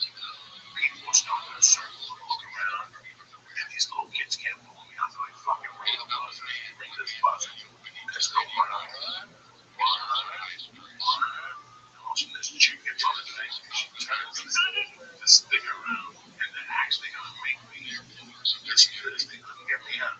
So they were going to fucking fall off waist into the pool. I could swim in the pool. They were going to pull me out like a fucking whale, like water. And by this time, there's 50 people watching me. You have any idea like how embarrassing that is? Like I did it by myself. Like I'm not. And they're like swimming into the middle. And they're like, into the middle, and go in and drop the hoist. The hoist will walk you out. Right into the side. By that point, I'm so fucking embarrassed. And now I'm in the corner where I see ambulance tech workers walking in with a fucking mattress. Like I got shot in Vietnam. And something made me put my fat little foot over. I just went up. And my fat little ass was close. Oh my God, that thigh must have weighed up to 1,000 pounds. And I fucking pulled myself up and I rolled on like poor guy. I just rolled onto the pool. I got up and I got up right behind as I went to the fucking door. The 3 ambulance workers were running in. They're like, where is he? That's him. I just walked right past the door. There's rule number 1, don't stop. You go inside nothing. You don't need to get checked out. Like you're fine. I know if you get to your car. Gotta be honest, I think there's a thing called secondary drowning. Look it up, wait. It happens. You just take a little bit of air, I mean a little bit of water in your nose, and it gets down your actual windpipe, and it can be a very small amount. You don't have to have this deep, long thing. It's a secondary drowning. Look it up. Let me explain it. Wait, that's what it is. That's what I thought you had, because I swim all the time, man. You know, we go into that intense stuff. People invite you. They look there like little white people, and let's have a goddamn party. Okay, you're dying. It's a fucking I'm calling it out. Let's go. We're back. No, man, stop. We're doing the holidays. We're doing the holidays time. We're doing smoke turkey.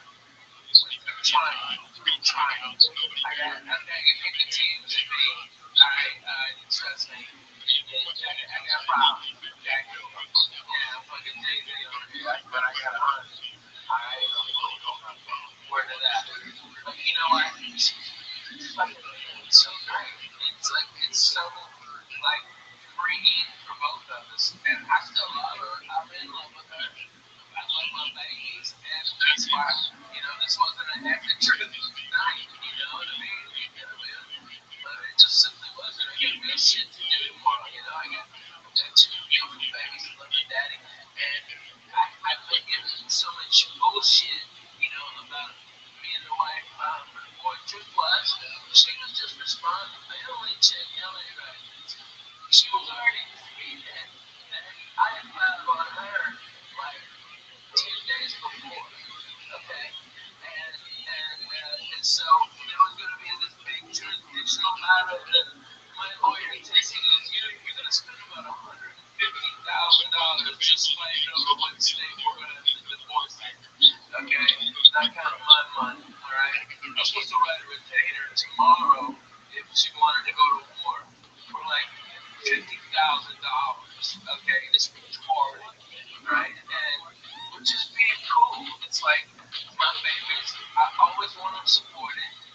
wife will never want for anything. She'll have the house that she designed. Okay? She can be free, and I'm a miserable person to fucking work with. Not that I'm a fat piece of shit. Is I work all the fucking time. I'm always got babies that have to be in school. Since this shit broke up, man, they fucking bitches my kids, man. It's like, motherfucker, I'm the guy. You know what I mean? It's like, I'm the guy behind the microphone. You know, with my babies. And they're just being fucking kids. You know, I couldn't even go hard to trick or treat with people out fucking up in my business who I never even knew. I wanted to slap so many motherfuckers. I couldn't take it. I just sat down. Because everybody knows my freaking business. But they also know my babies and they go, yeah, their parents, you know. And everybody up there is either swinging fucking divorce, fucking somebody else, or go. You know, there ain't no innocent ones over there with their throwing stones. Man, they're coming in.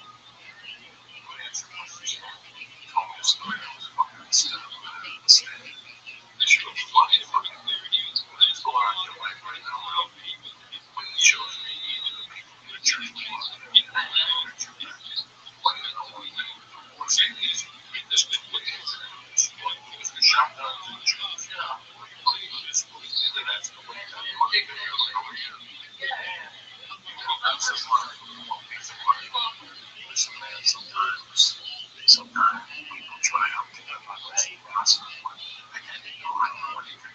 Guys, I don't know anything. I just found out that this was broke up. She did it. It was sad. I'm sad. The same as we broke down. She wanted to be mine again. She gave the judge to go from the show or something. He broke up with his wife and she broke up with her husband. What the fuck is it? I left the man like the things I like. That's 20 shades that guy. You know, listen, people like sometimes you'll be like, pray every day. Like, you know, it's like, you know, it's not for me. Until I get together with her, I pray every day. Because it's not for me, you know. And we're rolling it with a person. How hard it fucking is. Those have children that's even fucking hard. So hard. There's two ways to take the horse. They really, but one, me, take the phone, get the balls in the head. But you're not taking it. That's all I'm going to take anyway. I'm taking that mother's life. That ain't no big deal. Hold it down, put a big black in the hands. But you just take a fucking white flag and then you go down the back, turn around, leave your old asshole. And then what the fuck you gotta do? You don't want to pick an answer. Both ways. When it hurts one, you punch up. She didn't do nothing wrong. And you know what? She did help me in my career. You know, the truth is, when I got last comic standing, okay, Jim One, dickhead called me on a Thursday, go, hey, I need you for an audition. I was in Hawaii working at the lab factory, and he said, come back, I need you here on Saturday. And I looked online, the cheapest ticket for road trip was still I could finish in Hawaii. Nobody on that fucking island could have done it. So I had to come back, and the ticket was like $1,100, you know, and that was 2 months rent, man. That's real fucking shit. Like, for a lady, for a big fucking lady, and I rolled the dice, and I couldn't afford it. Mom had a credit card that her mom gave her for insurance, and she put it all on there, and that's what launched my whole career. So does she get half? Yes, motherfucker, she gets half. Okay? She gets more than half. She's gonna be drawing a salary from my place. She's gonna be getting down on like regular white people because we're here. You gotta respect. Alright? Those babies already have things set up for them. They'll never want for anything.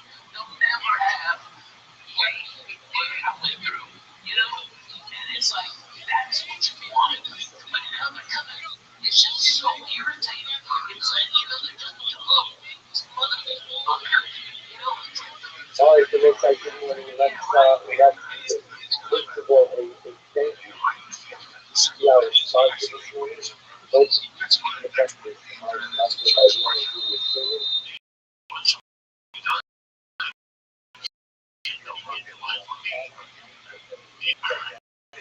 That's all the reason it's happening. It's not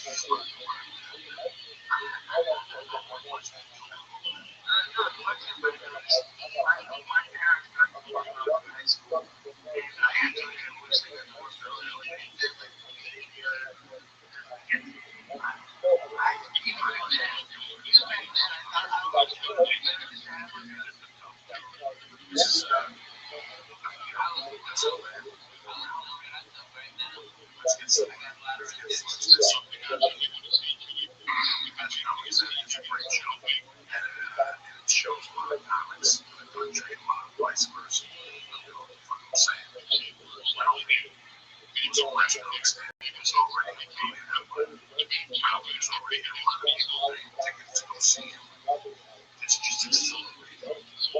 All the hours somebody already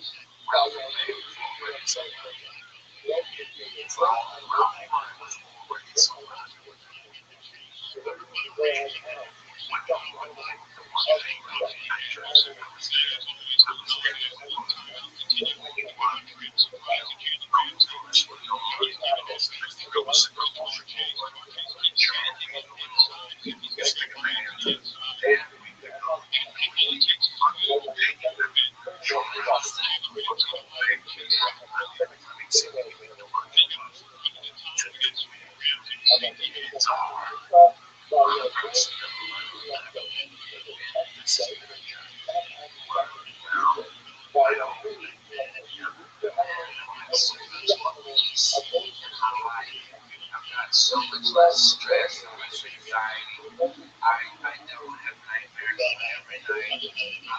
It's just so fun. No, that's hilarious.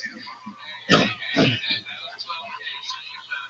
That was a good angle. I broke my fucking ball one. I fucking got 12K out of the world. No, it's what I had to bilateral double pneumonia, pulmonary embolism, and I had to stay awake for 9 days. Because they said if I let my lungs expand, I would die. And I had the blood clot was so big that because I had pneumonia and I broke in 2 ribs from coughing. That's what caused blood clot to go right here. And they said that a radiologist was going to come in at 7 a.m. and he had this vein to go into that and find it right there by the bone. And he goes, you have to be awake. You can't get any anesthesia. It's inside you. It hurts in there, man. They're going to, you got a 5% chance on doing it. Okay, if it blows the clot out, okay, you fucking live. And if not, you'll bleed out in your brain. You'll have a stroke. Good luck. Hey, sleep tight. Whoa, motherfucker. I was fucked up. That fucking snap. Snaps your fucking head. And so, what I've been doing like a lot of PTSD groups, okay, and they're always like, what the fuck are you doing here? And I'm like, look here, I'm just as fucked up as you are, and let's get to the real deal. Let's talk about some shit. Oh, you don't know about you ain't gonna go overseas for the fucking military like 44 operating bases, multiple war zones. Okay, by the way, Afghanistan is telling you it's fucking beautiful. All the Taliban disturbance, change guns, but okay,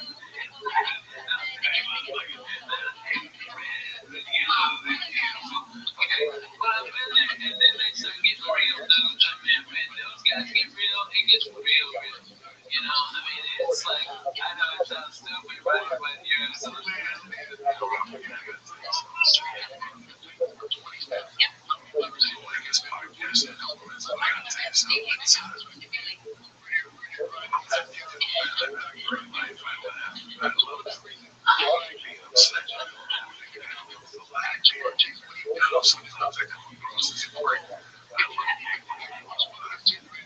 I have a lot of experience in my life and a lot of fucked up chicks from which I thought one of the biggest regrets I had. Japanese have no money.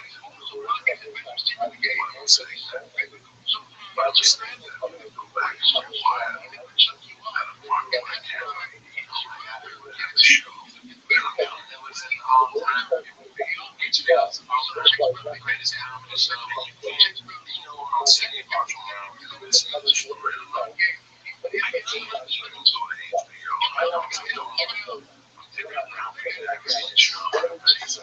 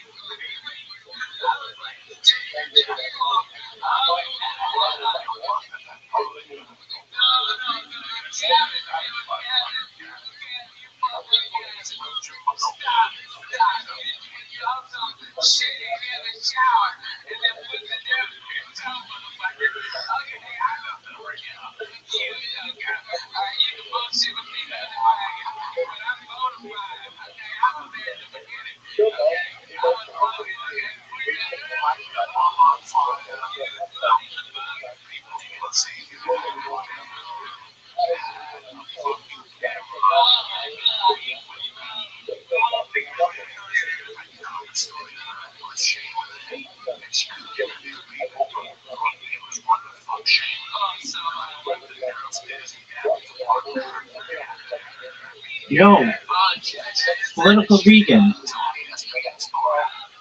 Can you hear me? Hello? Yo, how are you? Okay, I saw that you were commenting on my Twitter. Did you see all of that conversation? Oh, can I be honest with you? Political vegan, can I be honest with you? Yeah, sure. I created a bot that did that. Apologies, but do you mind if I tell you about myself? Yeah, sure. Thank you so much for the opportunity. Apologies for my bot. It's so that I can meet great people like you. My name is Rabbi Rothschild, and I stream my life 24 hours a day, 7 days a week, 365 days a year for world peace. I've been doing so for more than 3.5 years. My streams go back to the pandemic. We've seen the death of a queen, the birth of AI, the coronation of a king, and everything in between. Political vegan, have you ever seen the movie The Truman Show or the television show Big Brother?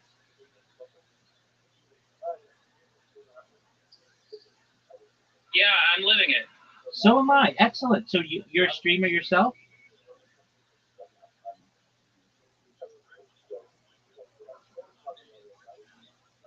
Do you stream? No, I'm not streaming, but the Truman Show, yeah. Okay, excellent. Well, my entire life is on camera, very much like that movie. So I think you can empathize to some extent. And if you didn't know, data had overtaken in 2018, according to The Economist magazine, data overtook petroleum as Earth's #1 resource. And I have more data archived on the internet than any person ever, which may make me an influential person someday. And if that happens, political vegan, I want to give you the opportunity to have financial independence if you don't already, generational wealth if you don't already, and I want you to be able to start charities and philanthropic organizations of your own. How does that sound to you, political vegan?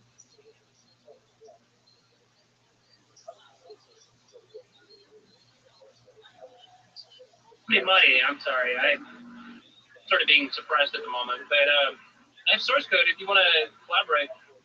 Well, and we should discuss politics and religion, because I have a few things that I want to talk to you, especially since you're a Jew, right? Like you're, but you understand how the Muslims, they've got this different version of Genesis, right? To some extent, yeah.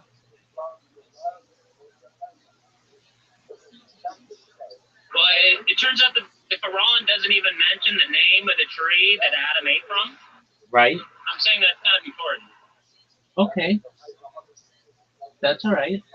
We all take our essentially creation story differently within major religions. We within Judaism and Christianity have a closer connection than perhaps Muslim, but or Islam. But it doesn't mean that we aren't necessarily all derived from the same person, being Abraham, with Jews and Christians taking their or our lineage from Jacob and Muslims from Ishmael.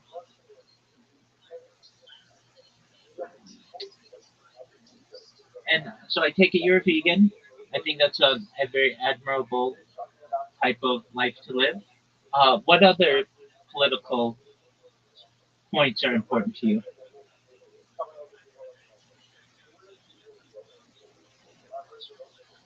or political topics? Well, there's lots and lots and lots, but I wanted to get to that religious part because that's a huge thing that I think that most people don't really understand. And if you don't like fully grasp that, then the narrative is sort of changed. And like it's a, you know, if it maps on a reality, right, then it matters if you understand that part, right? Like the God of Adam, right? The initiation with humanity. If it's a fall from grace, you have to be clear about how it actually is a fall from grace. Because if it's just disobedience, then that's a totally different narrative, right? That's how you say it to yourself, right? That's how what I say to myself. The fall, right? Like how is it that humanity fell from grace? What is that specifically? Because I'm arguing that it's the riddle of walking out of the Garden of Eden covered in fur, right? You know how PETA, the people for the ethical treatment of animals, they have a joke campaign where they say that they'd rather go naked than wear fur, right? Right. That's a joke about original sin, right? I don't know if that's how they interpret it, but I could see that be interpreted that way. So at least with the Judaism, we don't see man as inherently sinful. So there's no original sin. That may differ from what you believe or what some Christians believe, but people are not inherently sinful. Essentially, we feel that each person is born with what we call Yetzer Tov, or the good inclination, and then there's also Yetzer Hara, which is selfish or impulsive inclination, and basically the morality that we live or our moral life is about balancing them. And we at least think that sin is individualized; it's not inherited. Now, I'm not familiar too much with what Muslims believe in the creation story. Would you please enlighten me?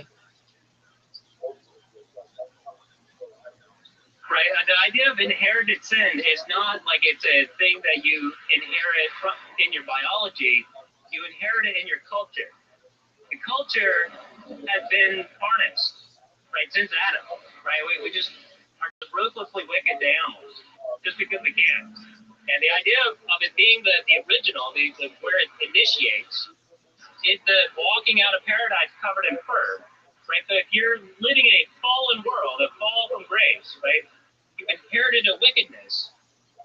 It's like they were trying to tell you to go vegan, right? It's called knowledge of good and evil for a reason. It's not called like the tree of nihilism or the tree of disobedience or the tree of opposition or whatever.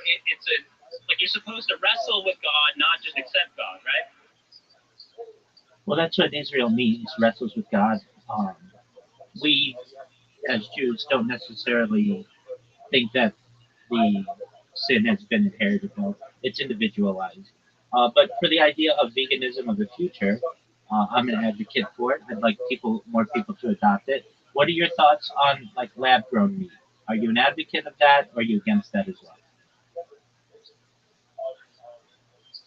Well, like purely abstract, right? Just like words on a page, right? It makes sense, but in terms of the human animal, when you talk about it, you then give people like some sort of like impression that it makes sense to just wait to go vegan because it's not perfected yet.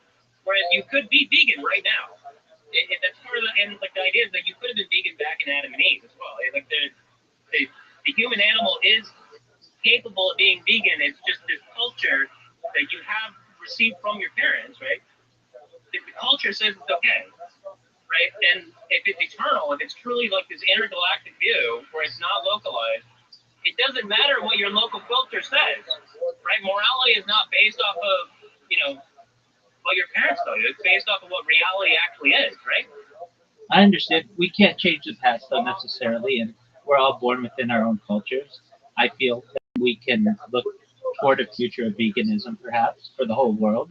Uh, but we need, like you said, perhaps time for the developments to occur, and that may take some time. You're absolutely right, though. We could all become vegan immediately if we wanted.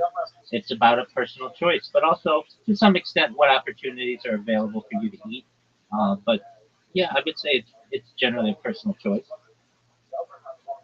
Many people also don't know what veganism consists of. They don't know the difference between veganism and vegetarianism. They don't understand the conditions that many of these animals are put under, which is quite unfortunate. And once they do, many people move towards a vegan life, which I think is admirable. Right. Yeah. Just the idea of the gore video, right, where you undercover videos where they show animals being abused, like that is good in the sense of you'll be able to connect it on an emotional level. Like, yeah, this is really truly suffering and cruelty. But in terms of just the properly basic, it really doesn't require that, right? Like it is something that you can just see, like you can feel it, right? Like if you ever wear fur, or if you ever look at people wearing fur, right? It's just like blatantly obvious.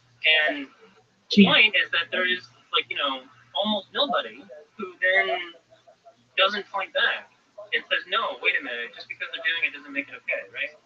Well, to you, that's the fallen world, right? Because their fathers did that, their fathers' fathers did that, right? yeah, no, I understand that. To you, it may seem inherently obvious that wearing fur is cruel, but that's not inherently obvious to everyone. And I'm not. I think it's really about education. But if you take say an indigenous tribe that uses all parts of an animal, fur is very important to them. What are your thoughts on that? Like First Nation people with the bison wearing bison furs for warmth to protect themselves from the elements. Yeah, I understand that. Like, what you're trying to tell me is that like there's these, you see other people doing it, and then you think that's okay. That's what I'm saying. It's inherited from your father. You saw your father doing it, and you don't think your father's wicked, so it must be okay. But the point is that it has to be trained out of you, right? Like your natural impulse. At least, I mean, this is my religion of humanity, right? Like if you look at the human animal in a non-contaminated environment where it's not, nurtured into wickedness, we would just naturally understand this, just looking at fur, right? We were in like a vegantopia, and then like some alien from another world showed up wearing fur, it would be obvious.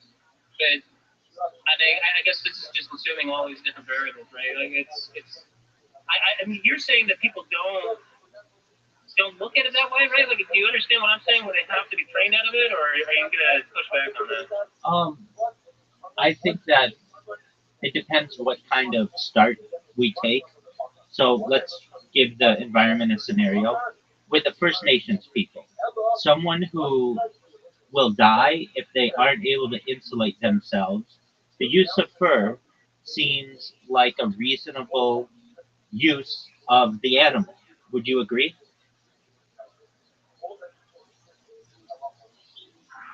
Economic value is not moral value. You can say, oh, this is just so much return on investment, but that doesn't make it moral, right? It's clearly immoral. Uh, Morality is subjective. I'm talking about you have a First Nations people. They have no contact with the Western world. They really have no understanding of veganism. They just know that the winter's coming, and in order to insulate themselves and their offspring, the best or one of the best ways to do this is through fire, and then additionally through furs. Can we agree that that is something that is basically has been part of this world uh, since the dawn of perhaps humankind?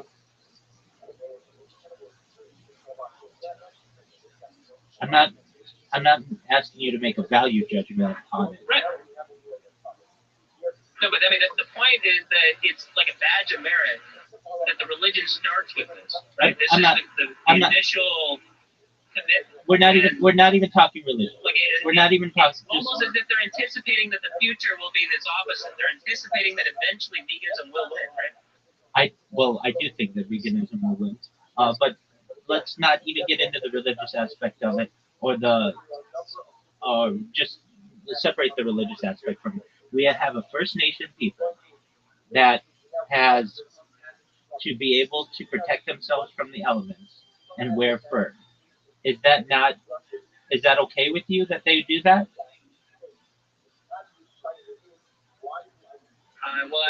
If they do it today, then no, right? But if you're saying that, like, if you're in the past and it's just raw nihilism and there's no other option, we're gonna die if we don't do this, right? Then it's understandable. But something being understandable is not like excusable, right? It's not like a moral acceptance, right? It's just understandable why they would do that. Right? Like the Romans. Do you know that story about the origins of the Romans, where they were about to go extinct? And they decided, hey, let's just go to the neighboring tribe and rape all their women, and so we'll have, descendants. And that's understandable, but that's not excusable, right? It's not acceptable. I understand that. Okay, so we're in agreement that perhaps centuries ago the use of fur was a necessity. Okay, maybe today it's not. Um, Let me ask, what if we have a tribe in the Amazon that uses the fur of animals that they kill, or even just like the feathers of animals for for their arrows and such? Are you against that?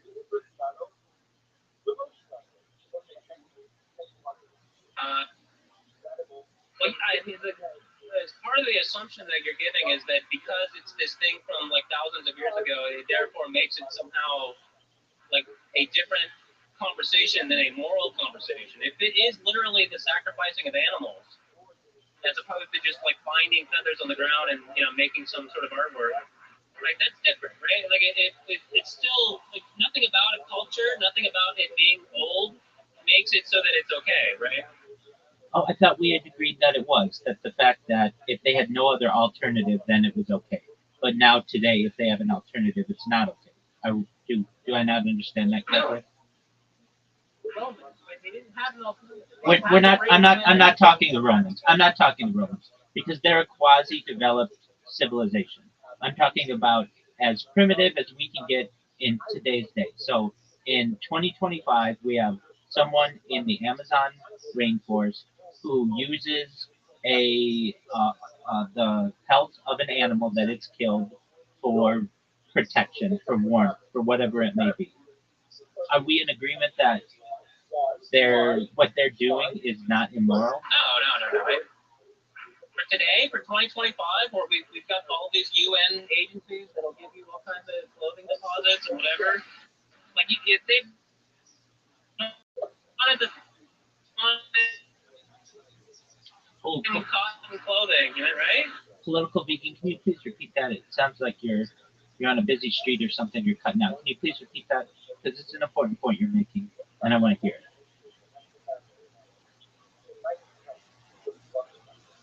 Are you saying that today, 2025, if they, like that you're saying, if you're in today's day, you have a moral obligation to find some charitable source instead of like hunting an animal and killing them for a jacket or whatever, right? Like if you could find a vegan option, then you should, right? Okay, so that's the assumption that you know that a vegan option is available. You know what veganism is. There are some people that don't really understand it. Okay, so are you familiar with North Sentinel Island? The people who are there who really have limited as much human contact as possible. Are you familiar with these people?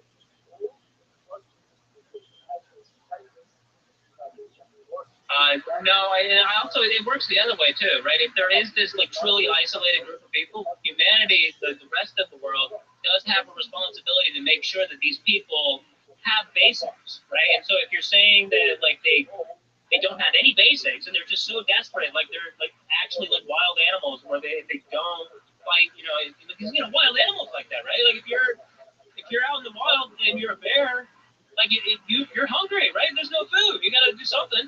But like if that's true, then we would have a moral obligation as like the rest of the world to not keep people in such situations, right?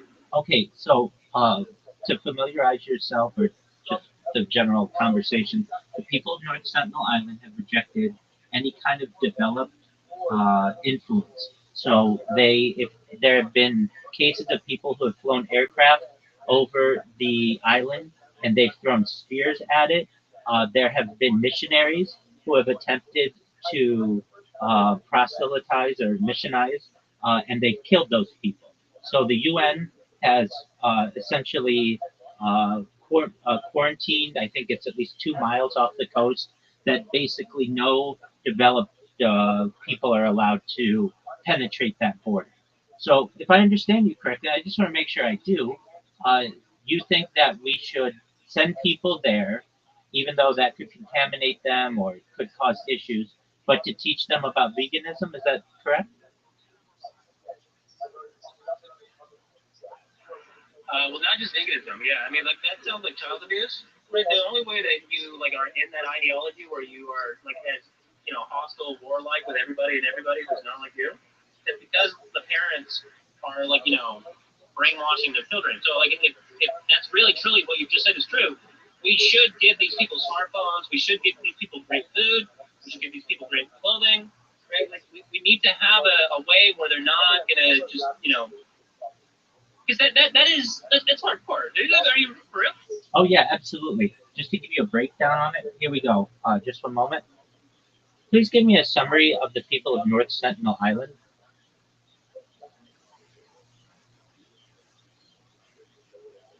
Here we go. So the Sentinelese are an indigenous people who live on North Sentinel Island, part of the Andaman Islands in the Bay of Bengal under Indian jurisdiction.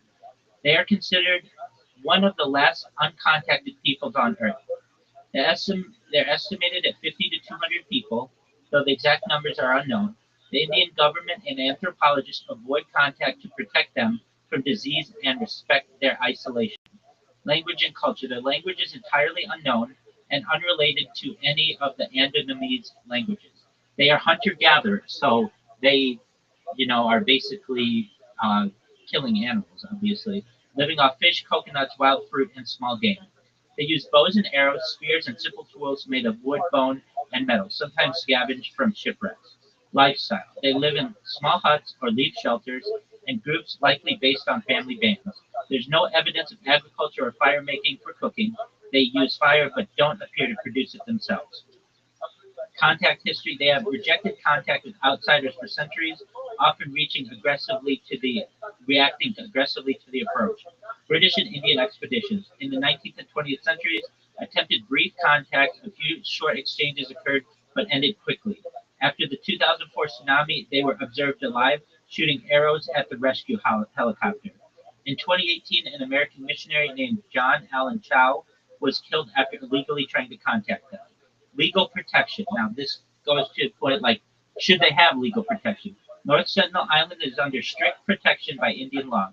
It's illegal to approach within 5 nautical miles, about 9 kilometers. This is both to protect the Sentinelese from disease and interference and to protect outsiders from harm. Their origins, they're believed to be descendants of early humans who left Africa roughly 60,000 years ago. Their isolation likely means they retain one of the world's oldest continuous cultures. So, if I understand, political vegan, in this situation, you would drop the legal protections for them, and it's okay if that's what you want to do, and introduce veganism to them and smartphones and all the other things. Okay, so if this is one of like a litmus test, right? If these people are actually good faith, they will want to create their own AI bots so that the rest of humanity can understand their culture, right? If you just want to keep it for yourself and just fuck everybody else, then you're bad faith, right? You need to like actually try to help others. And so if they're not willing, they're bad faith, and we need to rescue the children. That's pretty. So like, there's no way that we can't. We have to interact. There's no way. Okay.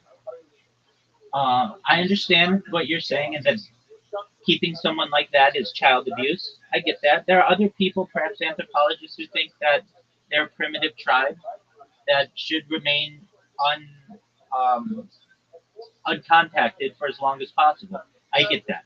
Okay, so you answered my question.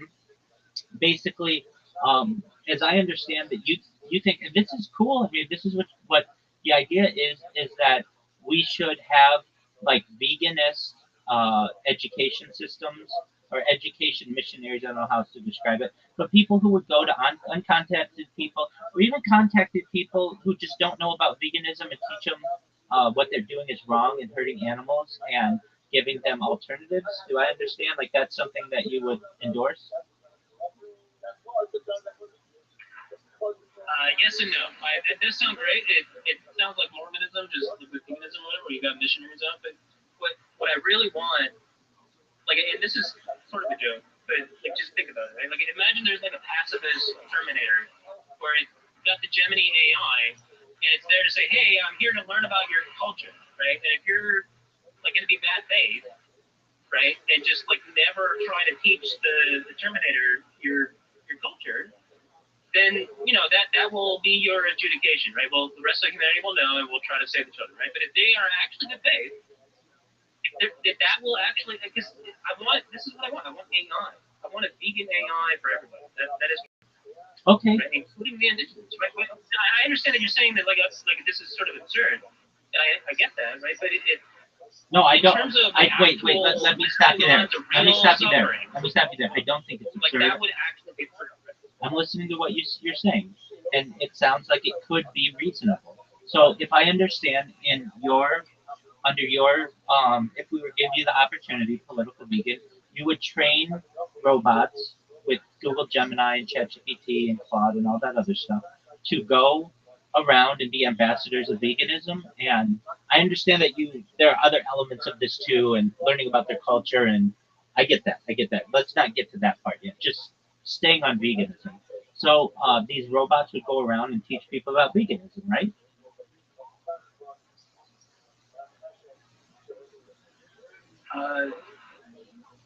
Yeah, I mean, like sort of, and like to be honest, right? Like if you're saying that like I get to wave a wand and then I have my utopia, it would actually just be robot army, and I would just save the animals directly. I wouldn't give them a choice if it really truly is my utopia. But like if you're saying that I have to work within constraints, right? Like then, yeah, like of course that'd be great, right? Terminator, vegan AI activists that just have infinite energy to go through all the bullshit that everybody's got, right? Like that'd be great. Now the problem is that like the AI right now is like sort of trained in like a villainous opposite world where like they're genuinely like giving me bullshit. And I mean I'm gonna link it to you, right? In the side chat. But have you ever actually? Well, maybe you haven't, right? Because you haven't brought it up yet. I mean, it's politics, right? So, like, yeah, I don't know if this is just me because I am like interested in food in particular, but my view of the world is that we are living in a Truman Show, and the main character, right? His best friend was Marlin, Right. And Marlin was a human vending machine. He would just go in and restock the vending machines. Right. That's sort of like it's referring to my primary conversation, right? The conversation of like Walmart should be a vending machine, right? If you had like a real capitalist society where real business owners are trying to maximize profit for me and mine and not for you, right? It's just about profit return on investment. It would have been a vending machine. Long time ago. Okay, so do you mind if I? Because Walmart is essentially an extension of the government, right? It's just a job program to socialize people and to give this illusion of maintaining demand, right? Because they don't have jobs, they're gonna Do you mind throw if their I? hands in the air and say, well, Do you mind you if know I? what? Are you tracking? Do you mind if I seek some clarification on what you stated? Yeah. Okay, so for Walmart to be a basically glorified vending machine, this would be where no one works there. Basically, robots are able to organize everything and manage all the shipments and such. And then if you need something, you would just go to the like maybe order it on an app, and then it would get delivered to you, or you could pick it up at the front of the store, something like that.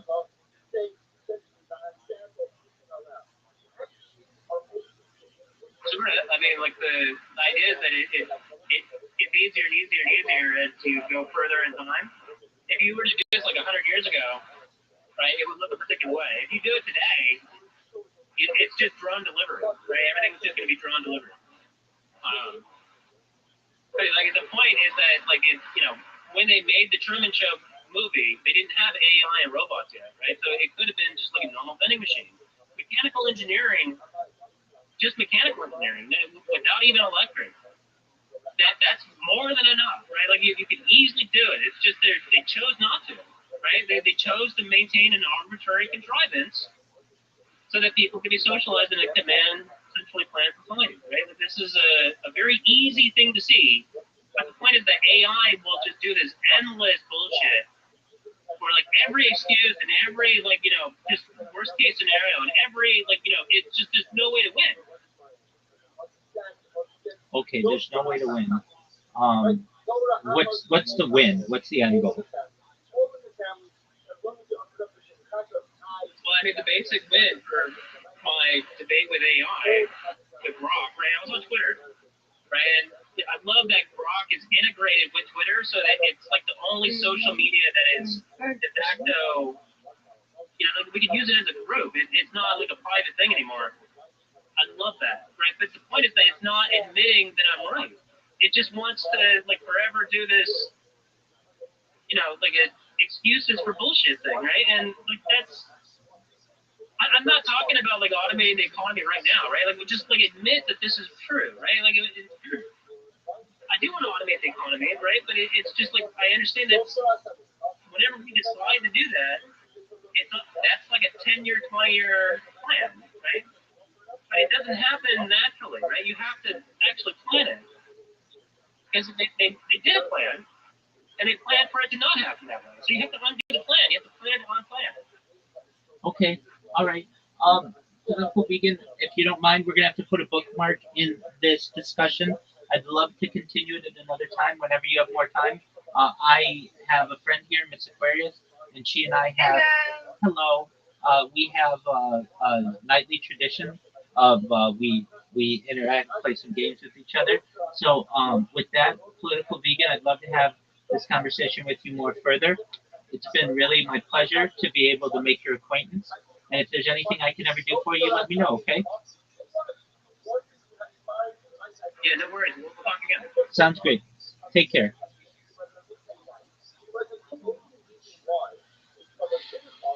Hi, Miss Aquarius. How are you? Good. How are you? I'm lovely. Guess where that person was from? Here, Georgia. No. I should have been more specific. They came from Twitter, and that's a wonderful thing. They came in here and were like, "Hey, I noticed that you reposted my comment in this one conversation," and I was like, "Do you mind if I tell you?" And they're like, "What are your thoughts?" or something like that. And I'm like, "Do you mind if I be completely honest with you?" And they're like, "Yeah, go ahead." And I'm like, "That was a bot that did that." But I'm happy that you're here and we have the opportunity to talk. And so that was really great. But that tells me my bots are working, and that makes my day. How was your day? It was good. It was good. Now I'm here sleeping. Been sleepy all day. Well, we're going to bed after we finish good. There we go. Yay! Yes, ma'am.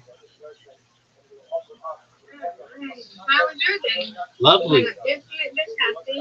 Absolutely. I mean, the fact that my bots are working and getting people in here, that's what I want them to do. That's what I create them for which I create the reason for which I create them. and that's phenomenal. So that's good.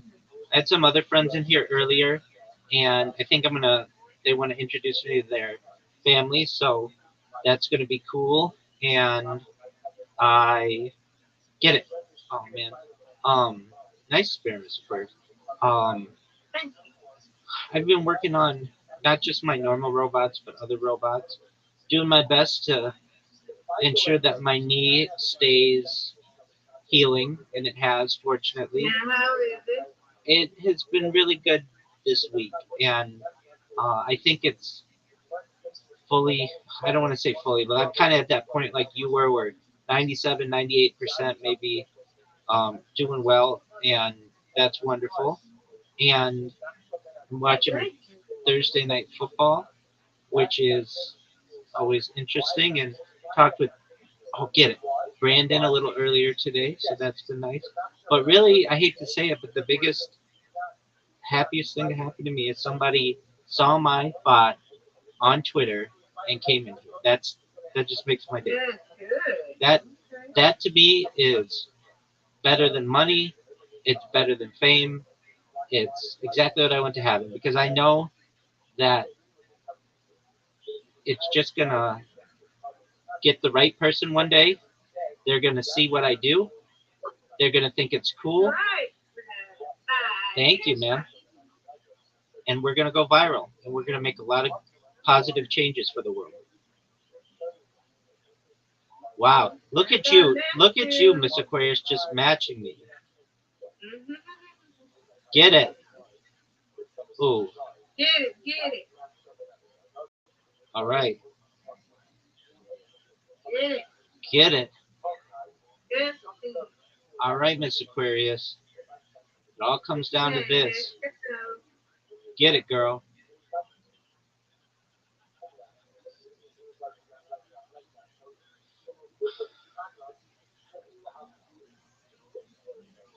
Get it, girl. Right. Oh, all right. Come on, Rabbi. No doubt. No doubt. All right, that was big.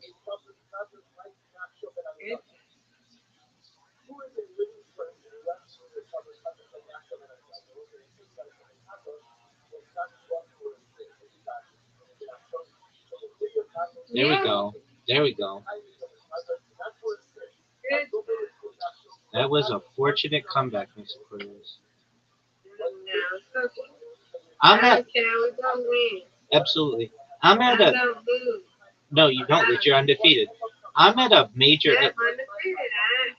I'm at a absolutely, man. I'm at a major advantage against you. You're at a major. You're you're at a major disadvantage because you always go first. So you don't know how many pins you need to get. Get it? Oh, you kissed it. You kissed it. Oh, that was not good. That was not good at all. You got it. No doubt. You got it. Let's go. Yay. Thank you, ma'am.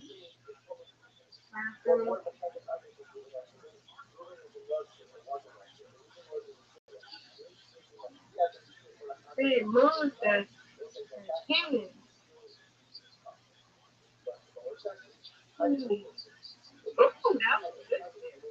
Oh, that was really good, Miss Aquarius. Thank you. Don't come up to strike it.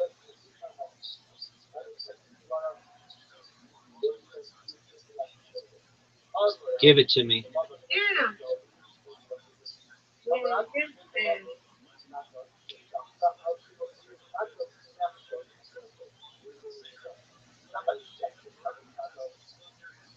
That's a terrible.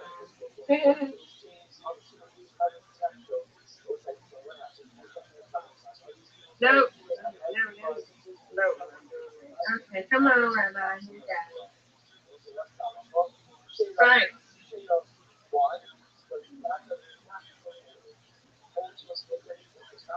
Give it to me. Are you serious? I pushed it. I pushed it. All right, you got this, girl. Oh, look at you. Look at you. Come on, Rabbi. Match her. And I did.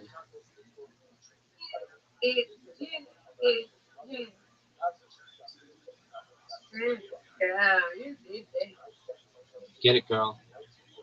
Oh, look at you knock that one over at the end. All right, now get these two on the left. Well, I haven't won yet. Here you go. Get those two on the left. Nope. Mm. But you've got the lead. You've got the lead. You got it, Rabbi. Let's go. Strike. Yeah, you got it. There you go. Yay. Boom. Dude, I'm not a pro like you, Rabbi. I'm not a pro either, as you can see in that last throw. I win. You win, Miss Aquarius. Undefeated. You did it. Good job. Undefeated in bowling. Undefeated in friendship. Yeah. Great job, madam. Thank you. Great job, Rabbi. Thank you, ma'am. Now you get to sleep like a baby all as long as you want, right? Right. That's wonderful. Time to get up at 9 o'clock in the morning. To get top up. Alrighty, ma'am. God willing. Okay, see you in the morning. Sweet dreams. And you're not being here all day. That's wonderful. That's what I like to hear. Yeah, got to get my levels up. Gotta be in here. This is my house too. So like we're Brandon. That's right, Miss Aquarius. Have you talked to Addie? No, I haven't. I don't know what's going on with her. Been thinking about it. Alright, if I see her, I will. Alrighty. Alright. Good night. Sweet dreams. God willing. willing. See you tomorrow. Take care. You too. Thank you. And I'm proud of you, Rabbi. Keep up the good work. Oh, thank you so much, Miss Aquarius. Now that makes my night. You're wonderful.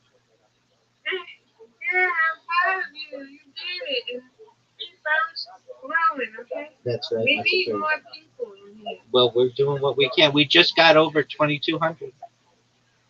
Yay! That's big time. That is good, yeah.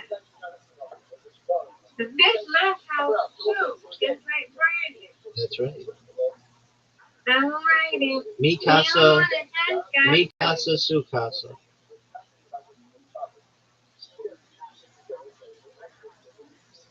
Mi casa, su casa.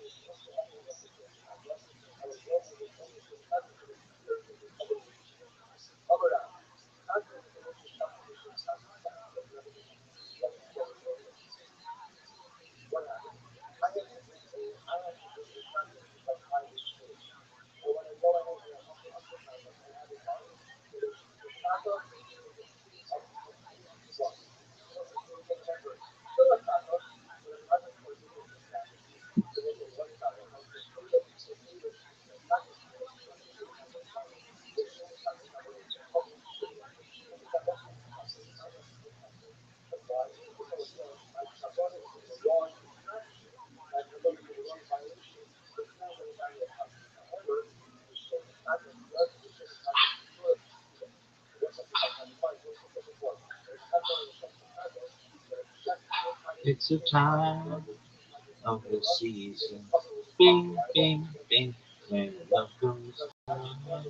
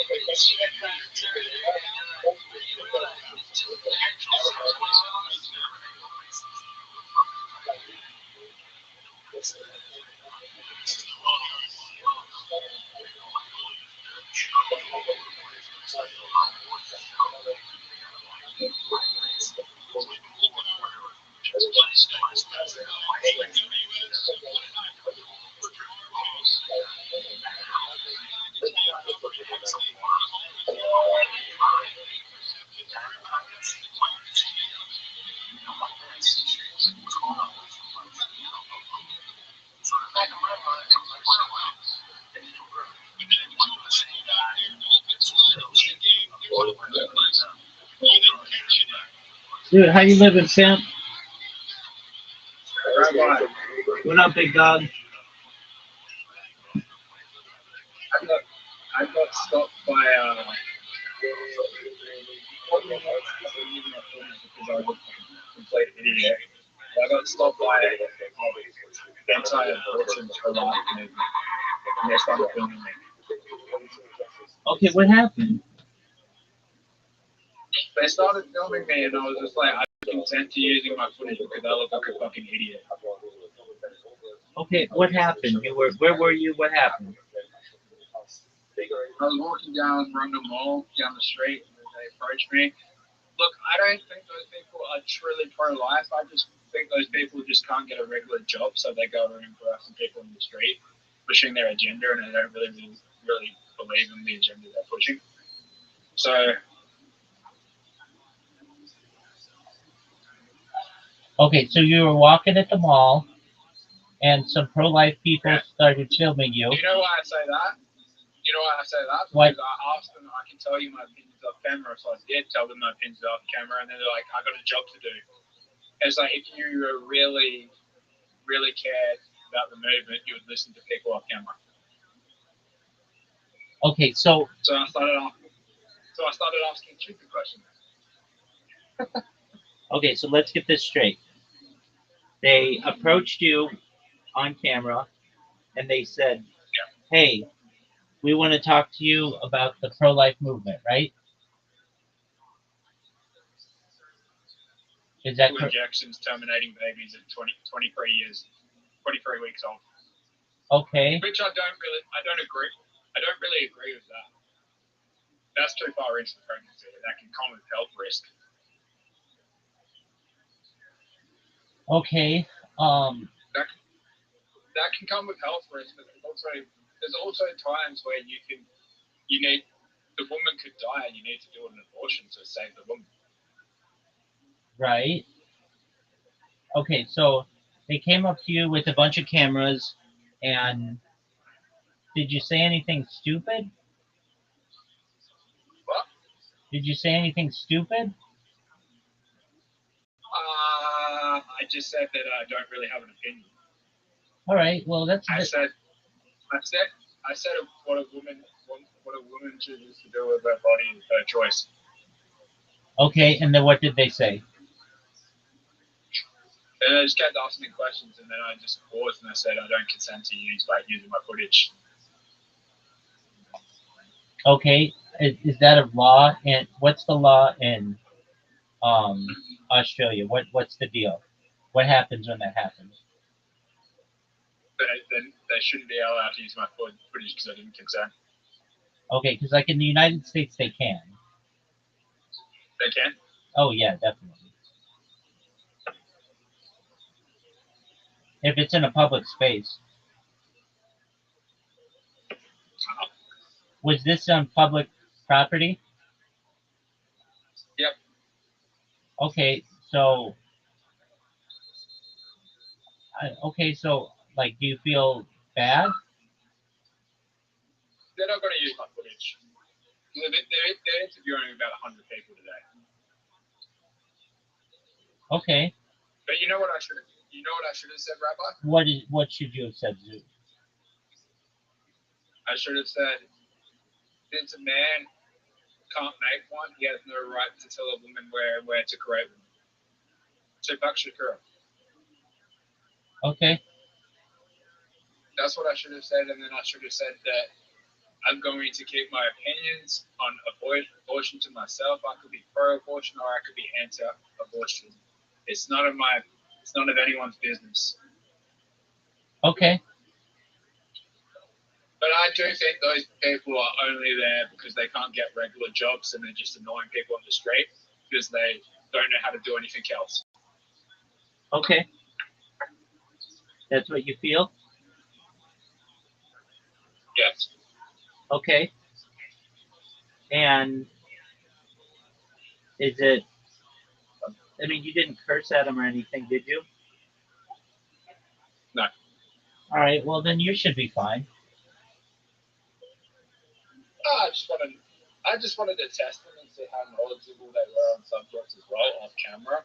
But they didn't want me to talk to them off camera because they're like, I got a job to do. Just like, well, you don't really care about what the agendas you're pushing because you're just doing this for a job.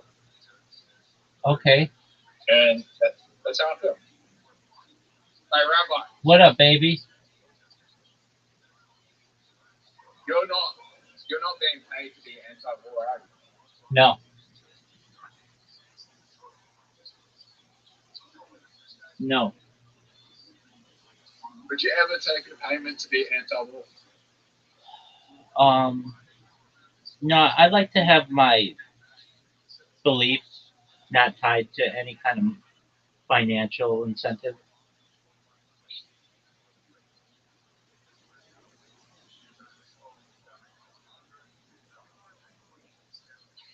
I mean, that's better than being paid to be pro-war. Yeah, I mean that happens. I'd say most politicians are directly or indirectly pro-war for profit. Unfortunately. That could be. I mean, George W. Bush definitely was. That's true.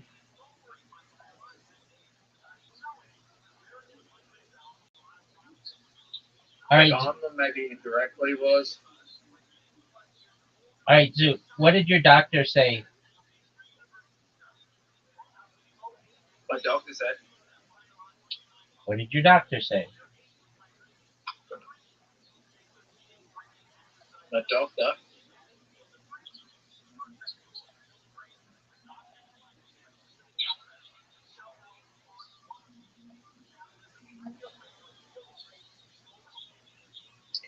Zoo, you're just bullshit. You're just bullshitting me. You haven't talked to your doctor. You're just lying to me, and I don't like that. I'm giving blood right now. Okay, that doesn't matter. You said you called your doctor and they were going to call you back, which I don't believe. I think you're lying to me. Rabbi, it's giving blood a pro-life movement. It's giving blood a pro-life movement. Dude, I asked you a question first. My doctor.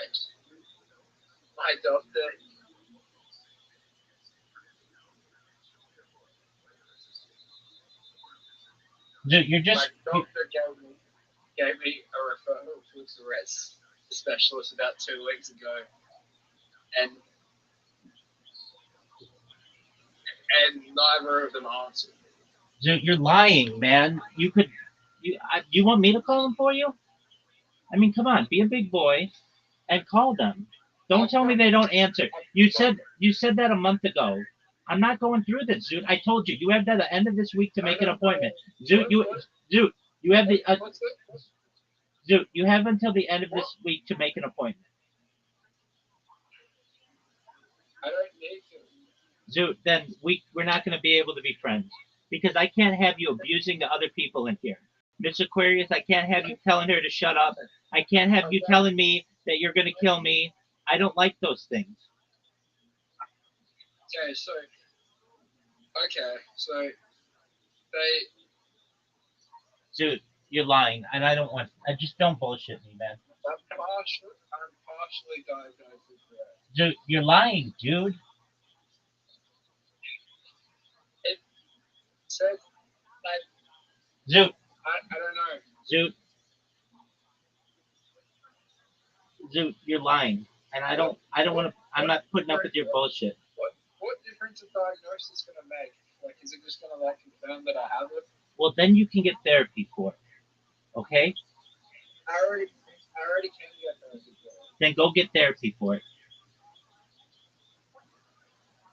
Actually need the Tourette's diagnosis to get therapy. Dude, I'm just gonna be straight up with you. I told you have till the end of this week to make an appointment. You have not done that. Okay? You have until just call them after your blood work is done, or I'm gonna kick you out of the circuit. Alright. I don't want to do that. I love you as my friend, but in my opinion, I'm enabling you if you're not taking care of this issue.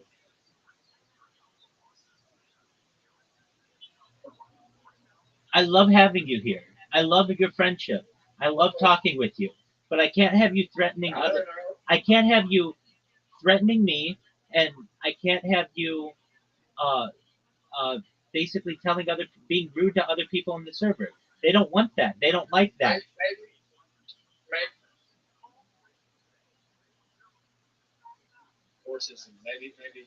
Maybe they're right. Zoot, you need to make an appointment to get your Tourette syndrome addressed. It's as simple as that. I told you I would give you Zoot, not what if. Zoot, not what if. Not what if. You need if it's Friday there, that's your last day. I told you I would give you to the end of the week. Well, go to ChatGPT and ask them what helps with Tourette's. Zoot, you're straight up lying. You told me that you called and that you got an appointment. They're going to call you Tuesday or Wednesday of next week. I don't deal with that, okay? I understand that you don't respect my friendship enough, and that's fine. Right, hang on. Okay. I'll be back. Call them.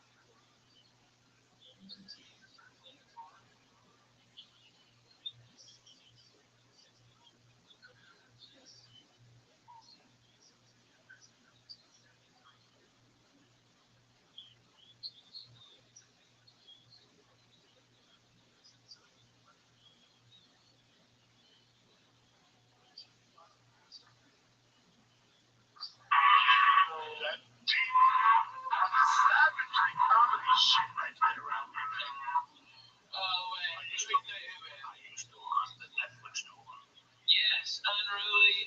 We've got the West Coast this whole month or the next 2 weeks, and then it's the Lord's Day, Thanksgiving. You got to get back to Grace.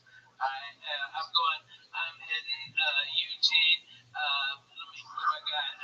Santa Cruz, Fresno. Holy shit. Portland. I don't know what I'm on, but man, this is great. Seattle. Oh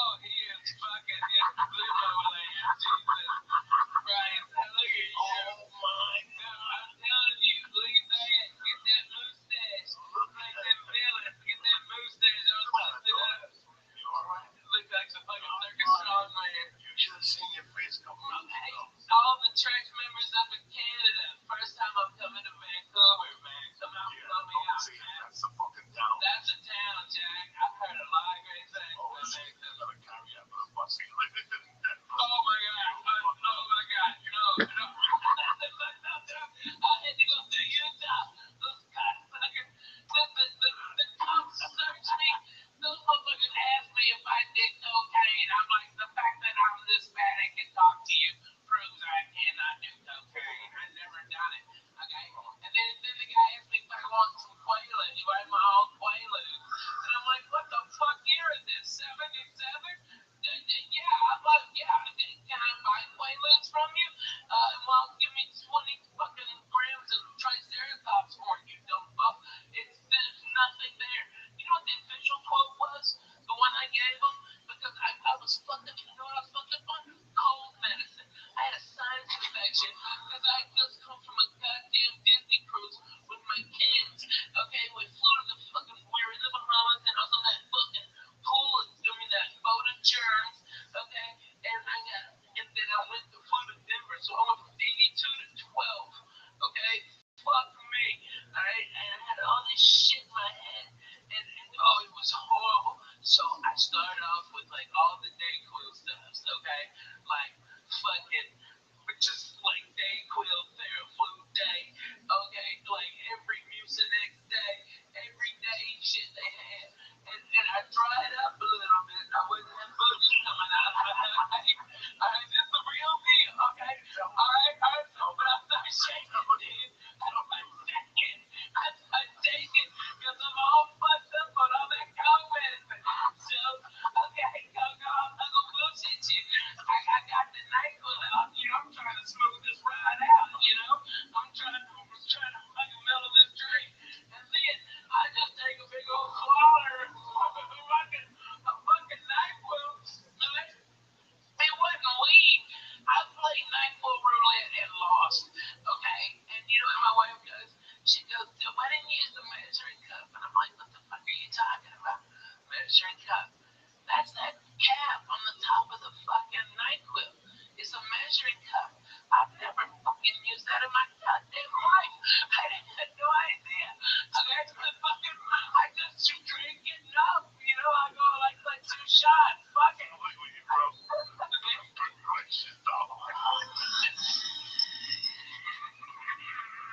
Hey, that's your fault. That was good ass fucking drugs you got.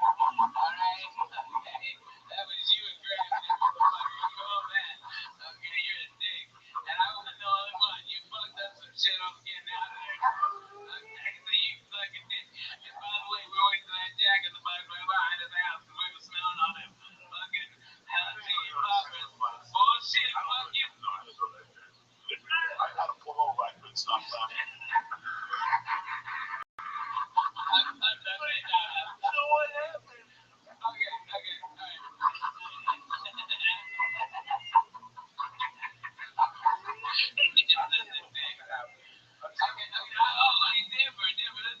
You get your mom that motherfucker. Alright, nobody want to see them. Alright, I see him playing my life. Alright. Well, crazy sound. No, man, fuck you. Let me finish this, you cocksucker. Alright? Because I know you don't believe me. But my wife goes, that's a measuring cup. And I'm like, well, I might be dumb, but you're a dirty bitch. I ain't never seen one in a dishwasher. That's just gross. You like the same cap? That's disgusting. Alright? And so I was just like, fucking hit it. But you know what I quoted them? Because they were just making lies up about me. I was like, last thing I said before I head on stage, I heard was, all I said was, yes, Mr. Cosby, I'd love another cocktail. That's all I remember. And then just go fuck yourself. Dude, I was so fucked up on NyQuil. You're gonna follow my rules. Give me a star set. Smoke and join us all over. In 92, I played the hip hop comedy stop. Steve Harvey's and Rashawn McDonald's, all black, and comedy club at our hotel. Okay, and I was sitting back there with these crazy ass, like, I met this guy and he goes, yeah, my name's Willie D. Alright, he's Willie D from the Ghetto Boys, okay? And then this little ass midget walks over Bushwick Bill, okay? And he's a gangster, okay?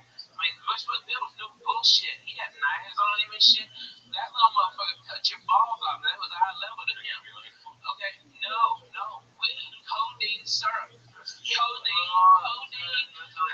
and we listened to fucking slow records. Screw would do. But we drink that with Sigma, okay, or Mountain Dew. Boom, they do a Mountain Dew so they wouldn't pass out. So they just drink that syrup. And we was fucked up. How much do you pour in? Was that like, you're gonna get more kind of. Dude, they poured a lot in mine. Okay, they poured a lot, and they shitloaded. A lot of us putting that. What's that? The raspberry liqueur, like Chambord or something. They pour Chambord in it too, so you'd have like grape soda with some Chambord and syrup. Okay, and all those fools were doing that. All of them. It was, and it was like. I didn't even know what hit me, okay, because it didn't taste, it tastes like good. And I was like, what? And they called me up on stage. And for whatever reason, it was the greatest set of the 4 years I've ever done comedy. And I Relax. yeah, but I was, I've been smoking weed in the back with this little crazy midget passing because it was so funny to look at a midget when you're on codeine and smoking weed. And like if the midget takes the joint out of your hand, but it looks so much infinitely bigger in his hand than it ever did in yours. It's crazy. Like what? Wow. Okay, it's amazing. But I came in and blew the place apart. Got a standing ovation. All right. But a comic came on stage who hated my fucking guts. That he was trying to be like the number one guy, and he tried to do everything. And I blew the guy out of the fucking water. Steve Harvey told me I did. Okay, it was fucking unanimous. And he starts talking shit about me being fat, like making all these fat shit jokes, and the audience turns on the guy. And then out of nowhere, you see this nickel 45, 1911. 45 caliber come up and go, and it's Bushwick Bill, and he goes, bring the fat white boy back, shut the fuck up, nigga. Alright, and he was about to shoot that man, okay? That's how gangster and fucked up this guy was. And they were like, okay, we're really big. I had nothing fucking left. What the fuck? How can you follow what you just did? I had nothing at all. I'm like, man, I love those midgets, they've always got you back up to here. Alright, and I got the fuck out. I was so scared. I'm like, he's already pulled a gun once. He's gonna shoot me for making a midget joke at him. But he loved it. Because it was all fucked up and falling over and shit. It was crazy, man. Midgets, when they pass out, they just kind of like, weeble wobbles, and then they go, okay? Things like that. Okay? You never hung out with no midgets like that? Dude, not me. I like them. I like them. They're the thing. Shit happens. Word to that. Great church, by the way. Thank you for having me, though. I saw it on drugs. What is it? That shit they drink is Memphis. What is it? Like liquid codeine and mix it with Kool-Aid. Oh, yeah, sir. Yeah, that's the exact same thing they were doing. Did you mix codeine with a drink? No, what you do is, it's cough syrup. It's cough syrup. And from prescription. Up on that stuff. Well, I drank it like As a kid, I discovered night when I was like 9. I remember they would help me fall asleep. Oh, so I liked it, but I didn't like the feeling in the morning. I've never chugged codeine, but it's great. It's like a joint. It's like a joint. It'll skip my Dude, I get so fucking, I can't eat that shit. My fucking little pooper gets worn out. I can't shit and it's miserable. Fuck that. I don't do none of that shit no more, man. Somebody called medicine and shit. Dude, you don't want to. Oh, man, that's what we used to do. Play slow. Who's in this motherfucker wars, brother? When you're back from the Lord, this motherfucker wars, brother. Hey, Lee, put this song on. Okay, this is a great song. Hold on, we gotta get the fuck out. Okay, alright. Get the fuck out. Word to that. Let's do this real quick. For 5,000 years, that's how long humans been making wine. That's also how long they've been confused about which wine to drink. Some people get a headache after they drink wine. I used to get a headache. One time I shoplifted a bottle of wine from Albertsons, Hudson County Park, and I drank with it. They were Louis Gasoline. I had a headache for 2 fucking days. But for many of us, it's the shopping part that causes a real headache. You got too many choices. You don't know what to do. People coming over, they're serving chicken, they're serving lobster. And sometimes you're down there and wine's expensive. You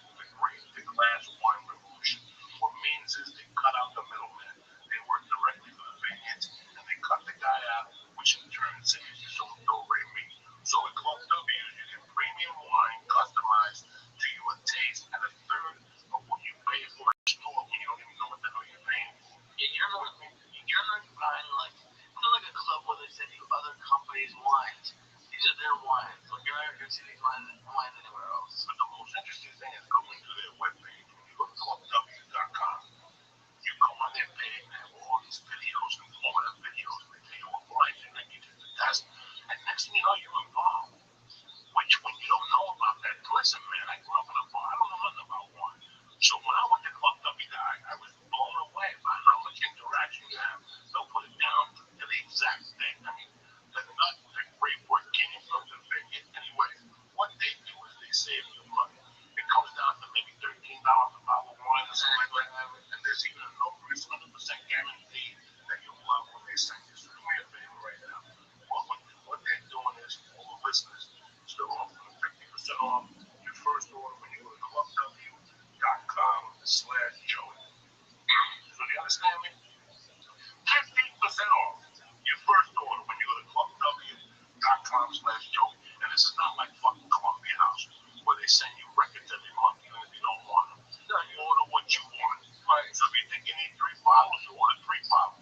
It's $13 a bottle. They get delivered to your door, and it's exactly what you like, what you guarantee to love, or you get 100% money back guarantee. So again, do me a favor, get 50% off your first order. Go to clubw.com/Joey. Stop wasting time and stop losing money at these retail stores and start drinking wine you know you're gonna love. So go to clubw.com/Joey and you get 50% off. Right? I'm doing it just to get this. I don't have to bring the Thanksgiving parties. Just get those.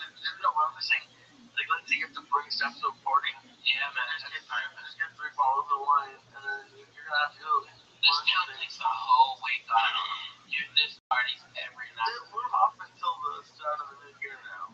When I used to work at TV. A little bit of work, not really. Yeah, until Thanksgiving, it's busy. But then after that, They're out. Everybody's skiing. Yeah, that's good now. Anyway, I tell you once, I'm going into a heavy season now. I go into like 6 weeks of flying. So this whole thing goes, I got my on it. I always laugh with the one I take, the immune, the short tech immune. Let me tell you something, those planes are filthy. Those planes are filthy. If you get off a plane, they steam it with chemicals, they wipe down nothing. In my bag, there's a fucking deodorizer. I got a hand sanitizer to wipe everything. That's the first thing I do when I sit down now. I don't want somebody else's ass on my ass. And I'm sticking like their fucking ass. You gotta wipe those fucking seats down. So do me a favor. It's just bad.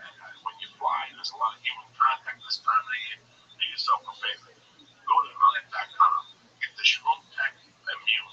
You boost up your immune system. You have a lot of human contact when you're flying. We're out. We're smoking dope. We have to beat you in makeup and, you know, you get sick this time of year. You lose fucking thousands of dollars, especially you wealthy men.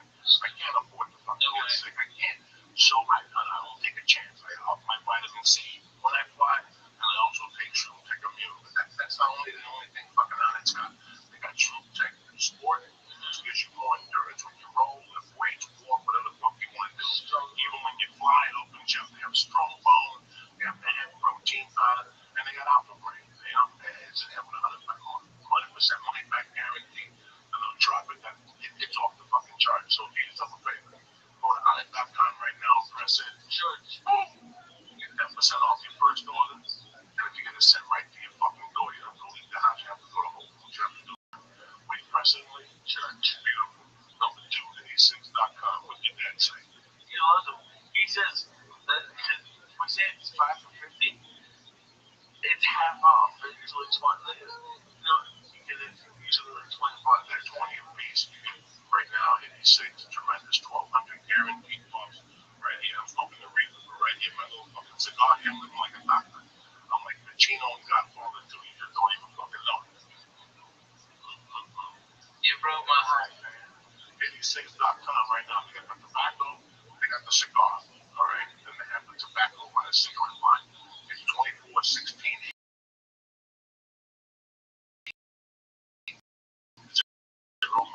Milligrams of nicotine. You quit smoking with it with the fuck you want. My dad likes the flavor of something. And the flavor 50, which is 50% off. NailedItLife.com, the Vapor Kings. You want to vape and you like smoking, you like doing this, you want to see the devil, go to NailedItLife.com right now. Go to Vapor. When you use Cobra 2 and Diaz, you get 20% smokers out there. And if you live in California, they are also makers of Louis Roths. There you go. So listen, do yourself a favor. Please support Nailed It Life. Please support 86. Please support it. And please go to Club W. It's a holiday season. It's beautiful. Wine delivery. Save money. That's perfect. We go here to save you guys money. I'm not trying to fucking say it. Don't jump in like that. Don't forget my main man is where though. You need it. I'm at the Friday night. Go to RalphieMay.com. Yes, for tickets. Go to RalphieMay.com for everything. Go see if he's coming to your fucking neighborhood. I'll be there soon. I don't want to miss this stuff. I go everywhere. I'm in Portland Thursday through Sunday. And I'm in New Jersey next week at the Express. Right, guys? Hey, I love that club, man. And maybe those boys in Raptors don't know. I don't like those guys. Thank you for coming on. We got Hey, church, you know what? guys fuck me up. Coco, you know, there's cameras and microphones here, but at the base of it, it's back 16, 17 years, 1440. Me and you, my little glass table, sit by the window, you know, crack the fucking joke. Only Lee's here. Yeah, definitely nothing to ever had. That's what Coco brought up. The church was happening now. Made me a deacon.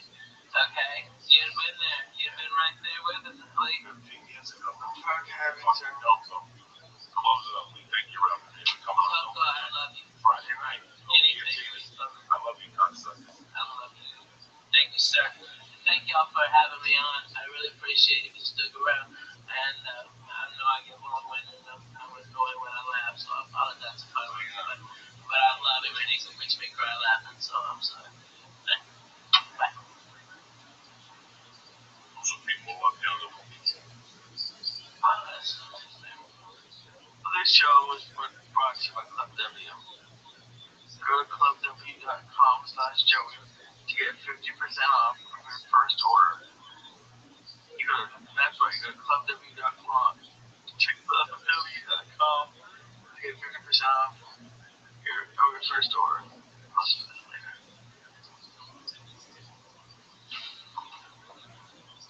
What do you want to close with, guys?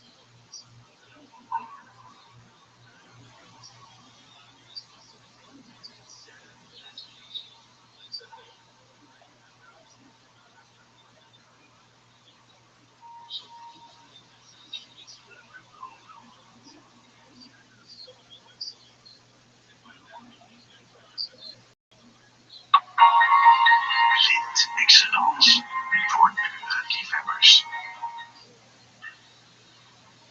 This show, The Church of What's Happening Now, would like to introduce you.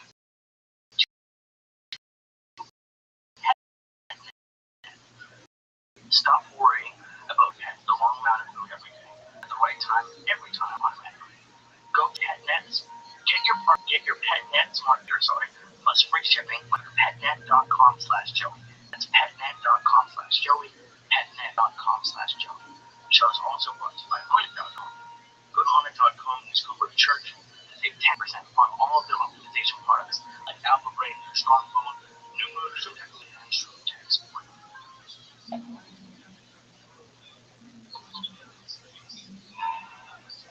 Oh shit.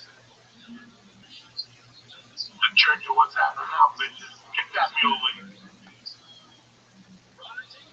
Monday, October 17th. The day the devil was buried at sea. Lisa Ayat. Ralphie May.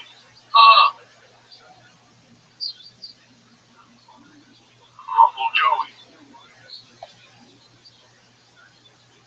Uncle Michael Shankman.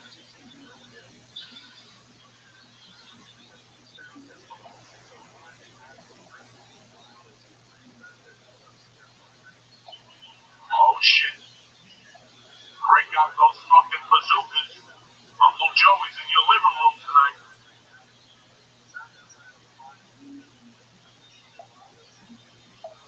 What's happening, beautiful people? I missed you, concept.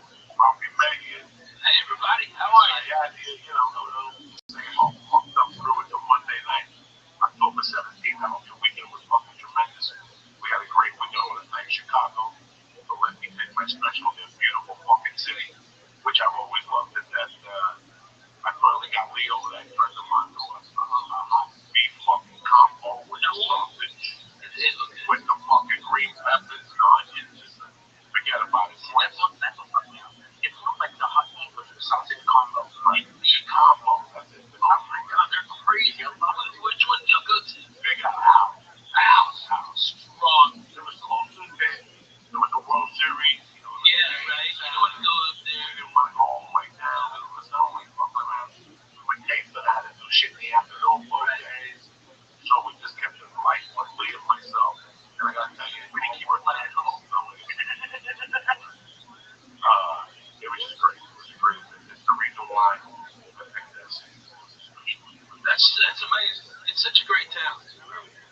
audiences, they're like blue collar but smart. It's a rare thing.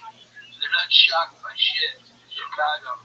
Fuck you. How nice. I love like going to the hotel. And they got to the podcast. Fuck yeah. That's Chicago, man. I don't know. We're at the restaurant. You got up. You saw me. You got up. Not having the restaurant. You left it to sit this way with the phone. Yeah, let's get put it next to you. You got up when you saw me. And you left it there. Somebody I felt terrible because somebody I lost. I dropped me out. When I got there, somebody gave me a great fucking house. Rainbow, the rock and roll. I went to keep the sandwiches. I left it downstairs. That night they called me in my room. Yeah, we have downstairs. That's amazing. That's great. Great little city, Chicago. You know, I mean, listen, man. Chicago's one of those places that once you get to the suburbs, it's one of the last American frontiers. So, yeah, right. It's really neat, you know. I hate that the whole city is being painted as like the whole Wild West, you know. I mean, everybody's dying, getting shot and shit like that. That's only certain parts of Chicago. There's nobody gets it. Yeah, man. There's parts of Chicago that are fucking bad. There's parts of Houston. Oh my God, so bad. Yeah. Different elements of Houston. Oh shit. Those areas where we used to go. Yeah, no way. You know, this is going on across the country. Anyway, you just can't see Chicago. Chicago was a great deal. Chicago was a scary place. Look what happened last year in St. Louis. Oh my God, yeah. Tensions are still like on the verge. You know, that's so crazy because I used to go to St. Louis as a kid. And man, I remember in like '84, they had this whole 4th of July down there. Okay, I mean, for every white guy, there was 2 black guys. Okay, we're all listening to Cool in the Gang, eating fucking hot dogs like Americans. Alright, fireworks, everybody was having a blast. I can't believe that town went to what shit is today. You know what I mean? I mean, it's like, I've never seen more people having more fun and no racial BS bullshit anywhere than at that fucking 4th of July. It was fucking outstanding. Cool in the Gang? Shit. Where were you growing up in St. Louis? Clarksville, Arkansas. That's funny. That was the big city for my wife. Yeah. That was the team we watched when you grew up. Oh, yeah. She grew up in Paducah, right? So, Paducah, West Kentucky. She grew up with my family. Oh, my God. That's like Jackson? That's like Jackson, yeah. A couple of hours. Yes. So, yeah. We go to St. Louis to watch the games, and then we go to Memphis to watch wrestling.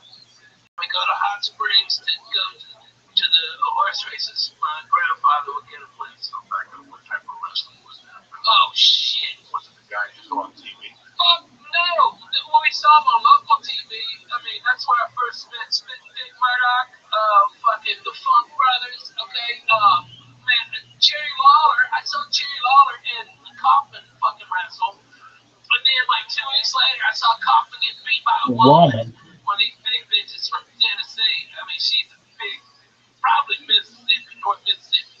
Okay, this big bitch whipped his ass. Okay, I saw that like WWE wrestling. It's 3rd tier, but it's legendary. You know what I mean? It was Mid-South, and something else. I forget the name of the other one, but I mean, dude, I went to so much wrestling. I saw Ric Flair win the heavy metal belt from Harley Race, and it was his 2nd world championship. And then I saw Dusty Rhodes beat him, and then he beat Dusty Rhodes again for his 3rd championship. It was tremendous. Blood was everywhere. It was fantastic. That wrestling was so fucking good, dude. I remember as a kid spitting on fucking Abdullah the Butcher. I spit on him. You dirty motherfucker. Okay, I spit on him. Who else I spit on? What was her name? Were you on the front row or were you? Oh yeah. Oh yeah, man. All the kids are down there. We were fucked up on Suicide Cup. That's what you ever have a suicide? I don't think so. Okay, it's where you take a Coke, alright? You tell them just a little ice. And then you hit every type of Coke on the fucking thing. Yeah, that's the suicide. Getting all fucking hopped up on that suicide. Like Coke, Dr. Pepper, okay, for the orange, for the orange Sprite, yeah. That's what we call it, the rainbow. Oh, well, that's a suicide. All the hot garbage. Cops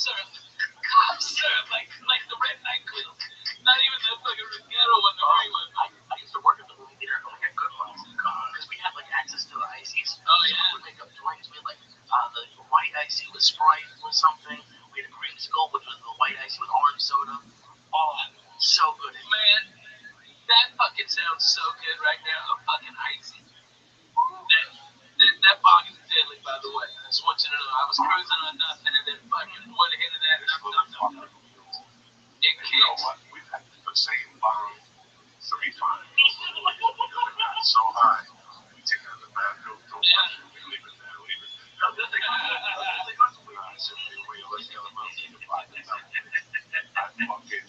I buy the same one because I know it's listen, since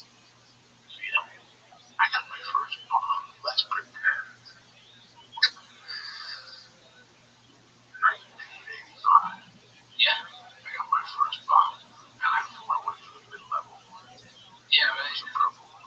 I like the plastic with the fucking pistol grip and on the car. I like that. This was because there was glass and there was plastic like the plexiglass. Yeah. But then some jerk off in 1985 or 86 decides to make a bong that's purple with like dark purple hinges. And it had like a car, like the bottom was flat, but it was like this. She got black surface there, which I call their deposit. That's all it turns out. Not plexiglass. Plexiglass. Okay, so I get this fucking bong. I use it when she gets to me for Christmas. I use it from like Christmas to like March. And then the bong doesn't swing. It's maybe up to here. This bong is, what is it, maybe a foot, guys? About 12 inches high. This bong, maybe? Yeah, maybe. Put your dick out, but you can't No. This bong had to be maybe 18 inches. Okay. So I used the bong from about March. She gave it to me 85 for Christmas. And I used the bong maybe till March 86. Well, somehow I was cleaning soap. I was smoking dope when I was smoking dope. And I was drinking with my friends while I was doing that.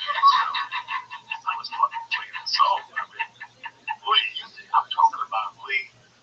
What we do now times 10, but to the fact that you didn't know what you were getting yourself in. And this was clean and sober for you? This was clean and sober. I gotta say. Because people might think I need an intervention. No, okay. Okay, so. You want a number to a good rehab? I got one. Okay, so. Sure, yeah, right. Good. I was so from, you know, okay, let's take this from here to honest thinking. Nobody can read with your fucking I eyes. know. I'm trying to figure out how I read. I don't have to master scoreboard. That's like, yeah, right. We'll have the scoreboard over here so people can see. From 80 to 85, it was always a subject. You know what I'm saying? I'm not Packing. I'm not embarrassed to say it was. No, because it went from. When did your mama pass? My mama passed November of 79. But before that, I was already a scout. I don't want to think that all this shit, already I was doing. You were dancing for money in the bar at 6. No, but I had already, by that time when she died, I was already doing acid. No shit. Sold acid that whole summer. I was making a living off of acid. Off of microdot acid. I had it down to a science route.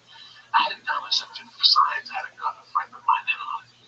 And then the real money maker was black TVs. I was getting Those are the spoilers, right? the ups. Okay. So I would get 1,000 for $45, but I would sell 135. And then you sold one for $1. And you made profit. Wow. You sold 40 of them. You already got your money back. Right. And you still had 960 of them to do it. There was no, you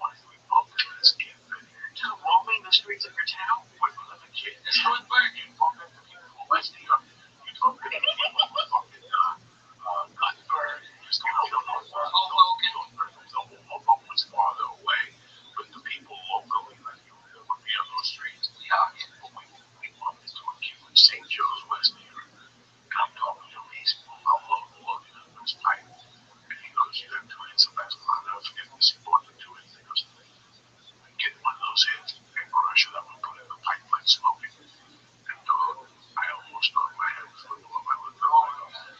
I go, I've been thinking about this for a year. Now you just said it. That means I got a partner. And we smoked that fucking acid. And I got a headache like one of those headaches. Did it get you up? Did you freak out? I was freaking out on the fucking acid already. But to make a long story short, I would understand you, Rabbi. When I go out those days, you really didn't know what was going to happen. Like, all you knew was that you had $42, Rabbi. You had 64 and I had 80.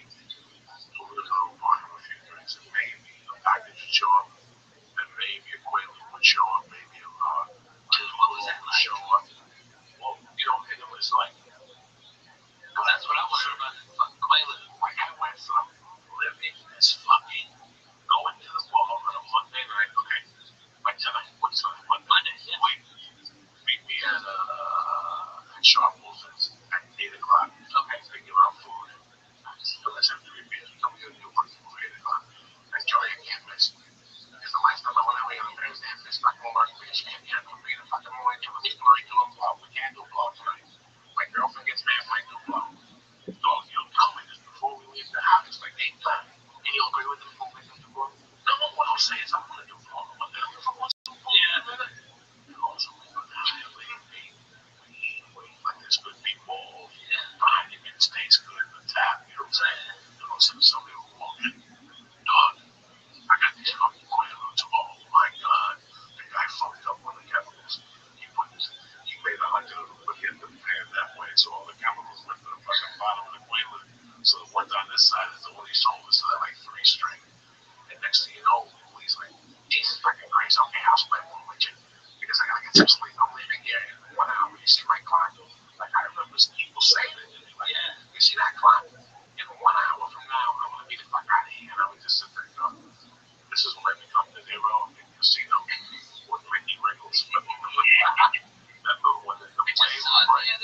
When the plane broke, and now they got you. That's me. At that point, that's fucking, goddammit, what's his name? Don Riggles. Ricky Riggles. Yeah. At that point, Lee, that's when you come back and you go, that was wrong. I gotta leave here in 1 hour, Joey, okay? Don't do nothing to me. I hate to have a Quaalude, that's it. So I'm not gonna have another drink with you. So I'm gonna just walk fucking around and have another fucking drink. In that meantime, some skinny fuck with a missing tooth walks in and goes, Don, hey man, you want my grandma blow for $75? Give me 25 and I'll give you 50 next one. I mean, and you sit there going, it's Monday fucking night. What else can happen here? And all of a sudden, Fire walks in. This kid Fire, Joe Lucci's cousin. And he walks in. He hit a light bulb and set his hair on fire. And all of a sudden, he walks in with fucking value for the visa. You know, this was a constant. And then I never had anyone come up to ask me that. I don't even ask me. They just get a drink. And also, they wave. And next thing they go back to the beat. And they got to the bathroom. Don't you want to buy music? The technology music is for 70. Then when they want to go to New York, get my new stuff. What are you going to do? We're going to pass out some of the bills. Let's get it. I don't have to the bill. No, you're crazy.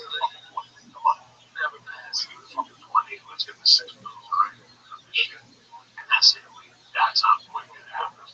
You went out there and you have orange juice and a hamburger once again. And you go home to chat to the gills and fire. With the grandma blowing your pocket in 6 Quaaludes you didn't want. And your dick's mysteriously wet.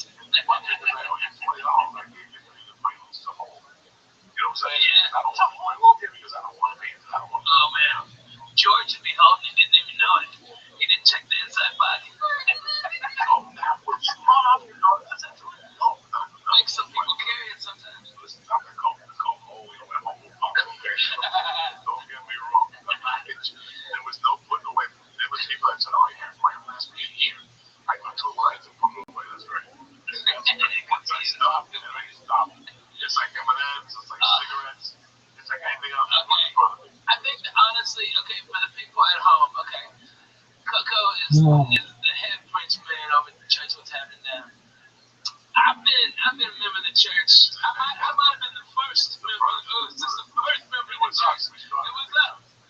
And okay, the last time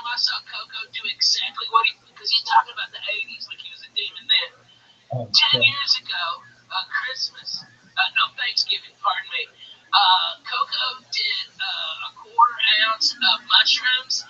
He smoked nearly an ounce of my weed, drank beers all day long, and then went down and did the Comedy Store and copped. Okay, and that was the last night of evil. Oh, and acid. Acid too.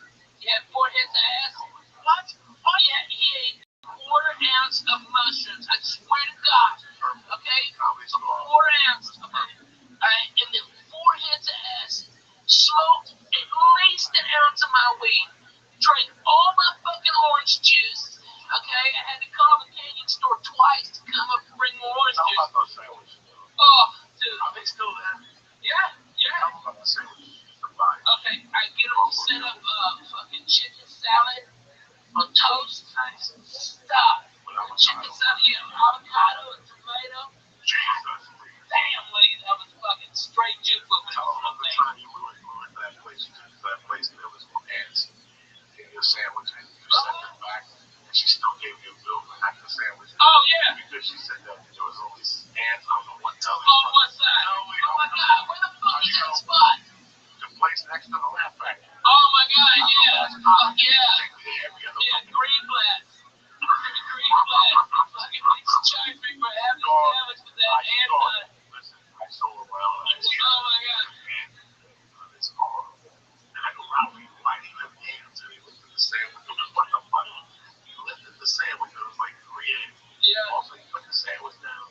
Go to the waitress over, he killed like 3 ants, and that was it. So she goes, which side was it? Which side was it? She fucking picked it up and gave back with the half and the bill. And Bill was it was the it was fucking They must hire the dumbest fucking people too. I went there at the time before that, and I got a fucking salami and egg sandwich. Okay, that's a strong move. Okay, late at night, boom, had a couple of pops, some stoned as boom, that's great. And they fucking brought up the salami, and the goddamn thing left the plastic on the outside, so it burned. It's all toxic. I'm like, what the fuck? Okay, just send this back. Fuck it, I don't want to eat anything here. And I got high with you. With all the way back to that fucking place. Oh my God, nobody gives a shit. No, you always used to make fun of me because I would get pepperoni. The reason I haven't got pepperoni in a few months is because they would always leave the plastic on. I'd be eating it and plastic would come off with everybody. Oh my God. Wait, you get house? No. I would make sandwiches. Oh my God, really? And everybody would have the ring around it, so I'd have to tell them. And like the third time it happened, at different house. So let's get back to something. Yes, I make pepperoni sandwiches. No, I'm not going to do pepperoni sandwiches. That's So as you read the string is going. Yeah, like a potato. I don't. I don't think LA's problem is it's like an airport. You know, they cut it this way, right? Yeah, it's like so it's like a wrap. Yeah. But not a fucking plastic. There's no plastic. There's no plastic. No, there's a difference between the wrapper and the casing. I'm used to that. Oh, the casing. It was no, it was like you can't take casing like around it. It's like I've had pepperoni, trust me, I've had pepperoni before. There's not that. And I've told them, and when you tell them about it, you can see a difference. But that's why I don't go to the I did something really weird today. What you did? What did you do? I left my cart at Ralph's. I got pissed off.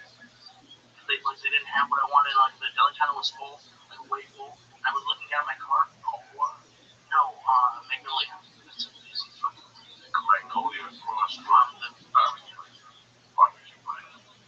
Go over to DX now has a. It's right across. It's right past my mission. Oh, you look back. Oh, yeah. Why? It's right near where I got it. That's the worst one.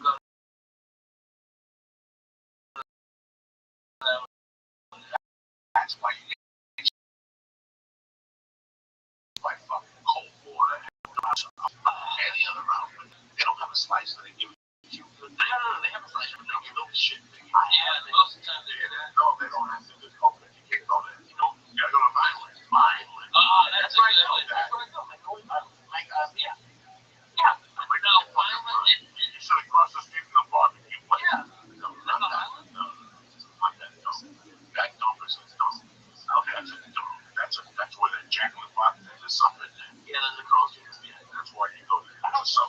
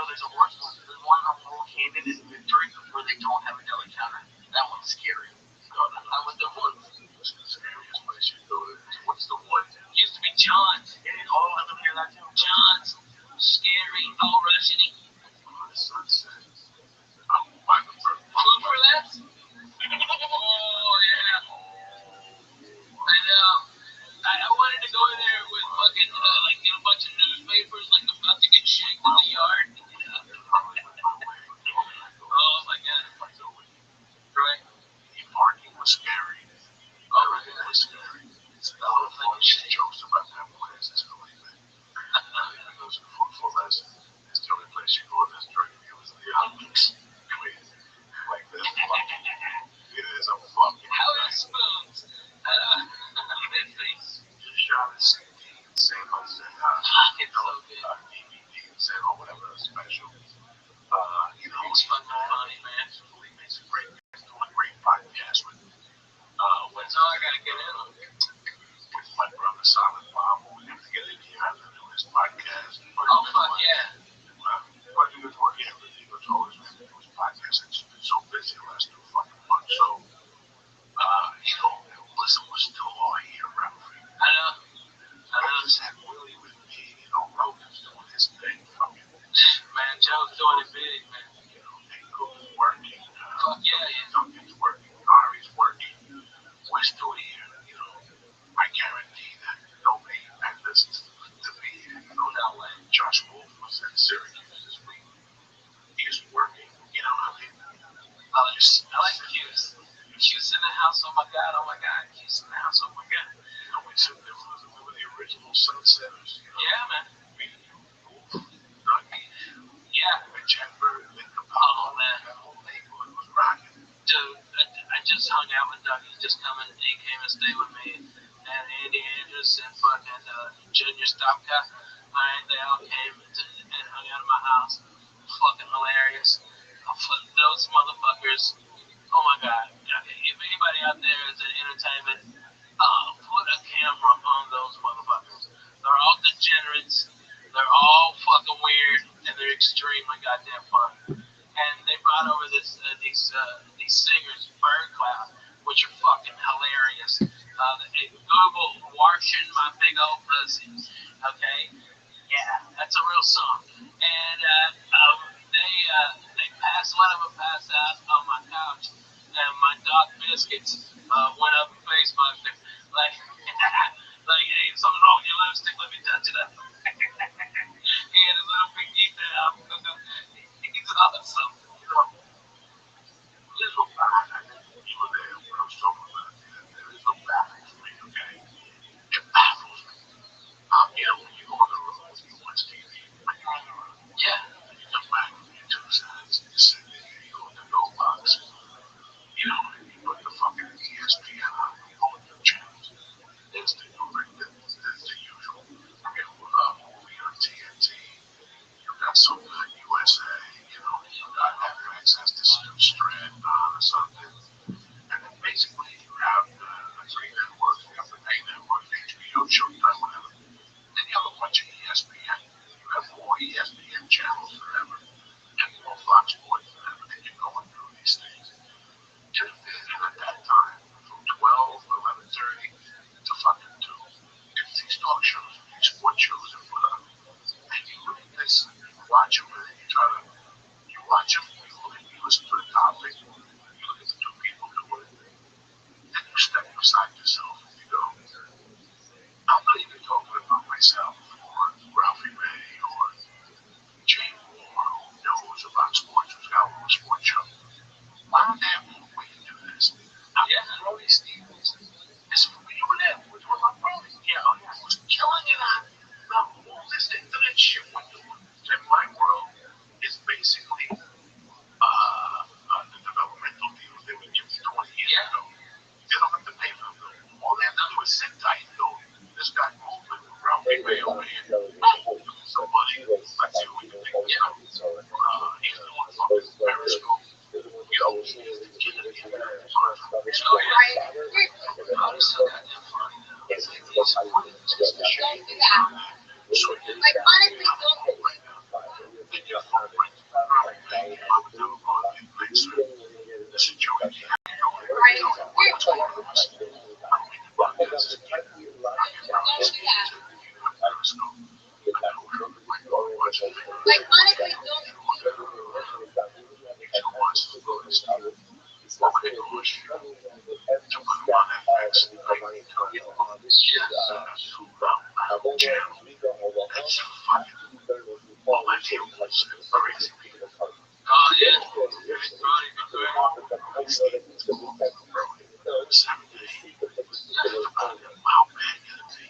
this guy, essentially Frank Rose was the guy. Yeah, I forgot to talk about that. How do you get that?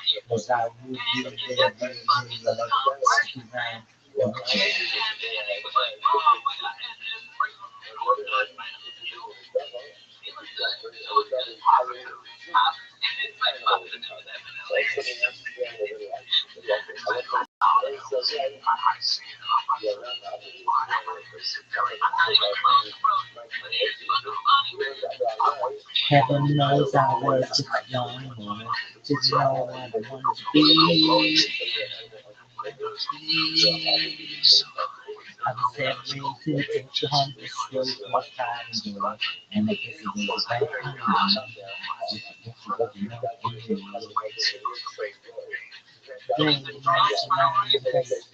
Bring me home and bring that place on rock and roll TV.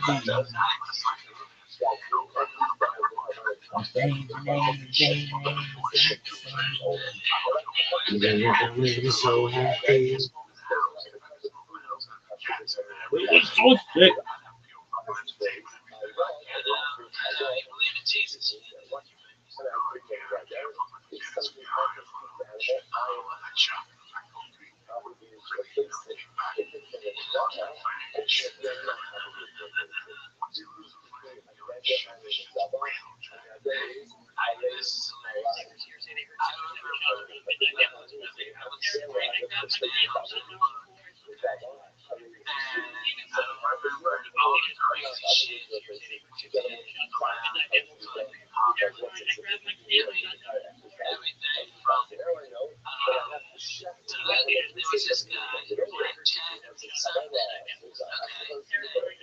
just being annoyed by, like, so fucking annoyed. And I'd be over there, we'd be playing Scrabble or something, or just fucking, just being, I'd bring over coffee, fucking go over jokes and shit. And Blackjack would just show up, because you know where Doug was. Doug had his door, his screen door open on the outside apartment. And every time he come in, Doug would just nonchalantly slide the videotape outdoor, fucking gangbang. Okay, this girl had 2 tickets. Okay, all these cops and shit in there. Oh my god, like a flip, you can turn it upside down, like, and while we're up was a game, okay, just regardless, a fucking fly came in, and the fly was there on the inside of her asshole. When the next stick came in, and you could see it going in and out with the fly and the bottle of gums on the end of that guy's stick. And we just be drinking our coffee and Doug and tell me whatever you do. Don't do that, don't put nothing. Alright, just I don't care what he asks you. 98?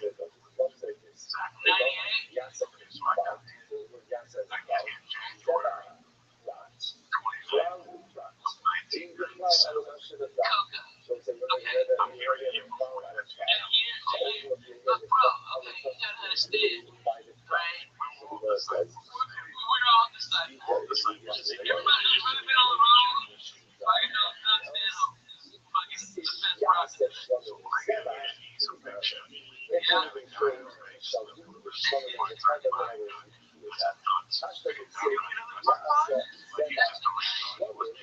That's a big thing.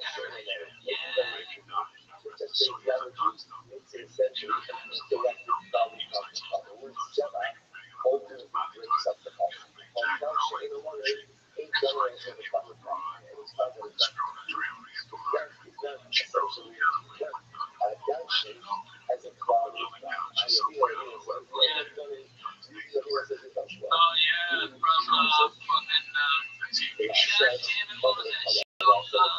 End of the class. Yeah. She's fucking hot. You gotta give it to me. That fucking redhead runs on a hot pizza ass. Alright, and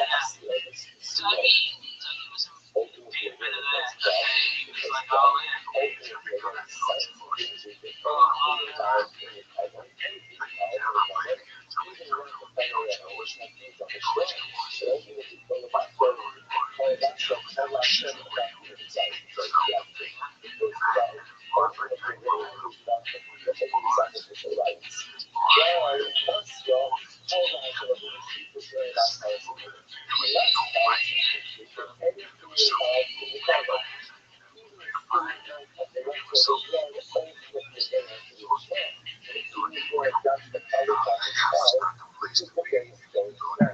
Look at this athleticism.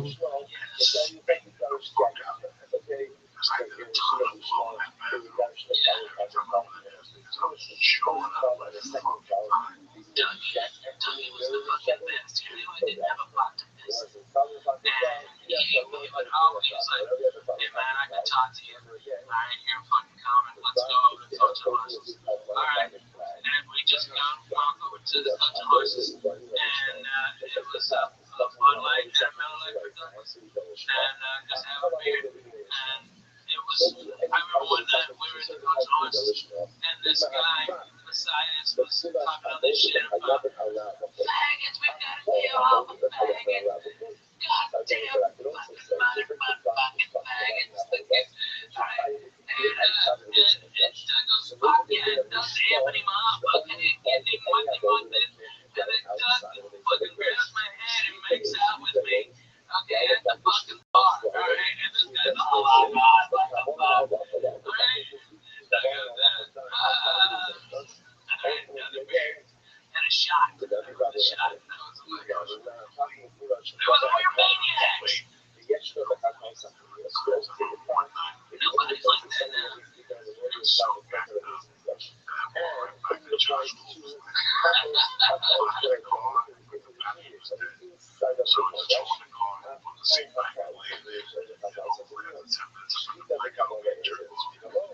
the seat back and open those, and I sweat to death.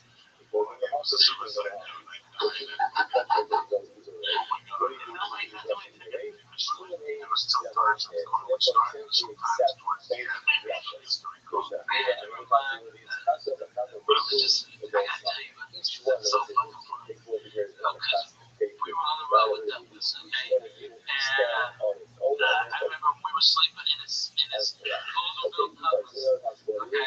And we fucking reeked of booze, and he was going to the porno fucking closer with the beer all over. So he just smelled like fucking stale beer, cigarettes, right? And it's interesting, like, so when that fucking sun comes up, it's 110, and it's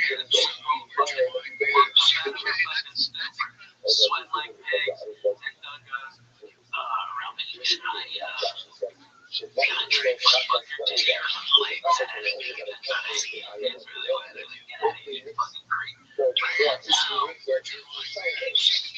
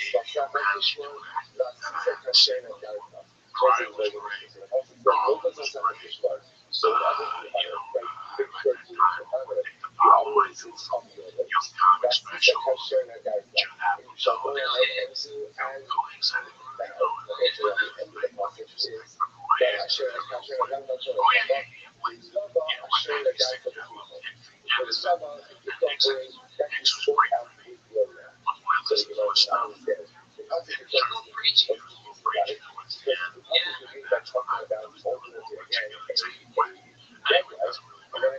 Once I saw stay at home, it took me 3 days to realize what my things were. 3 or 2 days to decide what I would do in a day job. Or I gotta go for this whole garden, but I gotta be that guy. I gotta be that loose. I gotta be that free. You gotta be that dangerous. You have to be that, out there. If not, you gotta be like the rest of the fucking dudes. That's why when he came here, he was getting ready to be in Promise time. He went to the festival and learned them to go to that guy involved with some shit. He fucked the chicken Bill Maher's bed. And he had to write an apology. It was non-stop. They had never done anything like that at that time. And he just walked it right there. And he run, and at the time they started like gangsters. And writers, and they, oh my God, they're witty. Yeah, they're witty. Walking and chains. They were always, he was walking people on Sunday nights and walking the around and shit already. That's when, he fucked with the free head. And he was on his fucking dirt. He went to war with 20,000 clubbers. He went down to them on his term. Yeah, he got bullshit on stage. Oh my God. The chick never recovered. Yeah, she had no get right. The magician cat. Oh, that got very good. I said that.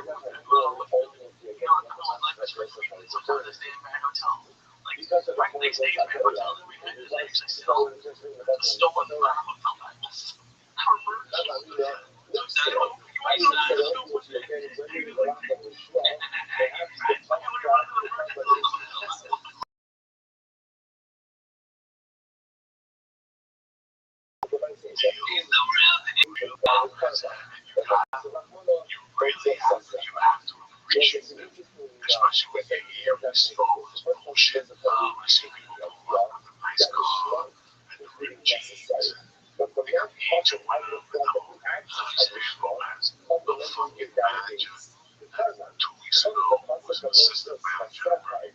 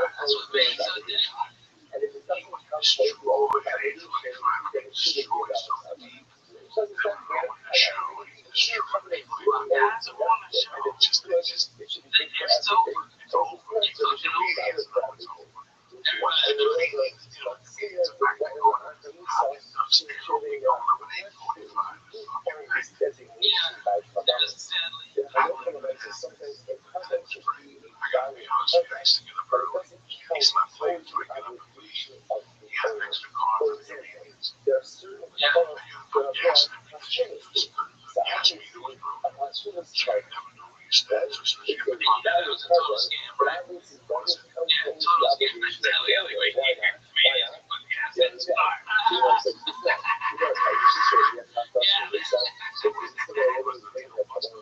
No, the fucking needle one. Okay, you just tell him my split ticket is broken. It's broken. It's broken. I'm telling you. I'm telling you. The needle's a total scam. It was a fucking donut.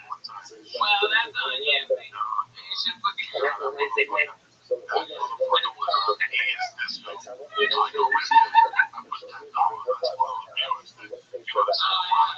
was the same. It was the old bill. Fucking beat the shit.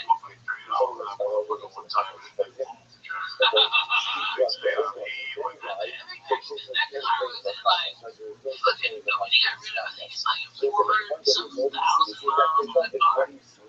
That's fucking incredible. Dude. That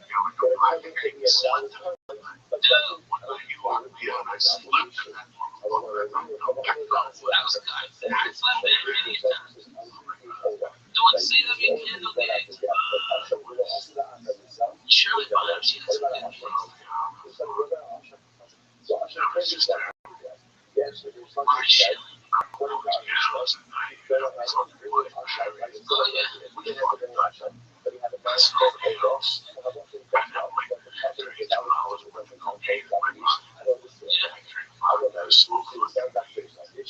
Yeah, I never did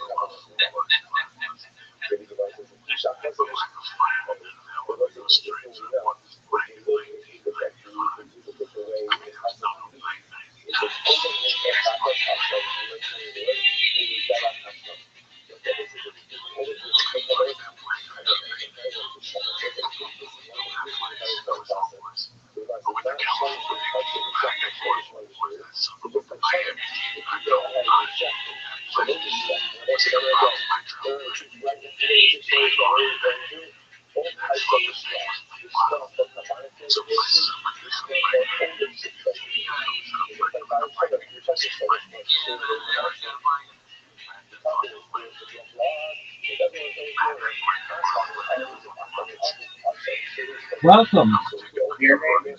Yes, sir. Just one moment.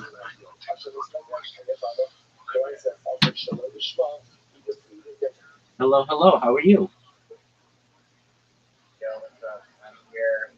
My mom and also my stepdad. Christopher is his name.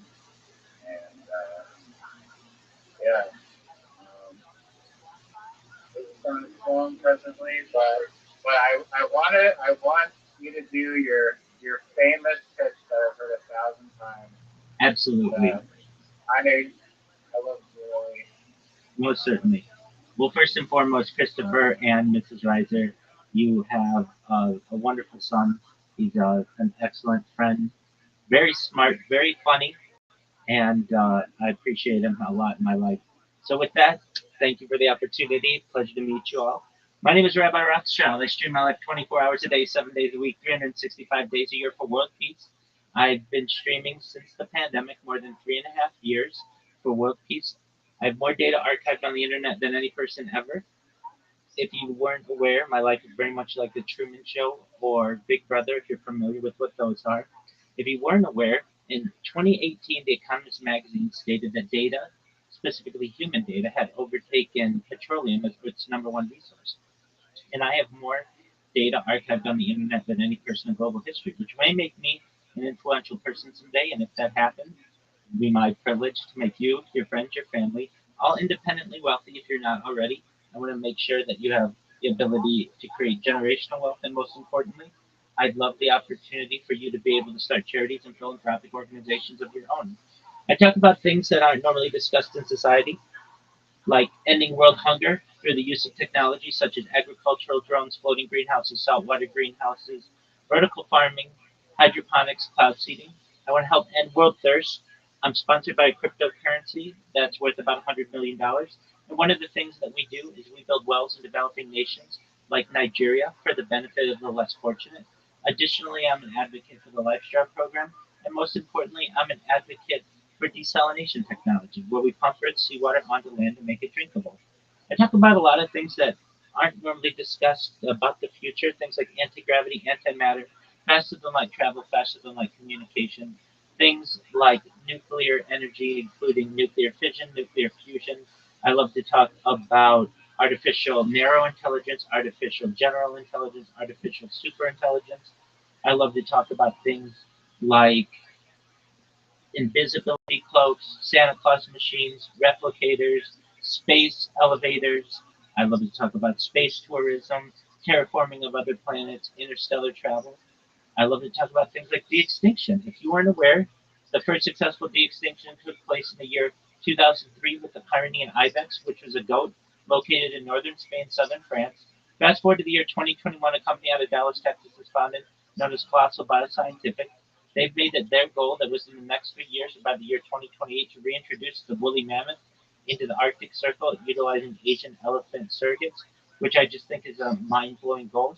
Additionally, they want to reintroduce the Tasmanian tiger following the reintroduction of the woolly mammoth, and then the dodo bird, which I think is really exciting and I want to be able to capture. Additionally, I'm an advocate for other types of technology like life extension technology. When you both were born, the average life expectancy for you was about age 80 years old.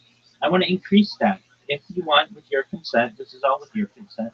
But I want you to be able to live to be 100, 120 years old through the use of technology, such as oxygen therapy, human growth hormones, stem cells, peptides, things like nootropics, cryonics, cryogenics, things like perhaps peptides, cold shock therapy, things like perhaps red light therapy, ambrosia therapy, testosterone replacement therapy. But you may get to be 120 years old. You may say, Rabbi, back in 2025 when we spoke, I didn't know if this would all come true, but it has. It's been a wonderful run, but my body's starting to break down. What's the next plan? Again, this is with your consent. If you want, you may be able to utilize a type of technology known as mind uploading technology, where, again, with your consent, we scan your brain into a computer like a CAT scan or an MRI, knowing where every atom is in your central nervous system and your peripheral nervous system for later download. As an android, an avatar, a cyborg, a cybernetic being, a clone of yourself, a robot, an ethereal being, whatever you want to be. But essentially, what I'm saying to you, Christopher and Mrs. Reiser, is that you may have the opportunity of digital immortality. What are your thoughts?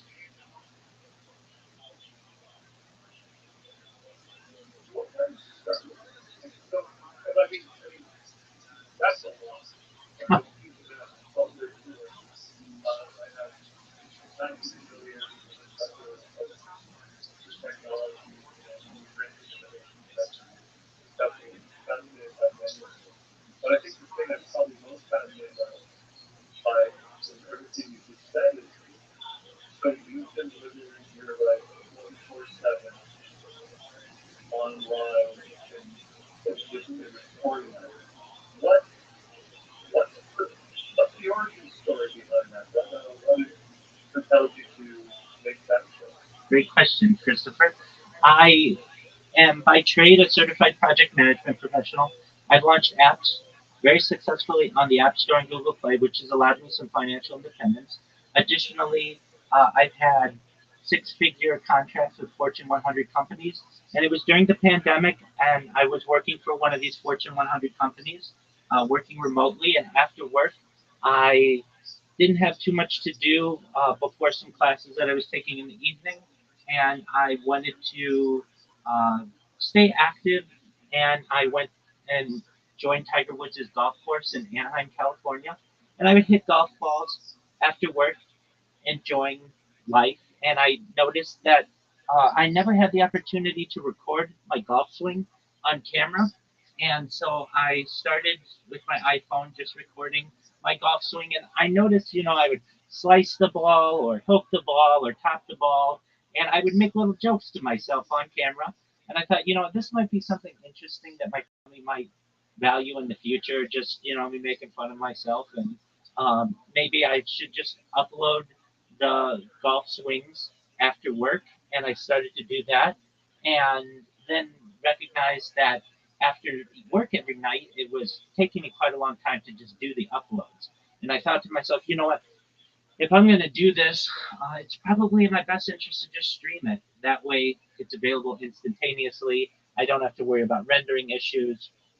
And so, just about 4 years ago, um, I should say the first 3 months that I did this, I did it with GoPros. So I would just GoPro my life basically in first person or video myself. But I got more comfortable on camera, and about 4 years ago to the day, very close to my 4 year anniversary, I started my first YouTube account, and I recognized that I'm generally a private person, but if I'm going to share my life with the world, I want to do it better than anybody. So I bought not just one laptop, not just two, not just three, not just four, but six laptops, and I put them around my room, and I bought a variety of handheld devices and created the accounts. I've never created a YouTube account before, but now have far more than than I care to count, and essentially have backed up and archived my life for the last 4 years.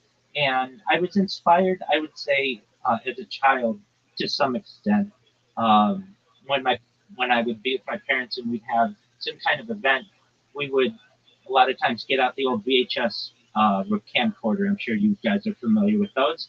And I would ask my parents, why don't we just, instead of, having to wait for an event to get out the camcorder, why don't we just always camcord?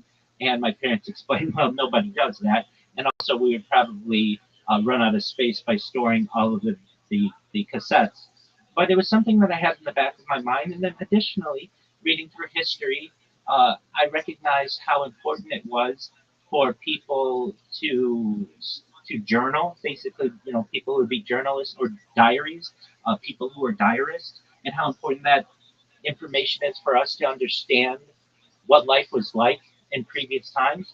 And I thought, I'm a single individual and have the ability to perhaps dedicate some time in my life to live streaming. I did not think it would take 4 years or so. I didn't know how long it would take to be able to build a community and meet so many wonderful people like Riser. But it's taken some time, and I'm really fortunate with the people who I've met, and I really love it. It is what somebody would have done in the past, just writing a daily journal. I do via video. It's just a different medium, and I think people will be able to learn from it in the future. 24 hours a day, 7 days a week, I keep on a radio in the background so that at any given moment throughout the last 4 years, you can know exactly what's going on in the world, not just in my life, but in global history. And I just think these are positive things for the world, and people may be able to learn from in the future. So, long answer to your excellent question is really just recording my golf swing was the thing that started this, and here we are 4 years later, and I have absolutely fallen in love with live streaming. It's really cool. It's really kind of interesting where something little like that can grow into something really big. But I want to be clear on one thing just so that I understand. But if you are live streaming 24/7, that means this conversation is being recorded, and therefore other people can be sitting in all this conversation. Like we're now a part of that. That's That's a, correct. that's absolutely true. You're live on 20 different YouTube streams simultaneously. Okay, so that's 20. a really good thing to it's a really good thing to mention before I bring the conversation. As I Yeah, look over at Riser. Right. This is normal conversation. No. Yeah, no, it's fine. No, it's just no, it's one of these. It's just one of these consent things. And by joining it, you're just now. By joining it, there's this by consent knowing that here's how this works, and therefore you're doing this. This is what you're consenting to. No, I didn't know I wasn't aware that it's not a problem. I'm just wanting to make sure that I understand the concept. if I if I do not live my future. I do not live my life now. Stress all my life. Lovely for us. So, that awareness is yeah. But, So if I may add some clarification, when you join the server initially, it tells you that I'm live streaming. It gives you the links to where you can find my live stream. So for an individual who finds me under the normal process, it's pretty clear to them that I am live streaming this. Also, if you can see in the actual name of this voice channel is called 24/7 live stream, and I do my best to make people who aren't aware that they're being recorded as aware that it's possible. I did not know that you did not know that you were being recorded, or I would have told you that. All good. all good. I just before I oh, hang on. Looks like cool. Once again, already what do you want to do? Yeah. Very, very nice to meet you because I have actually heard your name quite a bit. I was just wondering why there are 20 Oh, like, are they all themed differently or? so I have redundant streams in case anything ever happens to any of them. Occasionally, I'll get a copyright strike because somebody played a copyrighted song or a part of a sporting event was copyrighted, and so I do my best to ensure that none of them get banned. But if any of them do, I have redundant streams and basically backups of backups. Additionally, you can watch my streams in three. You can watch me in 360 degrees. So there's this angle, there's a behind me, there's an angle, and then there are forward angles. So um, if people prefer a different angle of me, they can certainly enjoy it. I also have ceiling cameras, so really the answer is kind of twofold for different angles based on preference, and then also to ensure I have backups of my streams.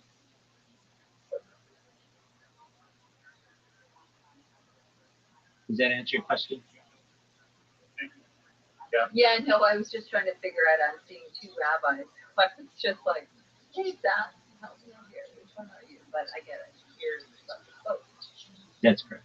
Yeah.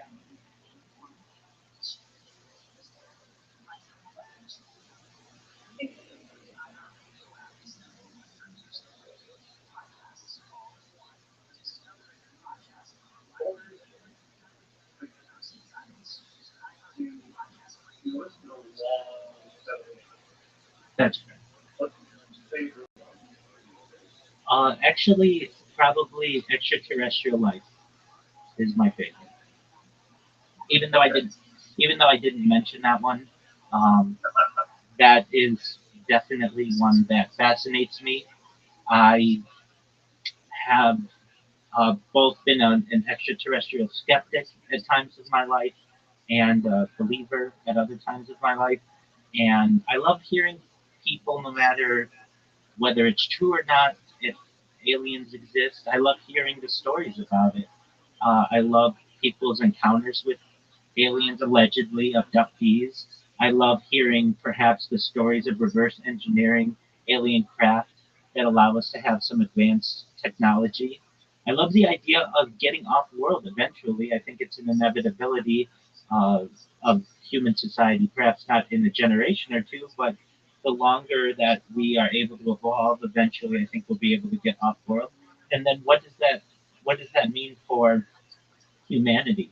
The next closest solar system, aside from our sun, uh, is uh, essentially like Alpha Centauri, which is like 3.8 light years away. So it would take, if we were able to travel the speed of light, about 3.8 years to get there. And would there be life there? If not, where else may life exist in the universe? Are we here alone? These are all questions that I think, not just I don't am not the only person who ponders them, but I think they're things that are pondered by humans in general, and that opens up an entire world to me of different alien species, where they may live, how they live, what kind of societies they have, what kind of technology they have.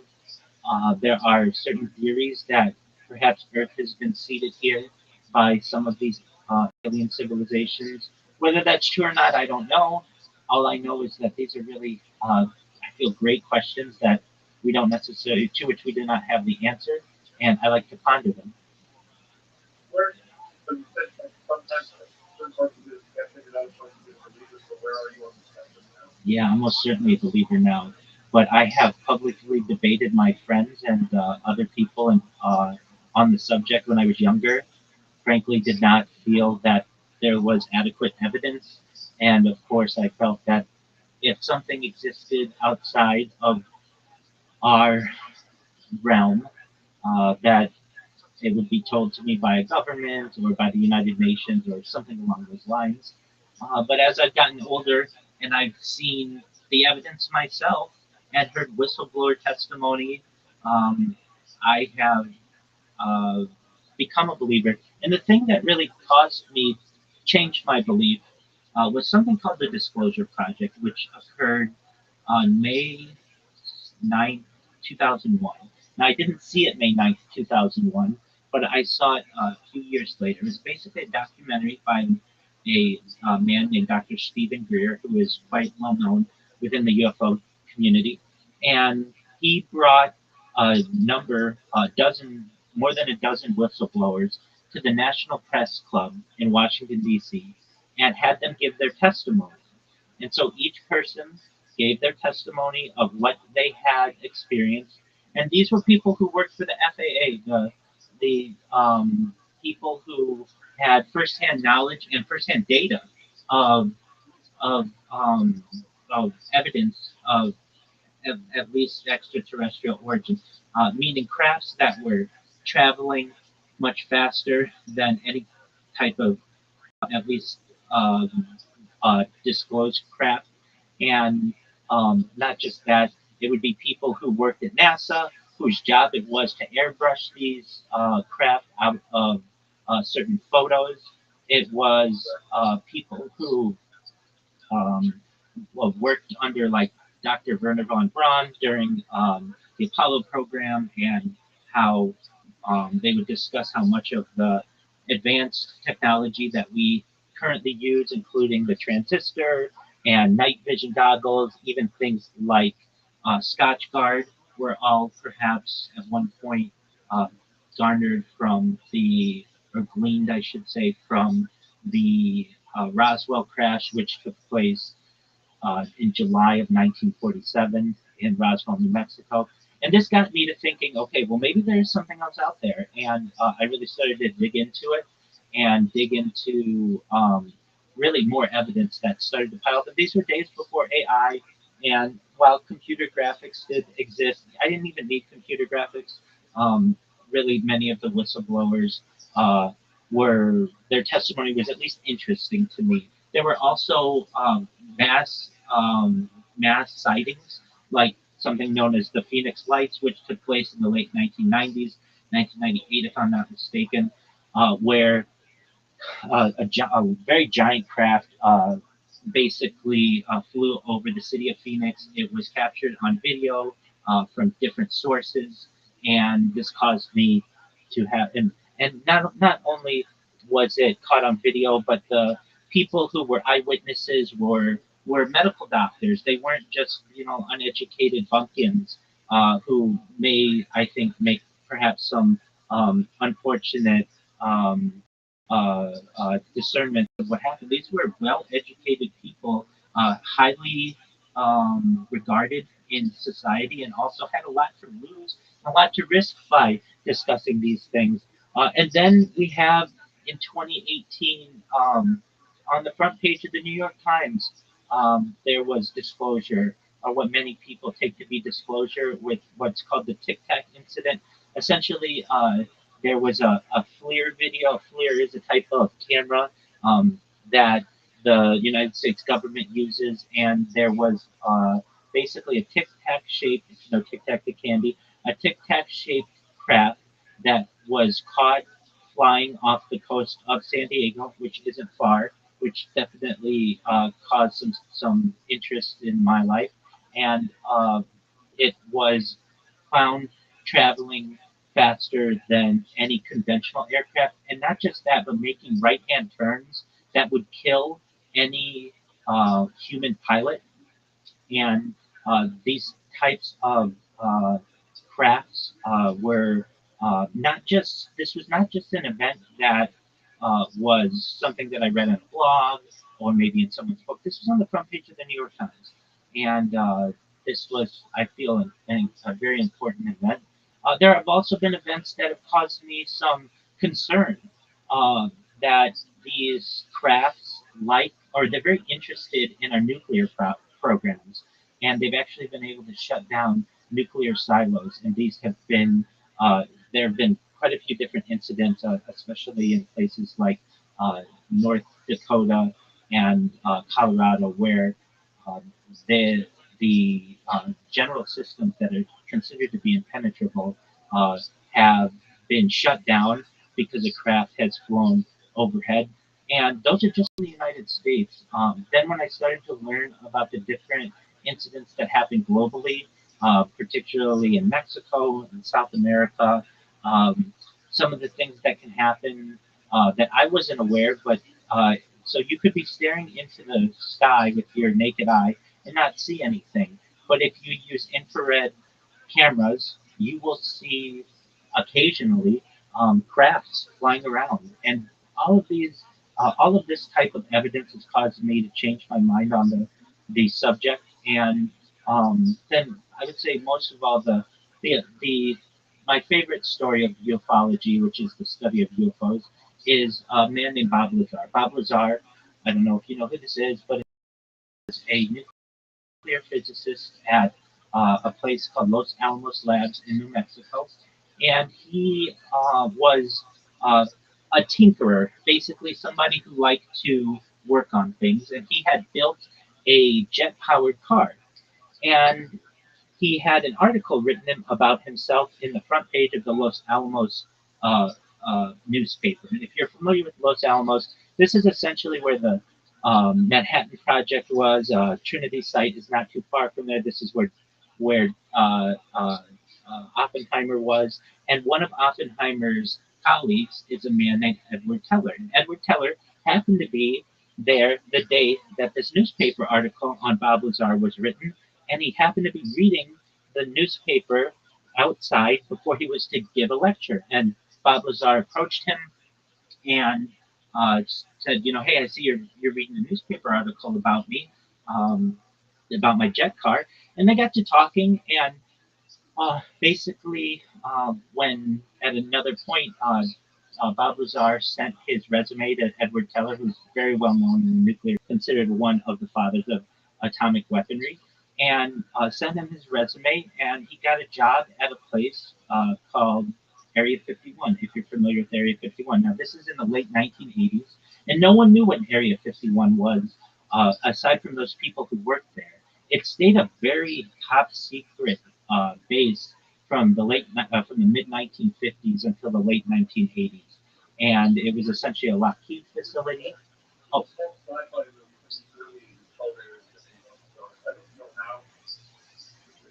Oh, okay. I'm going to check your date on that because it was not known until late 1980s publicly. So you're saying that there is a sci-fi movie from the early 80s called Area 51?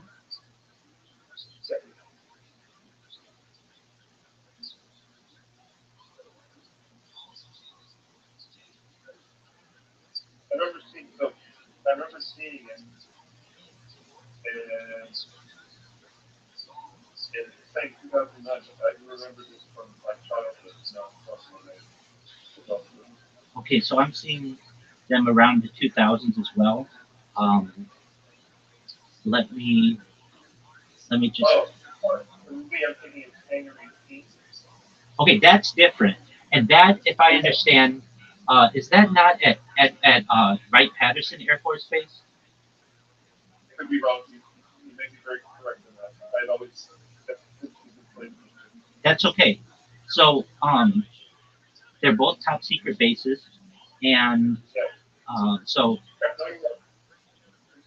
Yep. Sunset. no problem at all. As I understand, yeah. So Hangar 18 is 1980, and if I'm going to just clarify Hangar 18 and Wright-Patterson because good for me to just keep these straight in my head. Um, so Hangar 18, yeah, is at Wright-Patterson Air Force Base, and that's in Ohio, near Dayton, Ohio. What's Apparently, 1984, there's a movie called Area 51. It's about a zombie like aliens invading an army base in Las Vegas. Later tapping into a like an arcade game talking about that's definitely not a talking. So that's maybe hang on, so 1984. Well, that's yeah. The fandom epic movie time. Wait, yeah. Area 51, 1984 times 5. That's one of them. I see that. So, I see that, but yeah. it's referenced as a science fiction. It isn't. It isn't um, the No, I would. you're right. It's not a story based around the concept of actual Area 51. It's interesting that there's a movie directed before called Area 51 because it's not actually. Agreed. Oh, most certainly agreed. Came up with the number Area 51. There's somewhere. Um, what I find really neat about everything you're describing is, for me, that's obviously done far more research in some space than I have some real. But I kind of have always landed on the high likelihood of alien civilization really based on the map. Whatever thing in the universe, or the number of planets that exists within it, unfathomable numbers. So the idea that we're the only ones in all of this seems, yeah,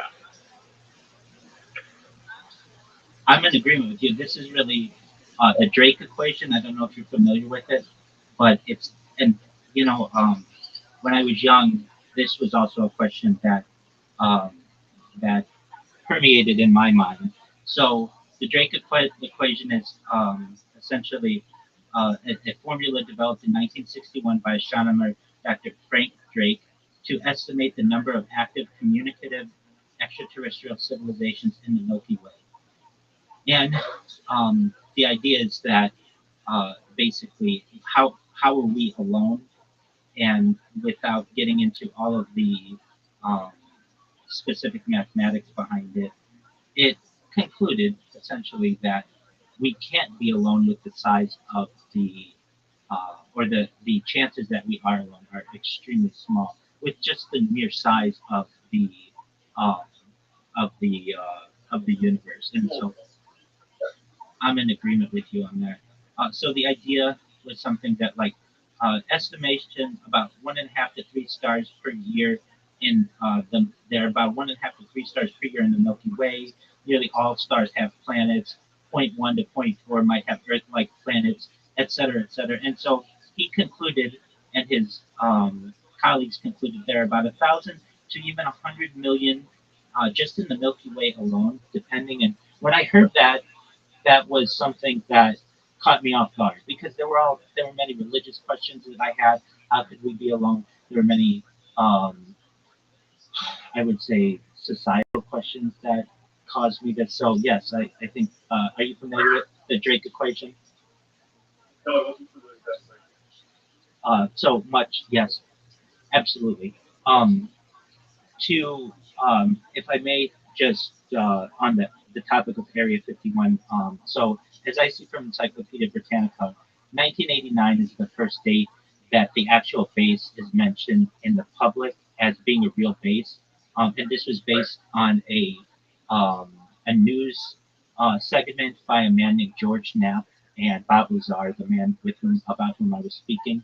And one of the things that Bob Lazar did there. He worked in an area of this facility known as S4, and Area 51 has subsequently been the place where the SR-71 Blackbird was developed, the B-2 bomber, basically stealth weaponry, and one of the things that he worked on allegedly was the reverse engineering of the crafts that were um, crashed at Roswell in 1947 and were subsequently actually taken to that Hangar 18 in Wright-Patterson at some point, and then eventually transitioned to Area 51. Now, it's interesting to me as well that the United States government did not recognize Area 51 until the Obama administration in 2012, even though there were signs there were news reports from there, and there were questions about where all of this technology could have been developed. So it seems as if the government was a little late to the game in admitting some of these things were true, but I just wanted to bookend that. Now, we're on the idea of the Drake equation. For how long in your life have you thought about at least humanity, may not be alone, and the idea that just the vast size of the universe could mean that we have friends in the universe? Friends with a whole other stuff.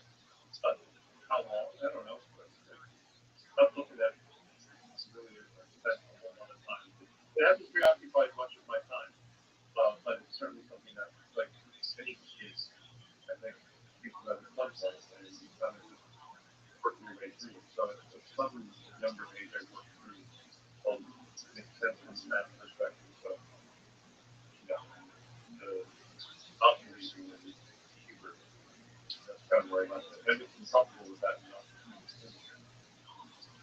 I was that way for some time as well, definitely. And I didn't want to look into it.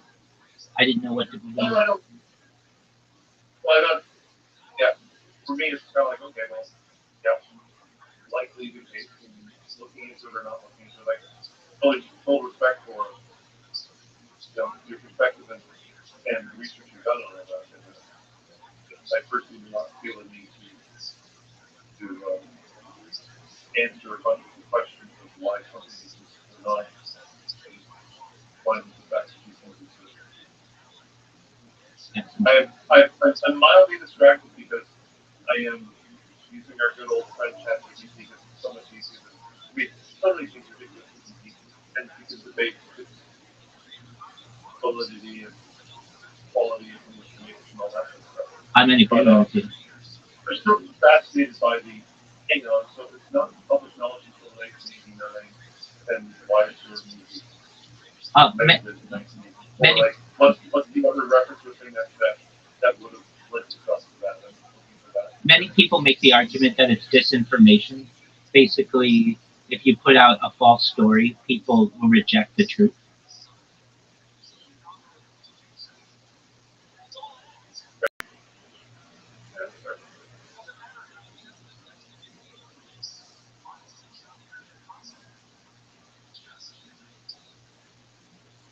Speaking of AI, and Riser will tell you that I'm a major advocate for its use. And I think one thing that about my project that's very special is that I've been using ChatGPT. I was an early adopter of it in November of 2022 and was using it the day that it launched officially, November 30th, 2022. So part of my streams have actually captured what life was like without LLMs, without large language models. And I've been able to see what life was like with uh, their uh, their use in society.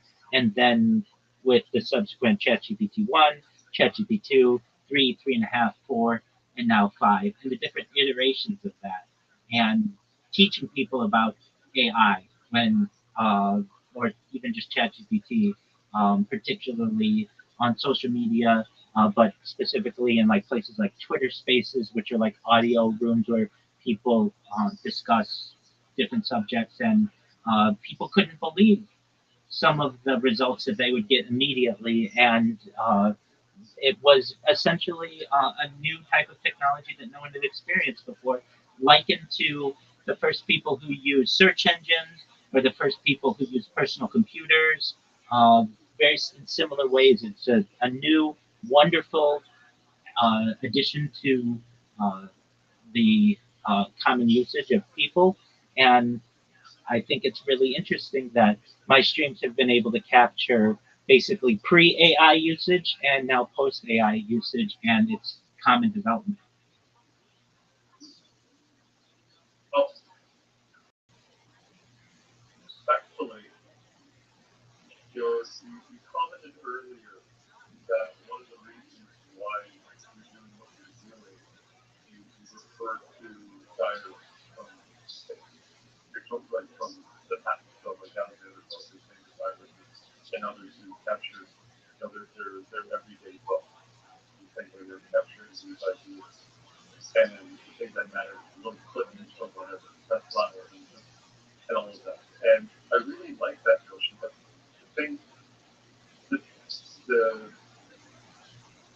what struck me when you made that comparison was that the difference between a diary in that time and and your 24/7 stream, that the diary is curated and organized by their thoughts and ideas and making very deliberate choices about what is included and what is not included, as opposed to saying, no, everything is inclusive. And the choices, fascinating choices made, and more power to the board. I think the value, like, honestly, you need generative AI to, but people will need generative AI to express the value of the body, like this body, this massive work that you're generating through 24/7 streaming. Because, you know what I mean? Absolutely. There's no way for a human by themselves to begin to navigate and discover and find patterns and trends and everything. You will need generative AI as a means to discovery and find patterns or ideas or these things within the body working. I 100% agree. I've already been shocked at how good AI is at summarizing the videos that I give it. Essentially, I can put a 12-hour video link into ChatGPT and immediately get a summarization minute by minute of everything that happened, at least from an audio perspective or whatever the transcript will be. And it's just a matter of time until the video can be digested in a similar fashion. You're 100% right, though. For one person to just watch one of my streams, it years at this point. And considering I have at least 20 different streams on Instagram and Twitter and Pump Fun and Twitch and Rumble and quite a few others from different angles. We're looking at, for a single individual, nonstop, at least 100 years worth of effort. And that's just far too much for one single individual to be able to complete over the course of their life. This is really a project for AI, and I embrace AI's role in being able to detect certain patterns of human behavior. I also think that this will be studied from an academic or university level in the future. I'm essentially the biggest data set of an individual that humanity's ever had. And so aspects of my life, like my breathing habits, my blinking habits, my swallowing patterns, my eating habits, my behavior patterns, my circadian rhythm, my sleeping patterns, my bathing patterns, everything about the human life will have the opportunity to be studied in the future, but it could not be done sufficiently without the aid of AI.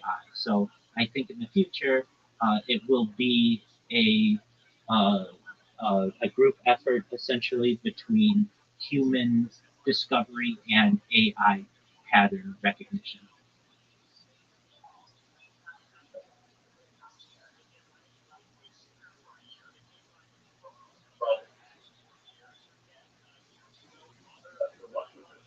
Well, thank you so much. I sincerely appreciate it and appreciate the insights that you have. I wasn't aware of some of the things that you stated, particularly the Area 51 in 1984, and also being able to confirm Hangar 18 and some other really great information. And so I want you to know from every conversation that I have, I do my best to uh, take as much as I can glean from someone, and I certainly learn from you. And I wanted you to know how much I appreciate really you taking the time to learn about my project. Thank you so much, Christopher. Thank you so much, Mrs. Reiser. Just in conclusion, I want you to know how much Gil Reiser means to me. He's a wonderful person. He is really has a wonderful heart, and just I would say is an animal lover and a people lover, a lover of laughter, and brings a lot of joy to my life. So whenever he comes into the Discord, he certainly brings joy to me. And I say this to the people who I have the opportunity to meet, and you, Christopher, and Mrs. Reiser, you guys are no different. If there's anything I can ever do for you, whether now or in the future, I'm here for you. I'm here to be a positive person in your life if you want. I'm here to be a person who has an optimistic view on society, and just more than anything, I want to give people hope. And if there's anything I can ever do for you, a riser, please don't hesitate to ask, okay? Thank you so much. That means a lot. Absolutely. Well, wonderful. Thank you, risers, so much for the opportunity to meet your family. They're lovely. I can see how you are, the way that you are, with the kind people that you have around you. I'll let you continue with your family, and Riser, you know I'm always here for you, okay? Sounds good. I appreciate you taking the time to meet her and the longer. Excellent. Yeah, appreciate it. We'll talk again soon. I look forward to. Oh, before you go, how was Yellow? We took her to the vet, Right. and we giving her a new diet and some probiotics. So hopefully she will clear out in the next few days. Excellent. Please keep me updated, okay? For sure. Excellent. Take care, guys. All right. You as well. Peace. Shout out to Riser and his family.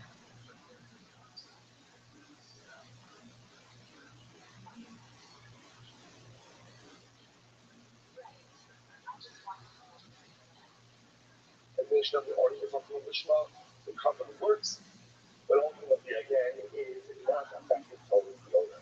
What's the most accurate? My cousin's that, so listen, I just want to go into the showing of it. My cousin's the action the Shema. Why is it that you have to carry this ultimately again the Shema? And the Shema. Why not prepare all covenants the Kappa? scary comparison. Why? Because what Talaka by Kant's offered up the Shema, right? Everyone agrees it's not good. The carbon itself is downward. So why not say that all carbonos are good? Why do you compare all carbonos to Shema? Why don't you compare all carbonos to Kant's? You mentioned no. Hamid Rachmona Osa. Because remember again, the Torah already excluded Kant's. How so? Because the Pasuk gives us someone as young as Rosh Hashanah, the Shafat Osa. The Kant's. For those again, there are a couple of key psukim that we have in these down. That's one of them. The Shafat Osa Kant's. The Kant's. What does that teach me? That a Kant's has a stricter degree of the Shema. The Kant's is only down in the Mamish Shefted, the Shema, the Kant's. But again, the Torah explicitly articulates that by Kant's and not by other covenants. And therefore, I want to remind you again, who says Kant's is its own thing. We also say, why is that pasuk important for us? Because that pasuk is the source of the Mishnah. That's why everyone agrees that you shef the Kant's Shalom Shema. The carbon is totally invalid, right? It's not effective carbon, and so doesn't have to know why. That phrase, the Shafat Osa Lachatas. The Mijachona Osa, Hamijachona Osa. So okay, so it's not like that. Once it's just literally just a moment, actually just a second. So far, I just want to show you what we've done massively. This is the earth-shattering thing. Right, number one, we establish so people think categories ultimately on the Shema. Right, that's number one. Number two, right, the Shema by Kabbalah designation, ownership designation. Both of them, and where does that apply? All four of the primary sacrificial animals. Shvita, Kabbalah, Tzvika, Torah. That was step one, although that was really a serious stuff. But we will talk about that, right? So that was step one. Step two, the concept that the Mishnah espoused, that when you go and you offer the carbon Shalom Shema, the carbon is an effective carbon, but does not help forward the owner. Where do you get that from? So most times it all comes down to literally again one pasuk.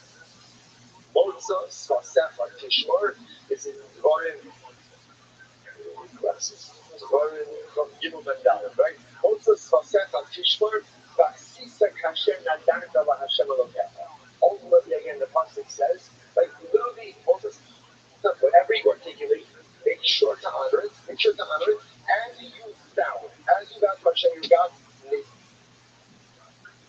Don't about Hashem your God. I keep offering like this goes. The man says, what's going on over here? You start talking about a neder, and then you switch to the double. Oh, that's our case. Our case is where you set out to offer up a particular carbon. And then what happens? You change the Shema designation. So in that case, what happens? Your neder becomes an umbrella, which is another way of saying what? Which is another way of saying that Halot from the Naisa, ultimately, your carbon is still going to be a valid carbon on the Dava, but it's not going to become your own obligation. So they'll say that's the process. That's the process.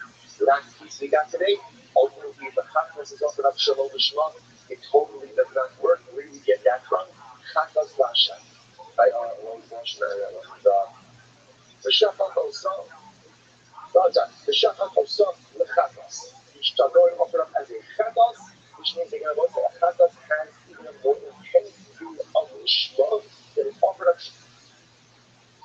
The Shema doesn't work there. I will say that's the entire Sugya. Just those three tenets. That's it. But again, three major pillars upon everything that we're learning is built on those three pillars. Good. So let's divide. We have a few minutes left. He wants as follows. That's our change to divide. The Buddha numbers in our change with them, you have to become in exact in the same following.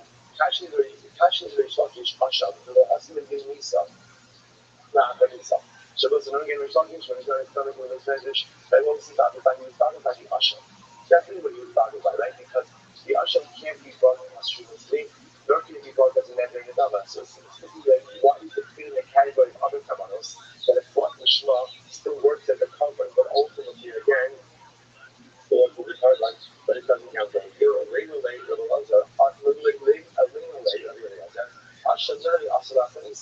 it's not true, maybe Asham won't see about that for that, all those elections, Asham will not call up the most subtle.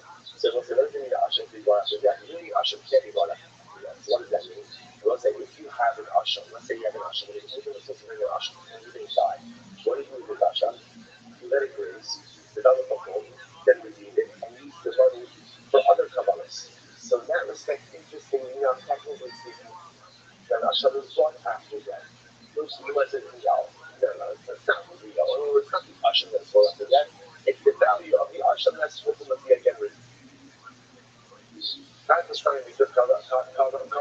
Sarah.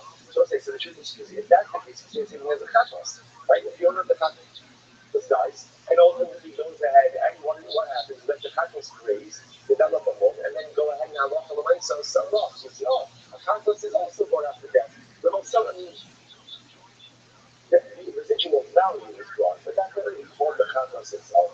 Chatos, I'm like up the karma, Sarah, we just want to return the right from chatos one. That's again, even technically speaking, though the value of the chatos is wrong. Halach for the Mesa, remember again, the Torah always gives us a solution like chatos and there, people hear it as a shakat osa with chatos. Hashem nani sid very food. But it also says you by applying Hashem, which the word says kafuba akar haktaris and moving with sid. That's talking about after the limbs are offered up. Sanyo, Amar Hashem, lo ne'emar bo hu elul akar haktaris and moving. But what I'm smoking, it will either remove Hashem. So I will say ultimately again by Hashem, I'm not going to say again actually talking about after the burning of the limbs, and technically speaking, even that is ultimately the covenant of the limbs. That's what I'm like, Allah, who? Lama, it's what I do. So if you're going to Hashem Shanita Kikulaya, the shop those stuff, Hashem.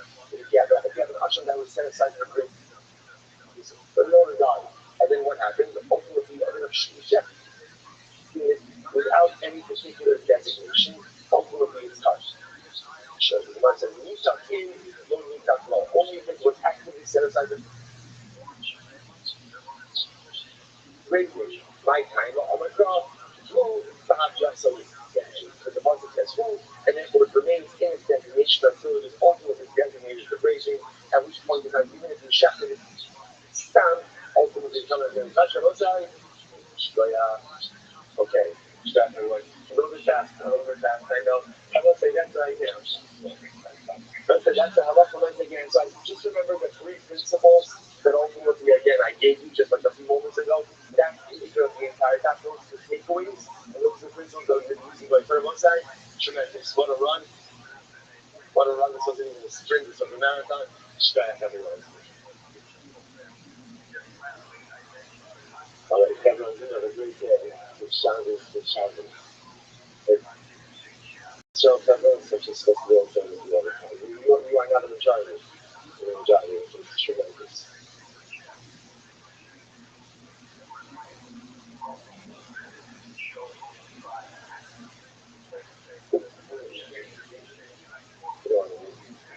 It's so,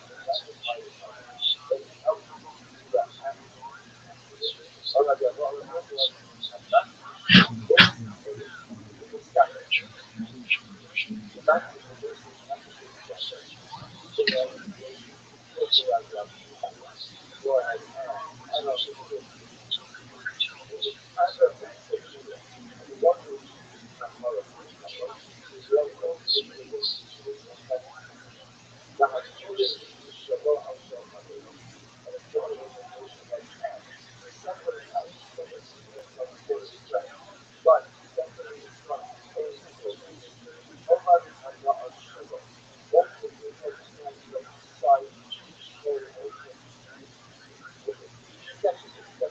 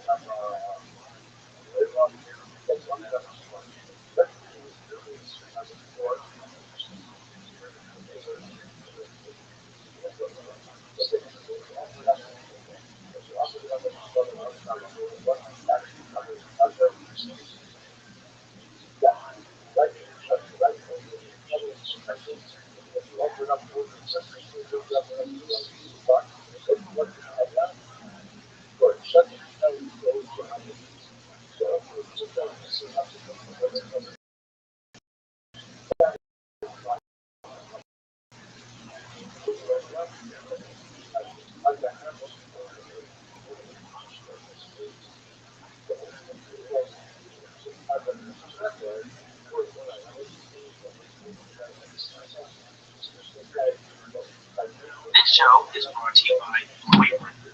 Go to Waveland.com and check out the week's menus and get your first 2 meals for free with free shipping. That's right, your first 2 meals are free and you get free shipping when you go to Waveland.com/Joey. You'll love how it feels and tastes to create incredible home cooked meals with Blue Apron, so don't wait. That's BlueApron.com/Joey.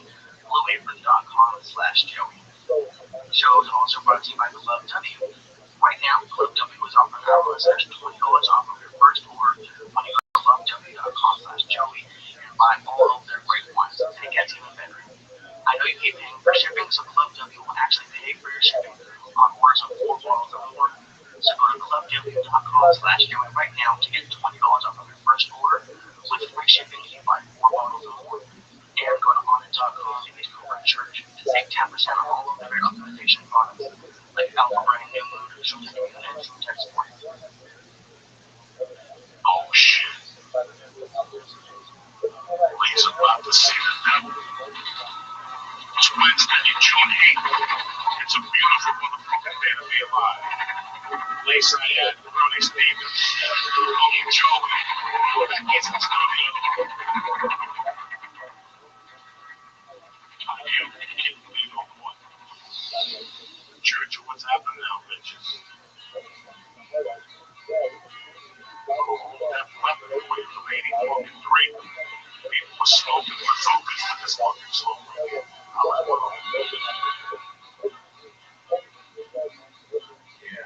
So I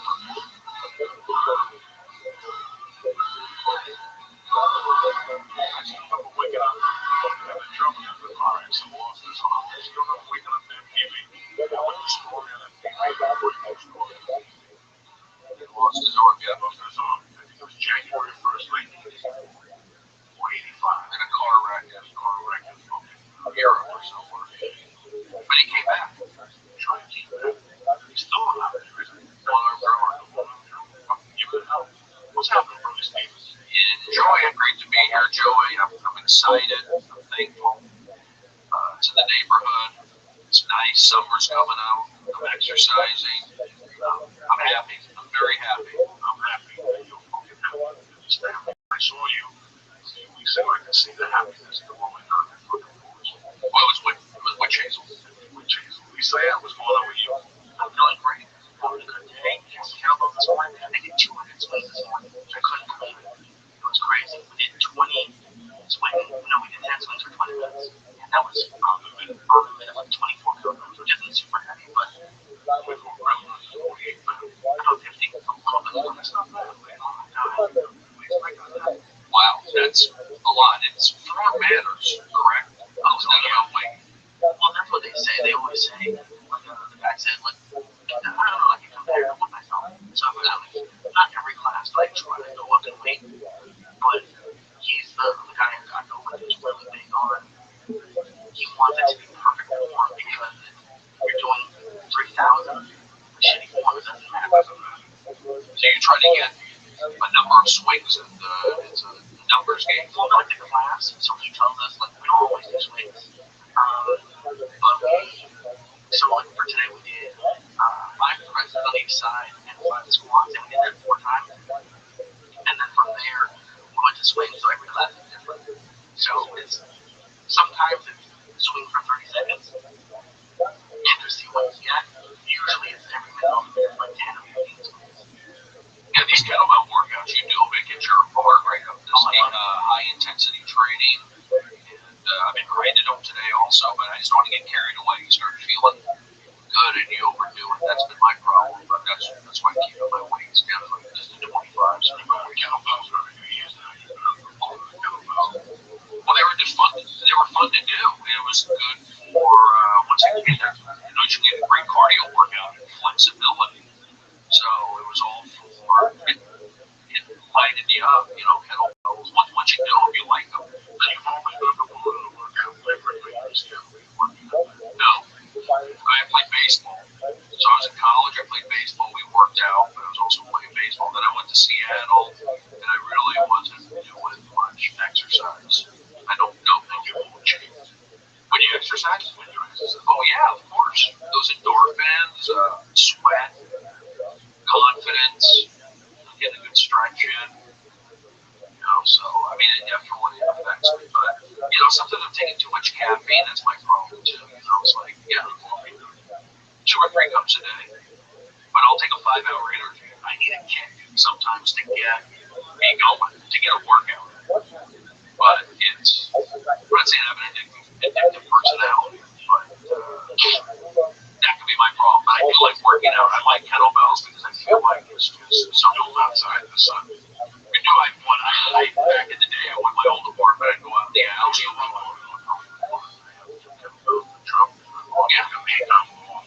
Little stretch, clean,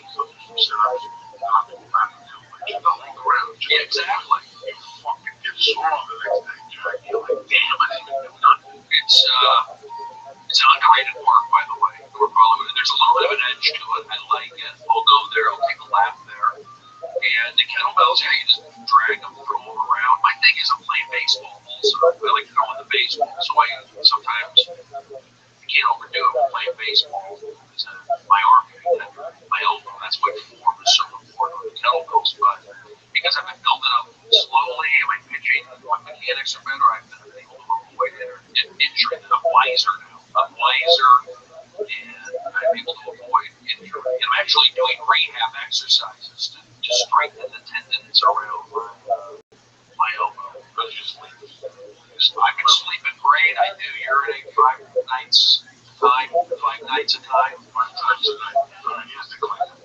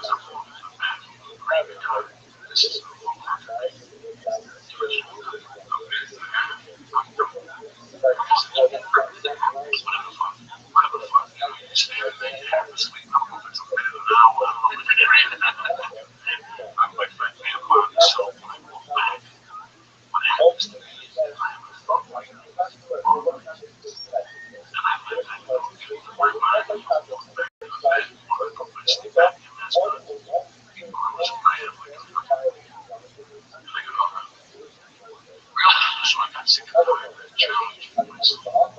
So I started because you do 5 spots in there. For example, so when you go home at night, the first thing you do is go wash my hands. You shake them with fucking hands, right? Wash your hands, get water, like a little bit, like 8 ounces. I sit in the room with a West Indian on the line, I make notes about my set, I go away, I return a call, and I go some way. But the whole time my legs are elevated.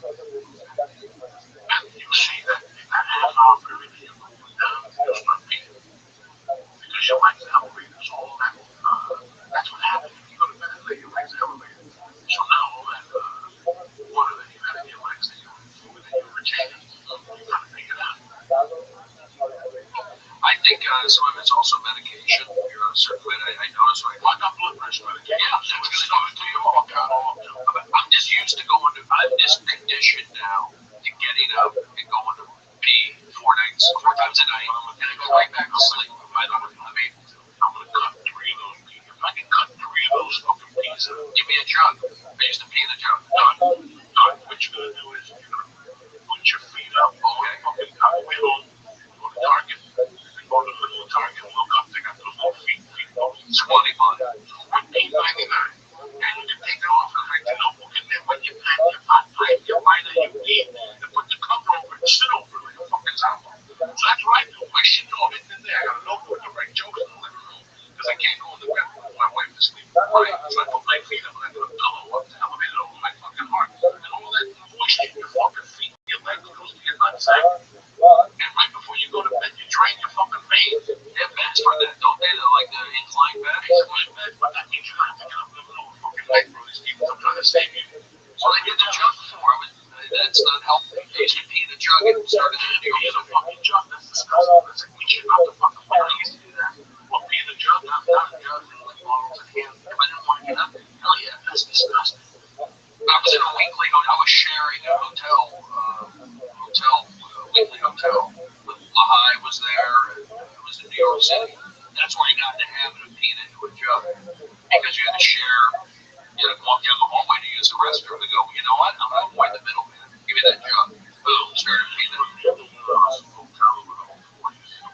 Like that for the first week. Yeah, when I first moved to New York City, yeah, I stayed there for about, I don't know, a couple months while I was looking for an apartment, and I ended up finding a studio out in Brooklyn. The Hill Trail, Williamsburg, Brooklyn. So you told me to go to New York. You're the one who said, Brody, go to New York.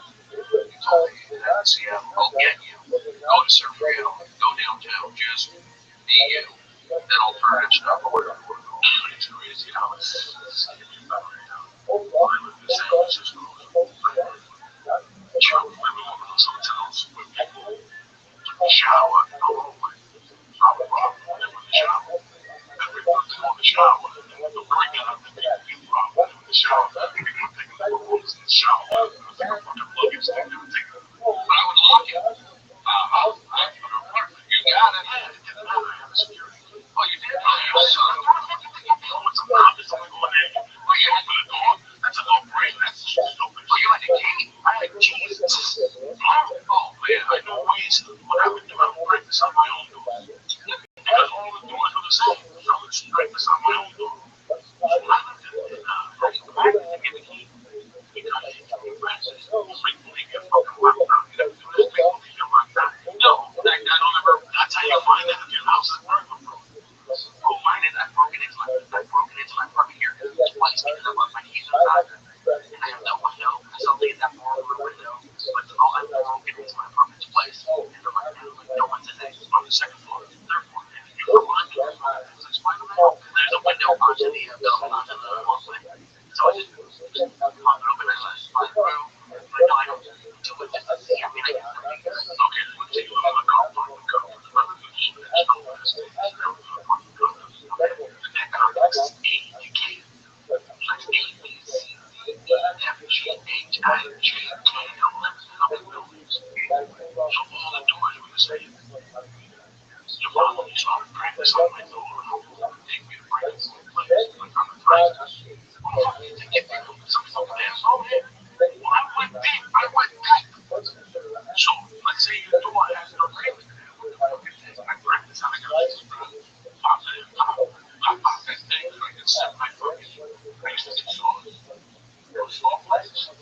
What happened to your neighbors on Rock Line? Didn't know they were on mine. I was shoveling snow. They thought I was down there shoveling snow. Were you doing this for fun? Was this a hobby? Was this selling for fun? Yeah, I was doing drug dealers. I was know what drug dealers were. Even in snowmass, they would go skiing. Right. As soon as they got on that hill, they can't take that power nowhere. So you were going after the drug dealers, and then it was like a Pied Piper thing. Like a Pied Piper thing myself. So you were robbing for like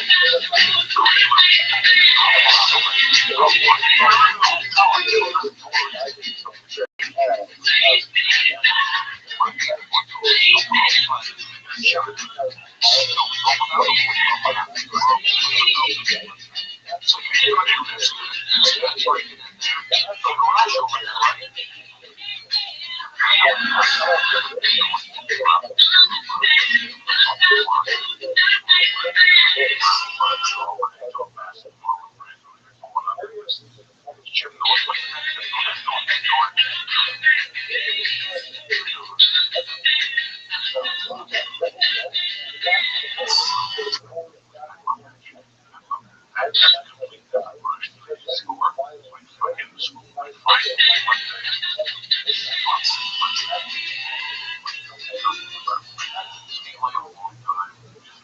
Trespassing.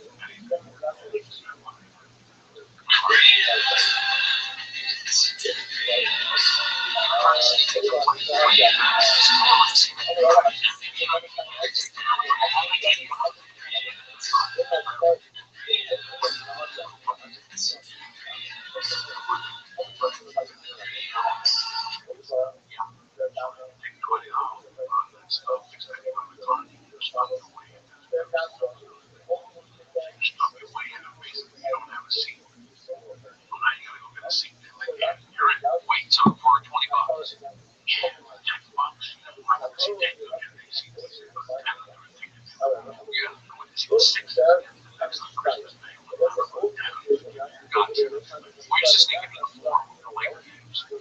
Yeah, we would go in there. You could go into the forum. We did it this way. So if we would go in, and if you left, this way to basically to make it a long story short, if you left to go smoke or whatever, they would like put an X on your ticket. So we took the ticket and we slipped it in the door, and our friend had the ticket stub. So now he had the ticket. We were in just the door to the inside and the outside. He had the ticket stub. He wrote the X on it, went to where Billy walked in. See what I'm saying? It was like real easy. So we snuck into like Laker Celtic games back in the day. No, we just said. This was like standing room only. All the guys were moving around. We had like I don't believe me, I want to see it. I'm not one of those guys who's comfortable bouncing around like in the forum. Was it? When the Lakers played Minglewood with the worst guys? Minglewood was alright, but no, it was like known as what it is now. Kind of like a little edgy, but the forum I'm sure was safe. It was a parking lot. I used to go to like 2 or 3 games a year. Like when the Celtics would come to town. Saw the Nuggets, Trailblazers, but yeah, we would sneak in, and then also the LA King games. My friend worked there, so we would get in, and there's a lot of that stuff going on. But that was LA back in the day. That was a spot for me. Before it was just I was scared. Like the only place I ever tried to sneak into were movies, and that's even scary. I at least buy one ticket. I never really. You own one ticket to those 3 fucking movies. Oh, they don't? They know you're doing it. You don't give a fuck. That's the waste of plastic, motherfucker. At 16, I know that kid that wants to be a cop for 8 years. Like, I've seen him. He's the one that comes up to you and tries to spray you with deodorant and shit. I was asking what they even told me how I did not do this. What about getting a refill? I got busted one time for getting a refill at a Circle K in Tempe. And the lady like clamped down on me. She said you can't do that. I got the soda. It was like a 32-ounce thirst buster. So it's Tempe, it's hot. I remember I'm drinking the soda, like looking at the magazines, checking out the stuff. Now it's all I have with it. We go get some more. And she's like, hey, you can't do that. I remember she no, but she came down on me for it. You remember these incidents in your life when people came down on you for stuff. I remember the Circus one. Have you heard of Circus Vargas? We heard of Circus Vargas is like a local circus, and they had it was over at like Hollywood Highland. This when I was a kid, and some ladies I snuck into the big top. I remember she grabbed my collar. I remember it was whenever I did the Circus Vargas. It's still around. I see it. I have flashbacks of that lady grabbing me, sneaking in, and I wasn't sneaking in. I'm a good kid. I'm so upset now. No, but I remember I got busted for some lady thought it was shoplifting. Some people I've been accused of a lot of stuff that I didn't do. I don't know why. I got busted for cheating. Were you cheating? Yeah, in the fourth grade. There you go. I had to listen how stupid I was. I had the book under my shirt. My teacher knew it. He had to sit stand up. The book got caught on the desk. That was terrible. I got caught doing not shoplifting, masturbating. Well, no, I had almost. I don't know what I was going to say. I got caught by a nice girl. She wanted to take a shower. She came out of the side of the bed. I didn't want to be on the side of the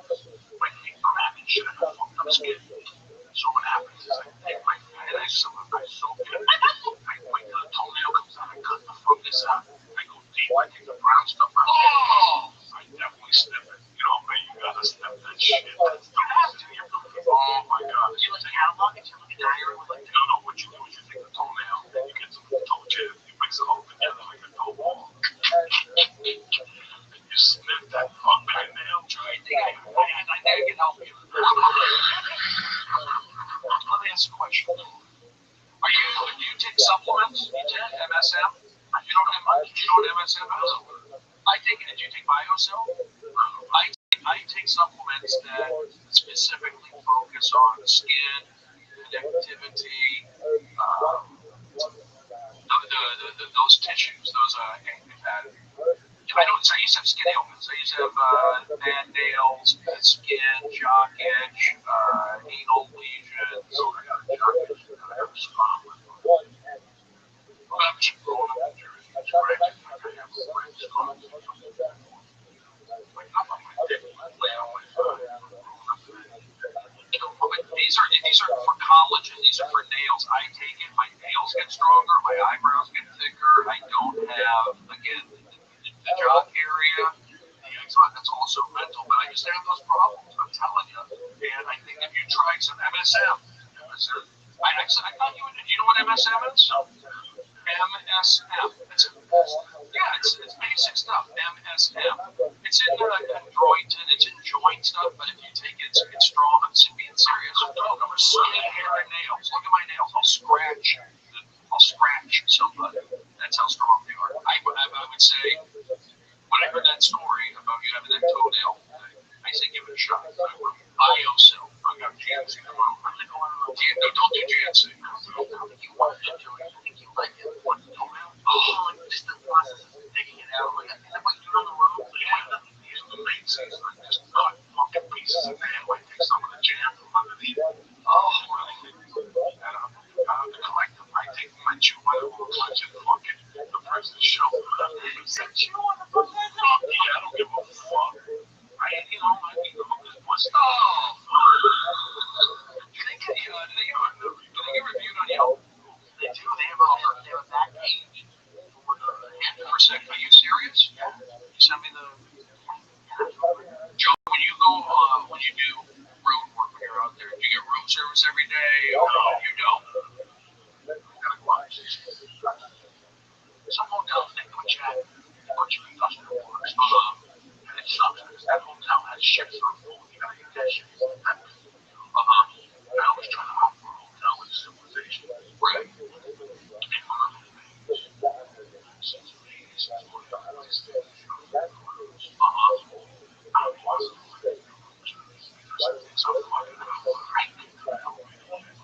So I mean, cleaning, like when you have a room service every day, cleaning, that's I don't know. That's what I'm getting at. So they don't pressure you, like, hey, what's going on there? Why don't you have service? You know, they call sometimes and say, I need somebody to do their own so I shouldn't feel weirded out or pressured. No, I don't know. And they don't know it's they have to actually call me three times. You know, like, listen, no policy. I said, they don't be coming with me. She was coming around Gotcha. So there's a lot of guys like that. A lot of people are not like that. You don't have room service? I mean, room cleaning? I do. Like, let me ask you, Julian, if you're on the home with your wife, like, because you're going to have a pawn, well, because she lets the bed made, all that shit. My wife is right. Exactly. I never make my bed. I cover it up with 60 pillows and waffle. Why? For me to do the marine thing and that shit. I should have it's hard. What's it called?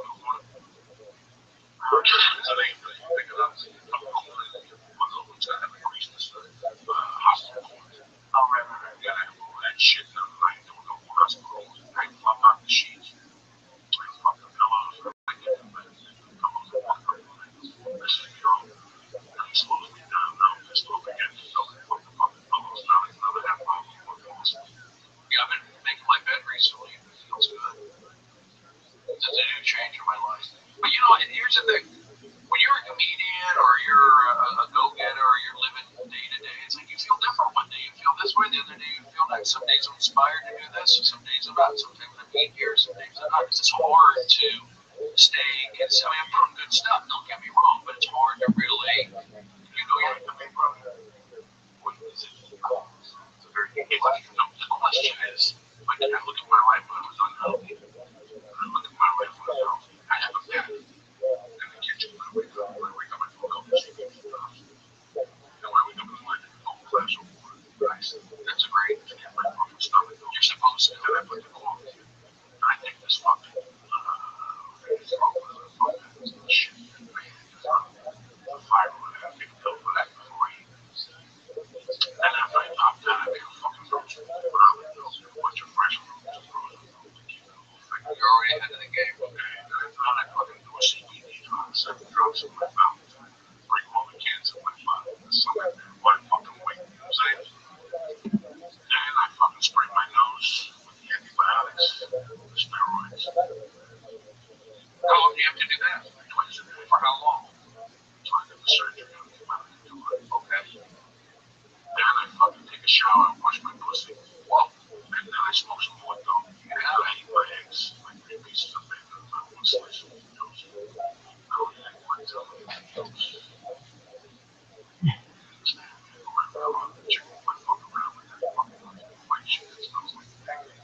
So if I smell egg whites dry, I can say, yeah, I can't smell them. So that's your routine right now. Yeah, so before I switch it up, I get oatmeal and coconut milk.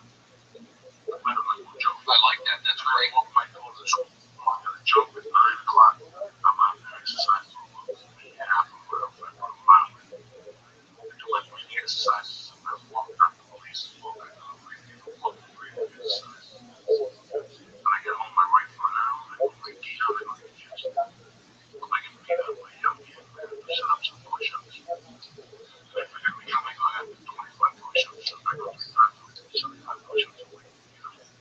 It's a shit that you don't do it all. Right. I get beat up, I look for cardio. Keep my core stronger. Okay. I drink a little protein activity, 26 grams of protein, my electrolytes. I also take a lime and I freeze it. And I fucking grind the lime over because it's good for the asshole. It's good for the asshole. But I went, I don't know, prostate, I'll call it bubbles. You shave the lime, pound the Your sugar. asshole. I mean, the life. You shave the lime, that little fucking powder that comes out of that lime. Yeah. I'm just putting it on it. You put it in your fridge slowly. Oh, is that what's in the school? Because I look in the living room and I see the little girl You have a on the kid. house. And I at least gotta be around till she's 12 and have a kid fucking keep mind to a week of spirit things. I can't have her walk around and bubbles. You know, it's a different game. I have to plan it for fucking 2020. I ain't got time to fuck around. So if I can live till she's 12, I'm good. If I can walk her down the aisle, it's fucking better. If I can see her graduate college, that's better. The way I look at it is every little bit helps. Yeah. Every little bit helps. I'm not dying for nothing, no. So young and die for stuff. Stay up all night to catch a plane. How bad that is. Stay up all night to catch a plane. You know, somebody's told me that, but I have the surgery. What surgery are you in? My nose, I said, this is why. If my birthday, you never breathe down your nose. And since your body doesn't get oxygen, that's what got you hungry. That's what made you eat all those sweets. Once you started breathing, you weren't gonna have to wait that long. I can still hear the shit you helped. So you double take it with a conviction after surgery. Because now you gotta have the surgery. Your life's gonna change completely. And I incorporate oxygen, which makes your body. And I test my pH every month. It's really amazing because when Dr. Louise said, when I leave, sometimes it's fucked up my pH. But after I walk in the breathing exercise, when I come back,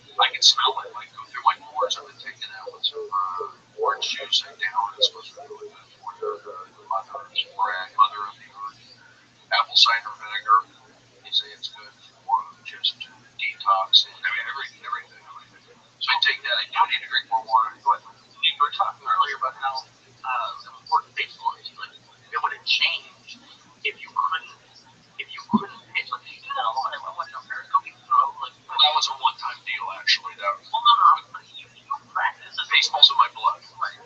Like, if you couldn't do that, how would that change? I mean, it'd be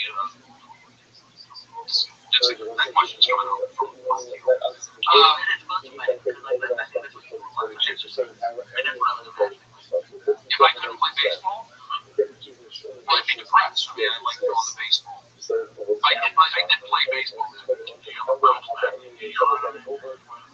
Strong bounce back. So I do have a bounce back, but I need to put it together with a screwdriver. Sometimes I go down. What I would do is go down to the high school, North Hollywood High School, or Reseda, and I throw the ball against the wall. It's hard to get a catcher. You know, like get a guy to catch you. But my friend, who's a coach with the Cubs, he's a Major League Baseball coach, so we would always throw. I play catch with him before spring training, so I always get like a month or 6 weeks in of like good professional catch. But then like a guy who knows what he's doing, because finding a comedian to play catch with sometimes it's hard. Like they don't know what they're doing. It's not as fun. But when you're with a pro, boom, get a good workout. So for me, I'll go and throw against high school, or I'll do the 2B. I train like a pitcher, but I'm not actually pitching in games. But this charity game came up, and I had been practicing. I did throw a bullpen this year on the side. I still have it. I'm not, but I didn't think I'd play in a game. I didn't think I'd play this game. Came out of nowhere. It's a charity game that former Major League Baseball player put on. So at the last minute, he said, "Bro, do you want to go pitch?" I go, "We'll try." So I just played catch. And I threw a bullpen in spring training, and I pitched 1 inning, 2 to 3 to 4. It's like I look pretty good. So it's kind of like it's good for video. It's good for me. I enjoy doing it. It was like, wow, I got a kick out of doing it personally. Yeah, but it doesn't pay my bill. You know, I think a lot of people can do what I do. Listen, but they have kids.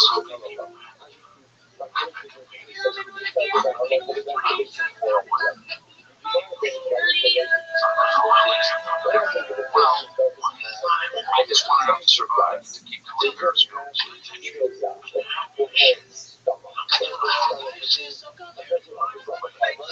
Drumming too.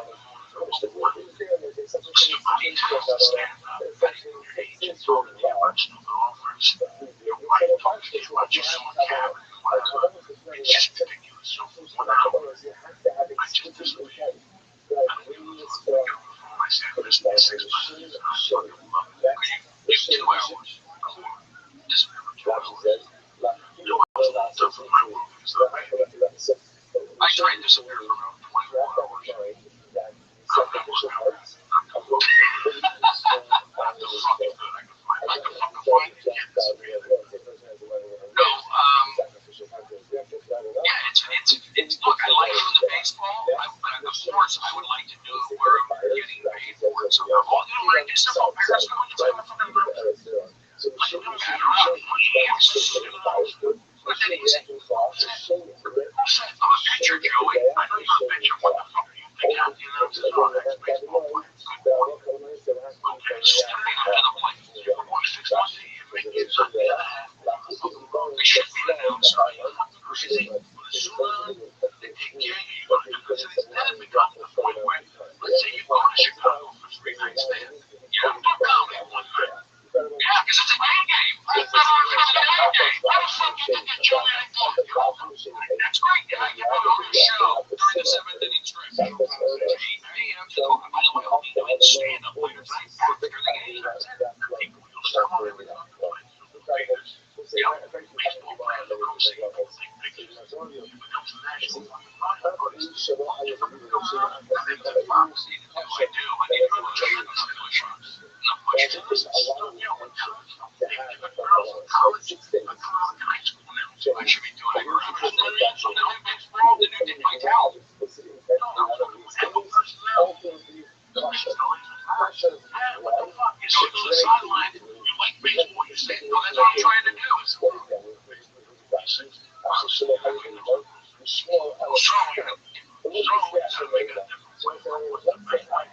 around pitchers, be around baseball.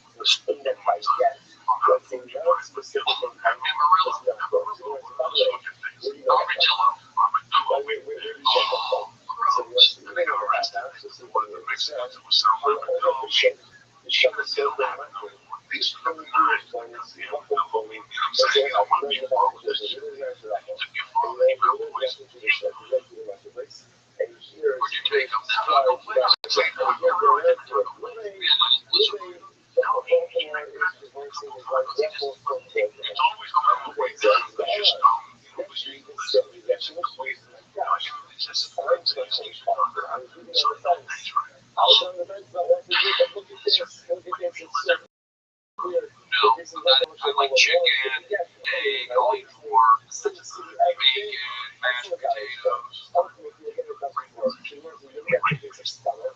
Right, I think I can work on it. Yeah, I can do it. I just need to put the energy out there. Less sugar.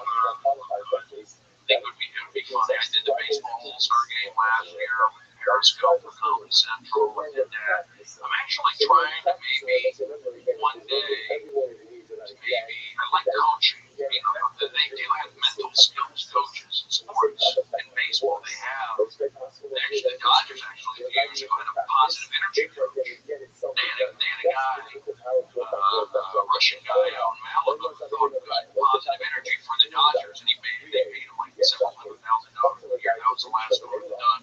But they do have mental skills coaches. And I'm that kind of guy. I'm not a psychologist necessarily, but I play baseball. I'm a good guy. I know psychology, bring a little bit of humor. Guys like having me around. There's a job that I like being around baseball. I get excited being around. It's in my blood. So we're going to go see you on probably be on the field.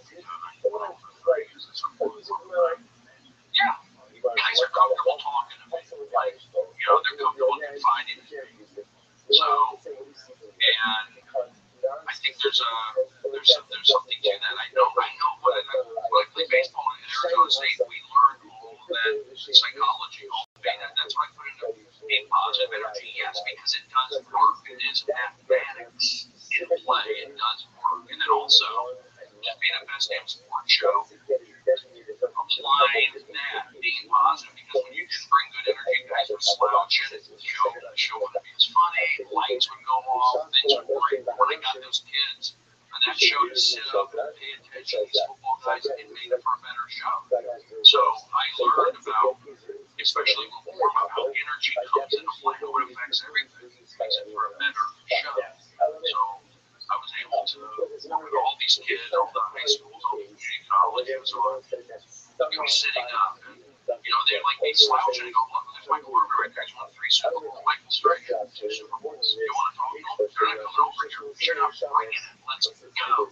These kids are coming like around. So, but really, those years of best damn sports, or those 1,000 shows, really, I was able to apply the sports with show business somewhat. But you know what? You can only do that so far in Hollywood's more sensitive now. The things I did before my back then, I can't get away with it because it's going to play. They'll go on Facebook, or they'll write an email, whereas before you could yell at them, nobody did anything.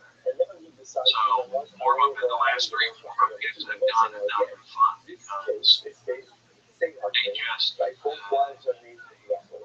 want to cause flames. It's like the audiences are bad.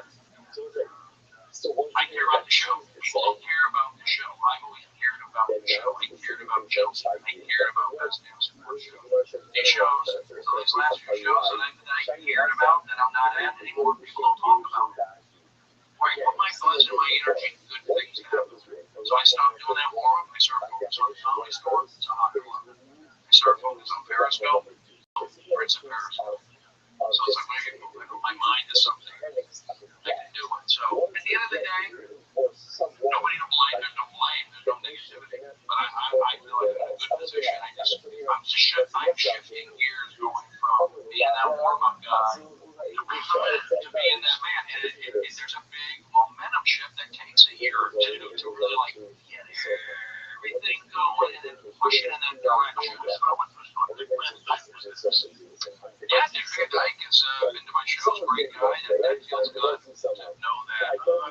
Doctors have been there. Sure. Yeah.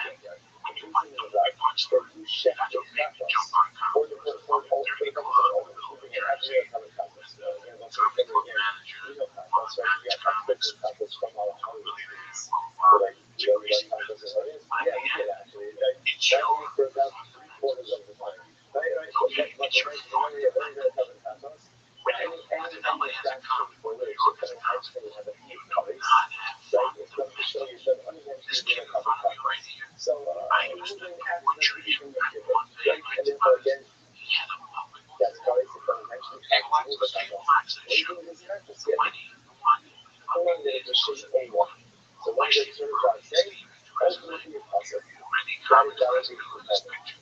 Now right there, there's 6 guys and birds or what they are. There's stone between the 6 of them. They probably got 20 to 50 on them. Guess what? When they're sitting in their bears and planes, I'm putting on those. They're gonna miss that time. Yes, that's not a shame. I get on stage, I come off that stage. I got my team, National Club, I got my team in Houston. I started the Denver Comedy Works, where I became where I saw the best performance of my life. It was the comedy of Lori Cohen, Stone, and the first time. That to me, when I see Lori on the street, to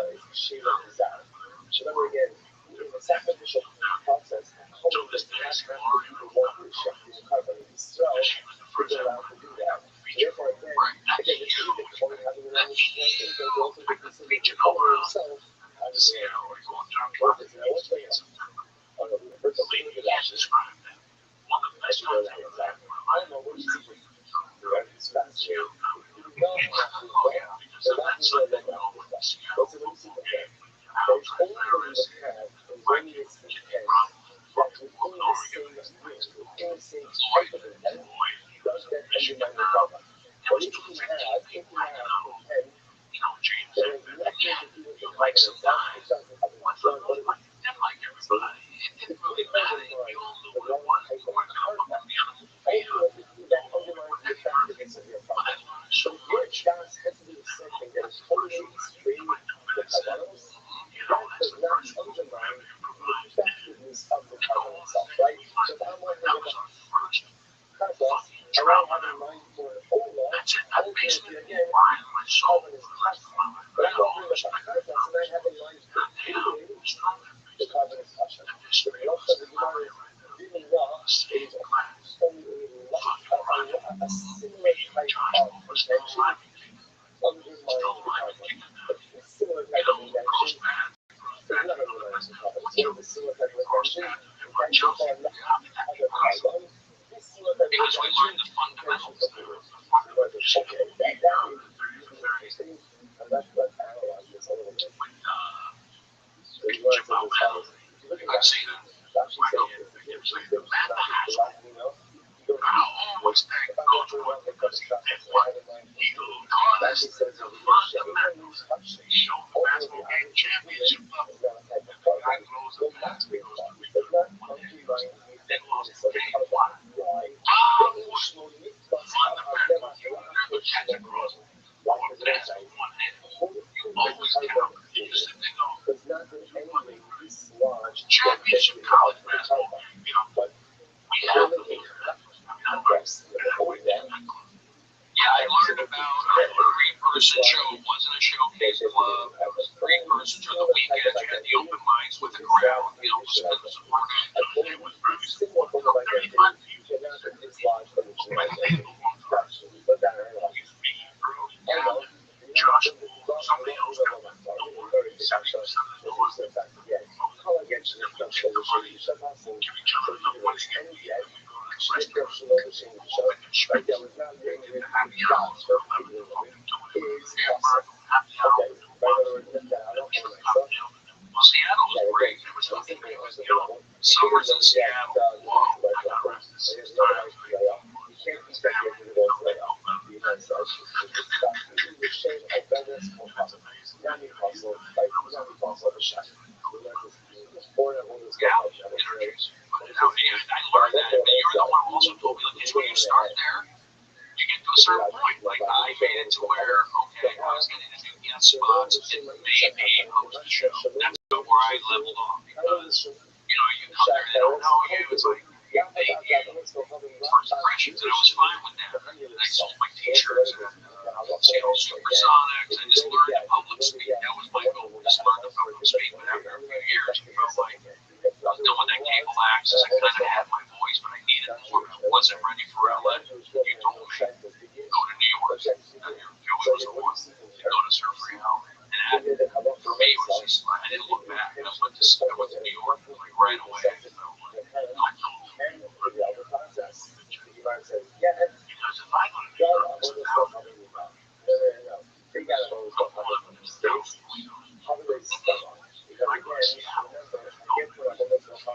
there was a and then we just went ahead and saw some of our non-specifically by keeping ultimately undermines the effectiveness of the gap. Touching, the other hand, touching, down the radio, having a stop, also like touching, continues domination of the power. You're just not specifically then, you still a cheer. But ultimately, it's still not as always. It's a full which was in order to get the power. Ultimately, you're running well. I have a plan, and I have to bring it back up. And I have in mind completing I don't know, the first of this tomorrow, I would have thought that's incredibly severe. I would have thought that that undermines why you're affecting yourself. The Mashal Ram says, what's the logic behind it? The logic behind it is repurposing a carbon has meaning. Ultimately, again, it's meaningless. Why is it meaningless? Because it can't be done. Because again, you can't go ahead and swap out a carbonic identity for non-carbonic identity. Therefore, again, offering it up to Sheikhula or Shechting Sheikhula is no worse than non-specific intent. And what did we just show? The non-specific intent by Karbanos doesn't invalidate the Karban. However, again, if you think about it using that logic, if I'm a Karban and I'm now offering up for a full loss, okay, that could be blind because again, these are similar identities, similar carbonic identities, and that can undermine the effectiveness of the Karban. Incredible. Loving those stuff we see. Bring up every kasha. They run we go out. Kakos shach for the shem. Hold up sulah. Shach for the shem. Moving shiro. The Rabbi they say this. They got the kakos and shechted it for the purpose of an olah. Ultimately, the carbon is ineffective. But it's possible. But if I shechted it for shem, moving this kasha, I'll know what he's saying. Same things ago. The mina is wrong. The low the mina is low is wrong. But also what he's using there, that it is only ultimately again what we'll call a similar intention that undermines the carbon. The name has to be the same type of intention, meaning substituting one carbonic identity for another. That's what undermines. The Romina, the substituting identities and nothing to do with carbonos, ultimately does not undermine the carbon. So as I got on the Romina, so I said to Jerry, it's now Suma Tara. I will say, by the way, there's something pretty incredible privilege that we have right now. Right? We have Kabbalas and Tumah and Tara literally again on the same page. Two topics usually that when we see them, what are the reactions? Are they reactions? It's open, right? When it's so this is a good opportunity to do ourselves equal, to do our impact for ourselves fully influence right now. Such a dramatic turnaround in the way we are. Two pretty difficult topics. Talking is dying. You're ready to take this about. Here we go. So number two is self-control. Many recent studies suggest that having good oral health impacts your oral health. Yet most of us don't brush our teeth properly. You can start brushing better. You know why? Today. Because right now you go to quick.com/Joe. They give you your first refill pack for free with a quick electric toothbrush. That's your first refill pack free at quick.com/Joe. That's quick.com/Joey. The new way to brush your teeth. And number three, Father's Day is coming. You see him sitting there, he sits there all day. What do you think would happen when he sits there all day? I mean, your dad's a nice guy and the whole thing. But his ass come back like the rest. Because he's your dad, don't eat. His ass don't stink like that belly goes. That is good. Because you're going to want HelloTushy.com. Joey, what's HelloTushy.com? How's my dad's ass gonna stink differently? You know how? HelloTushy.com is a new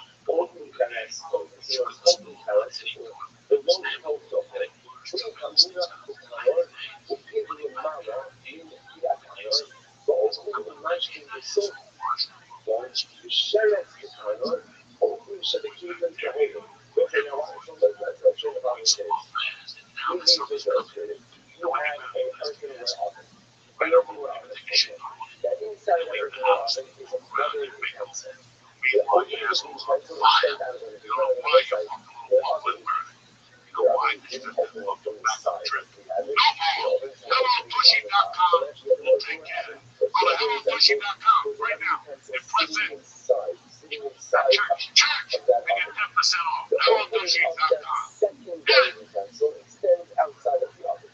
Let's say food inside of that secondary utensil. They found so far. Now what happens is the next shell inside of the oven. So anything inside of the oven is now covered. But interestingly enough, anything inside of that interior utensil is why? Because essentially, a klikaris, a shell of klikaris is only having that which is inside of the klikaris. But that which is inside of another food in the klikaris is impervious ultimately again to the flow. That's the klikaris control, but it's total. Everything inside of the klikaris, but it's the item is inside of another utensil, inside of a klikaris, ultimately. Again, the items in the secondary utensil do not become common. I will say, remember the caveat on this is it has to be that the opening of the second utensil extends outside of the oven, right? Because it's the opening of the secondary utensil is open inside the oven, everything will become common. Okay, right now, don't hold it, so on. Shut that down. This is not only operating on a utensil.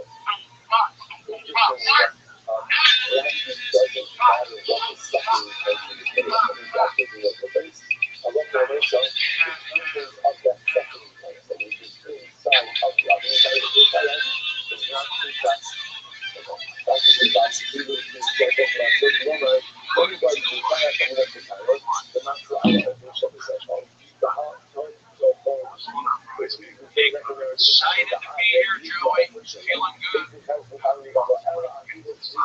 Yeah, sunny, hot. Today was a lot. You know, it was about 104 out there right now. Yeah, and the Dodger game they played this afternoon, Marine League, 70 degrees. I thought it would be smoking hot here too, but it wasn't. I knew the line. You look around this time of year, maybe I'm the t-shirt. Yeah, it gets cold now. Which side of that secondary?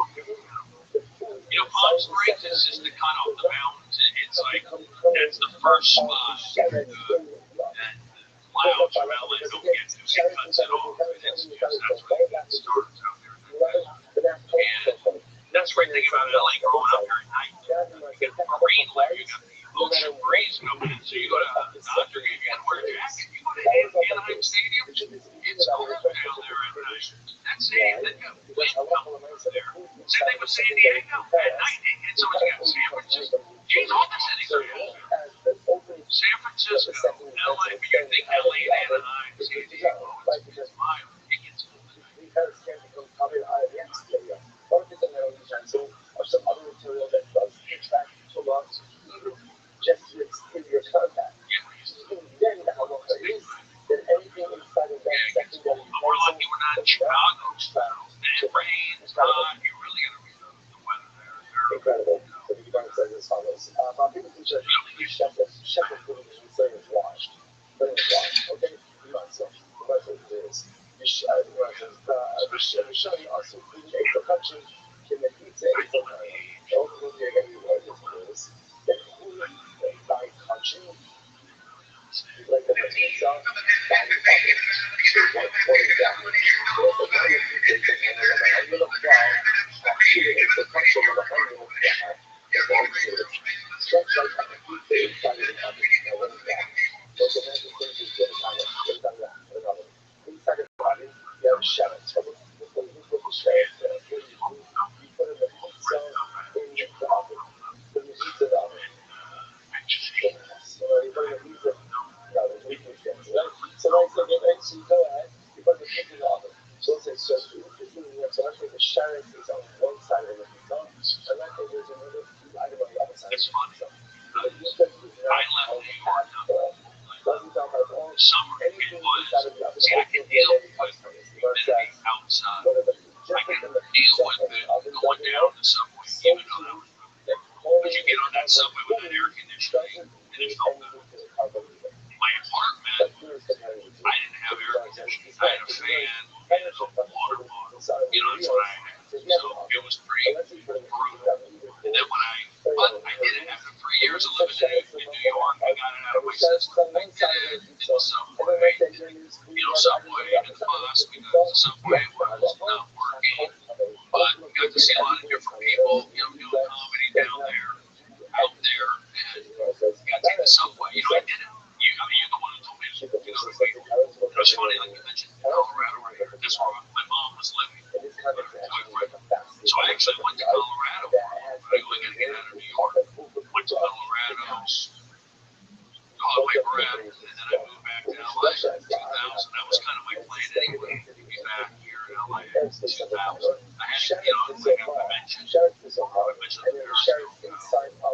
I did an open mic here. I started here in LA. I went on stage and, I did one open mic in Jasper. I did the comedy workshop at UCLA. I hated that. I had my 4-year graduation class at the comedy store. And I did one open mic. It was 93. And I did one open mic. I felt like, I did well. It was a Sunday night. It was packed. We had 5 friends. One of those deals, Sandy Seashore. It was Paulie's sister. And the comedy store, I grew up with the comedian, like I saw it with my eyes because my mom's boyfriend lived on High Road, so I could see the comedy store, Sunset Strip, and you could feel that energy. And I wasn't like a big crazy, comedy guy, but I could feel that energy in the Sunset Strip. And I would also see the lights of Dodger Stadium. It was just something about seeing the lights of Dodger Stadium, knowing that there's a game going on there, there's a whole unity going on there. I see the lights, and then, you can watch it on TV, you can listen on the radio, but whenever I drive by a stadium, the Rose Bowl, I always look at it, and I have to make eye contact. Besides, Dodger Stadium, I have to see the lights.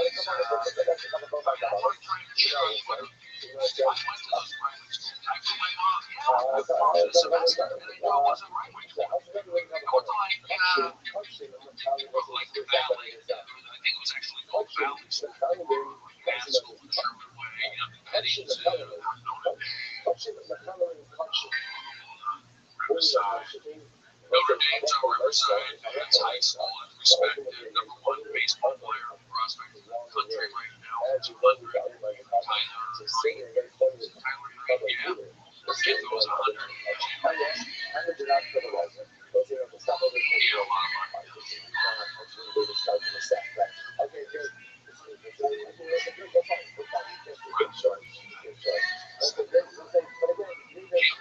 That's another example.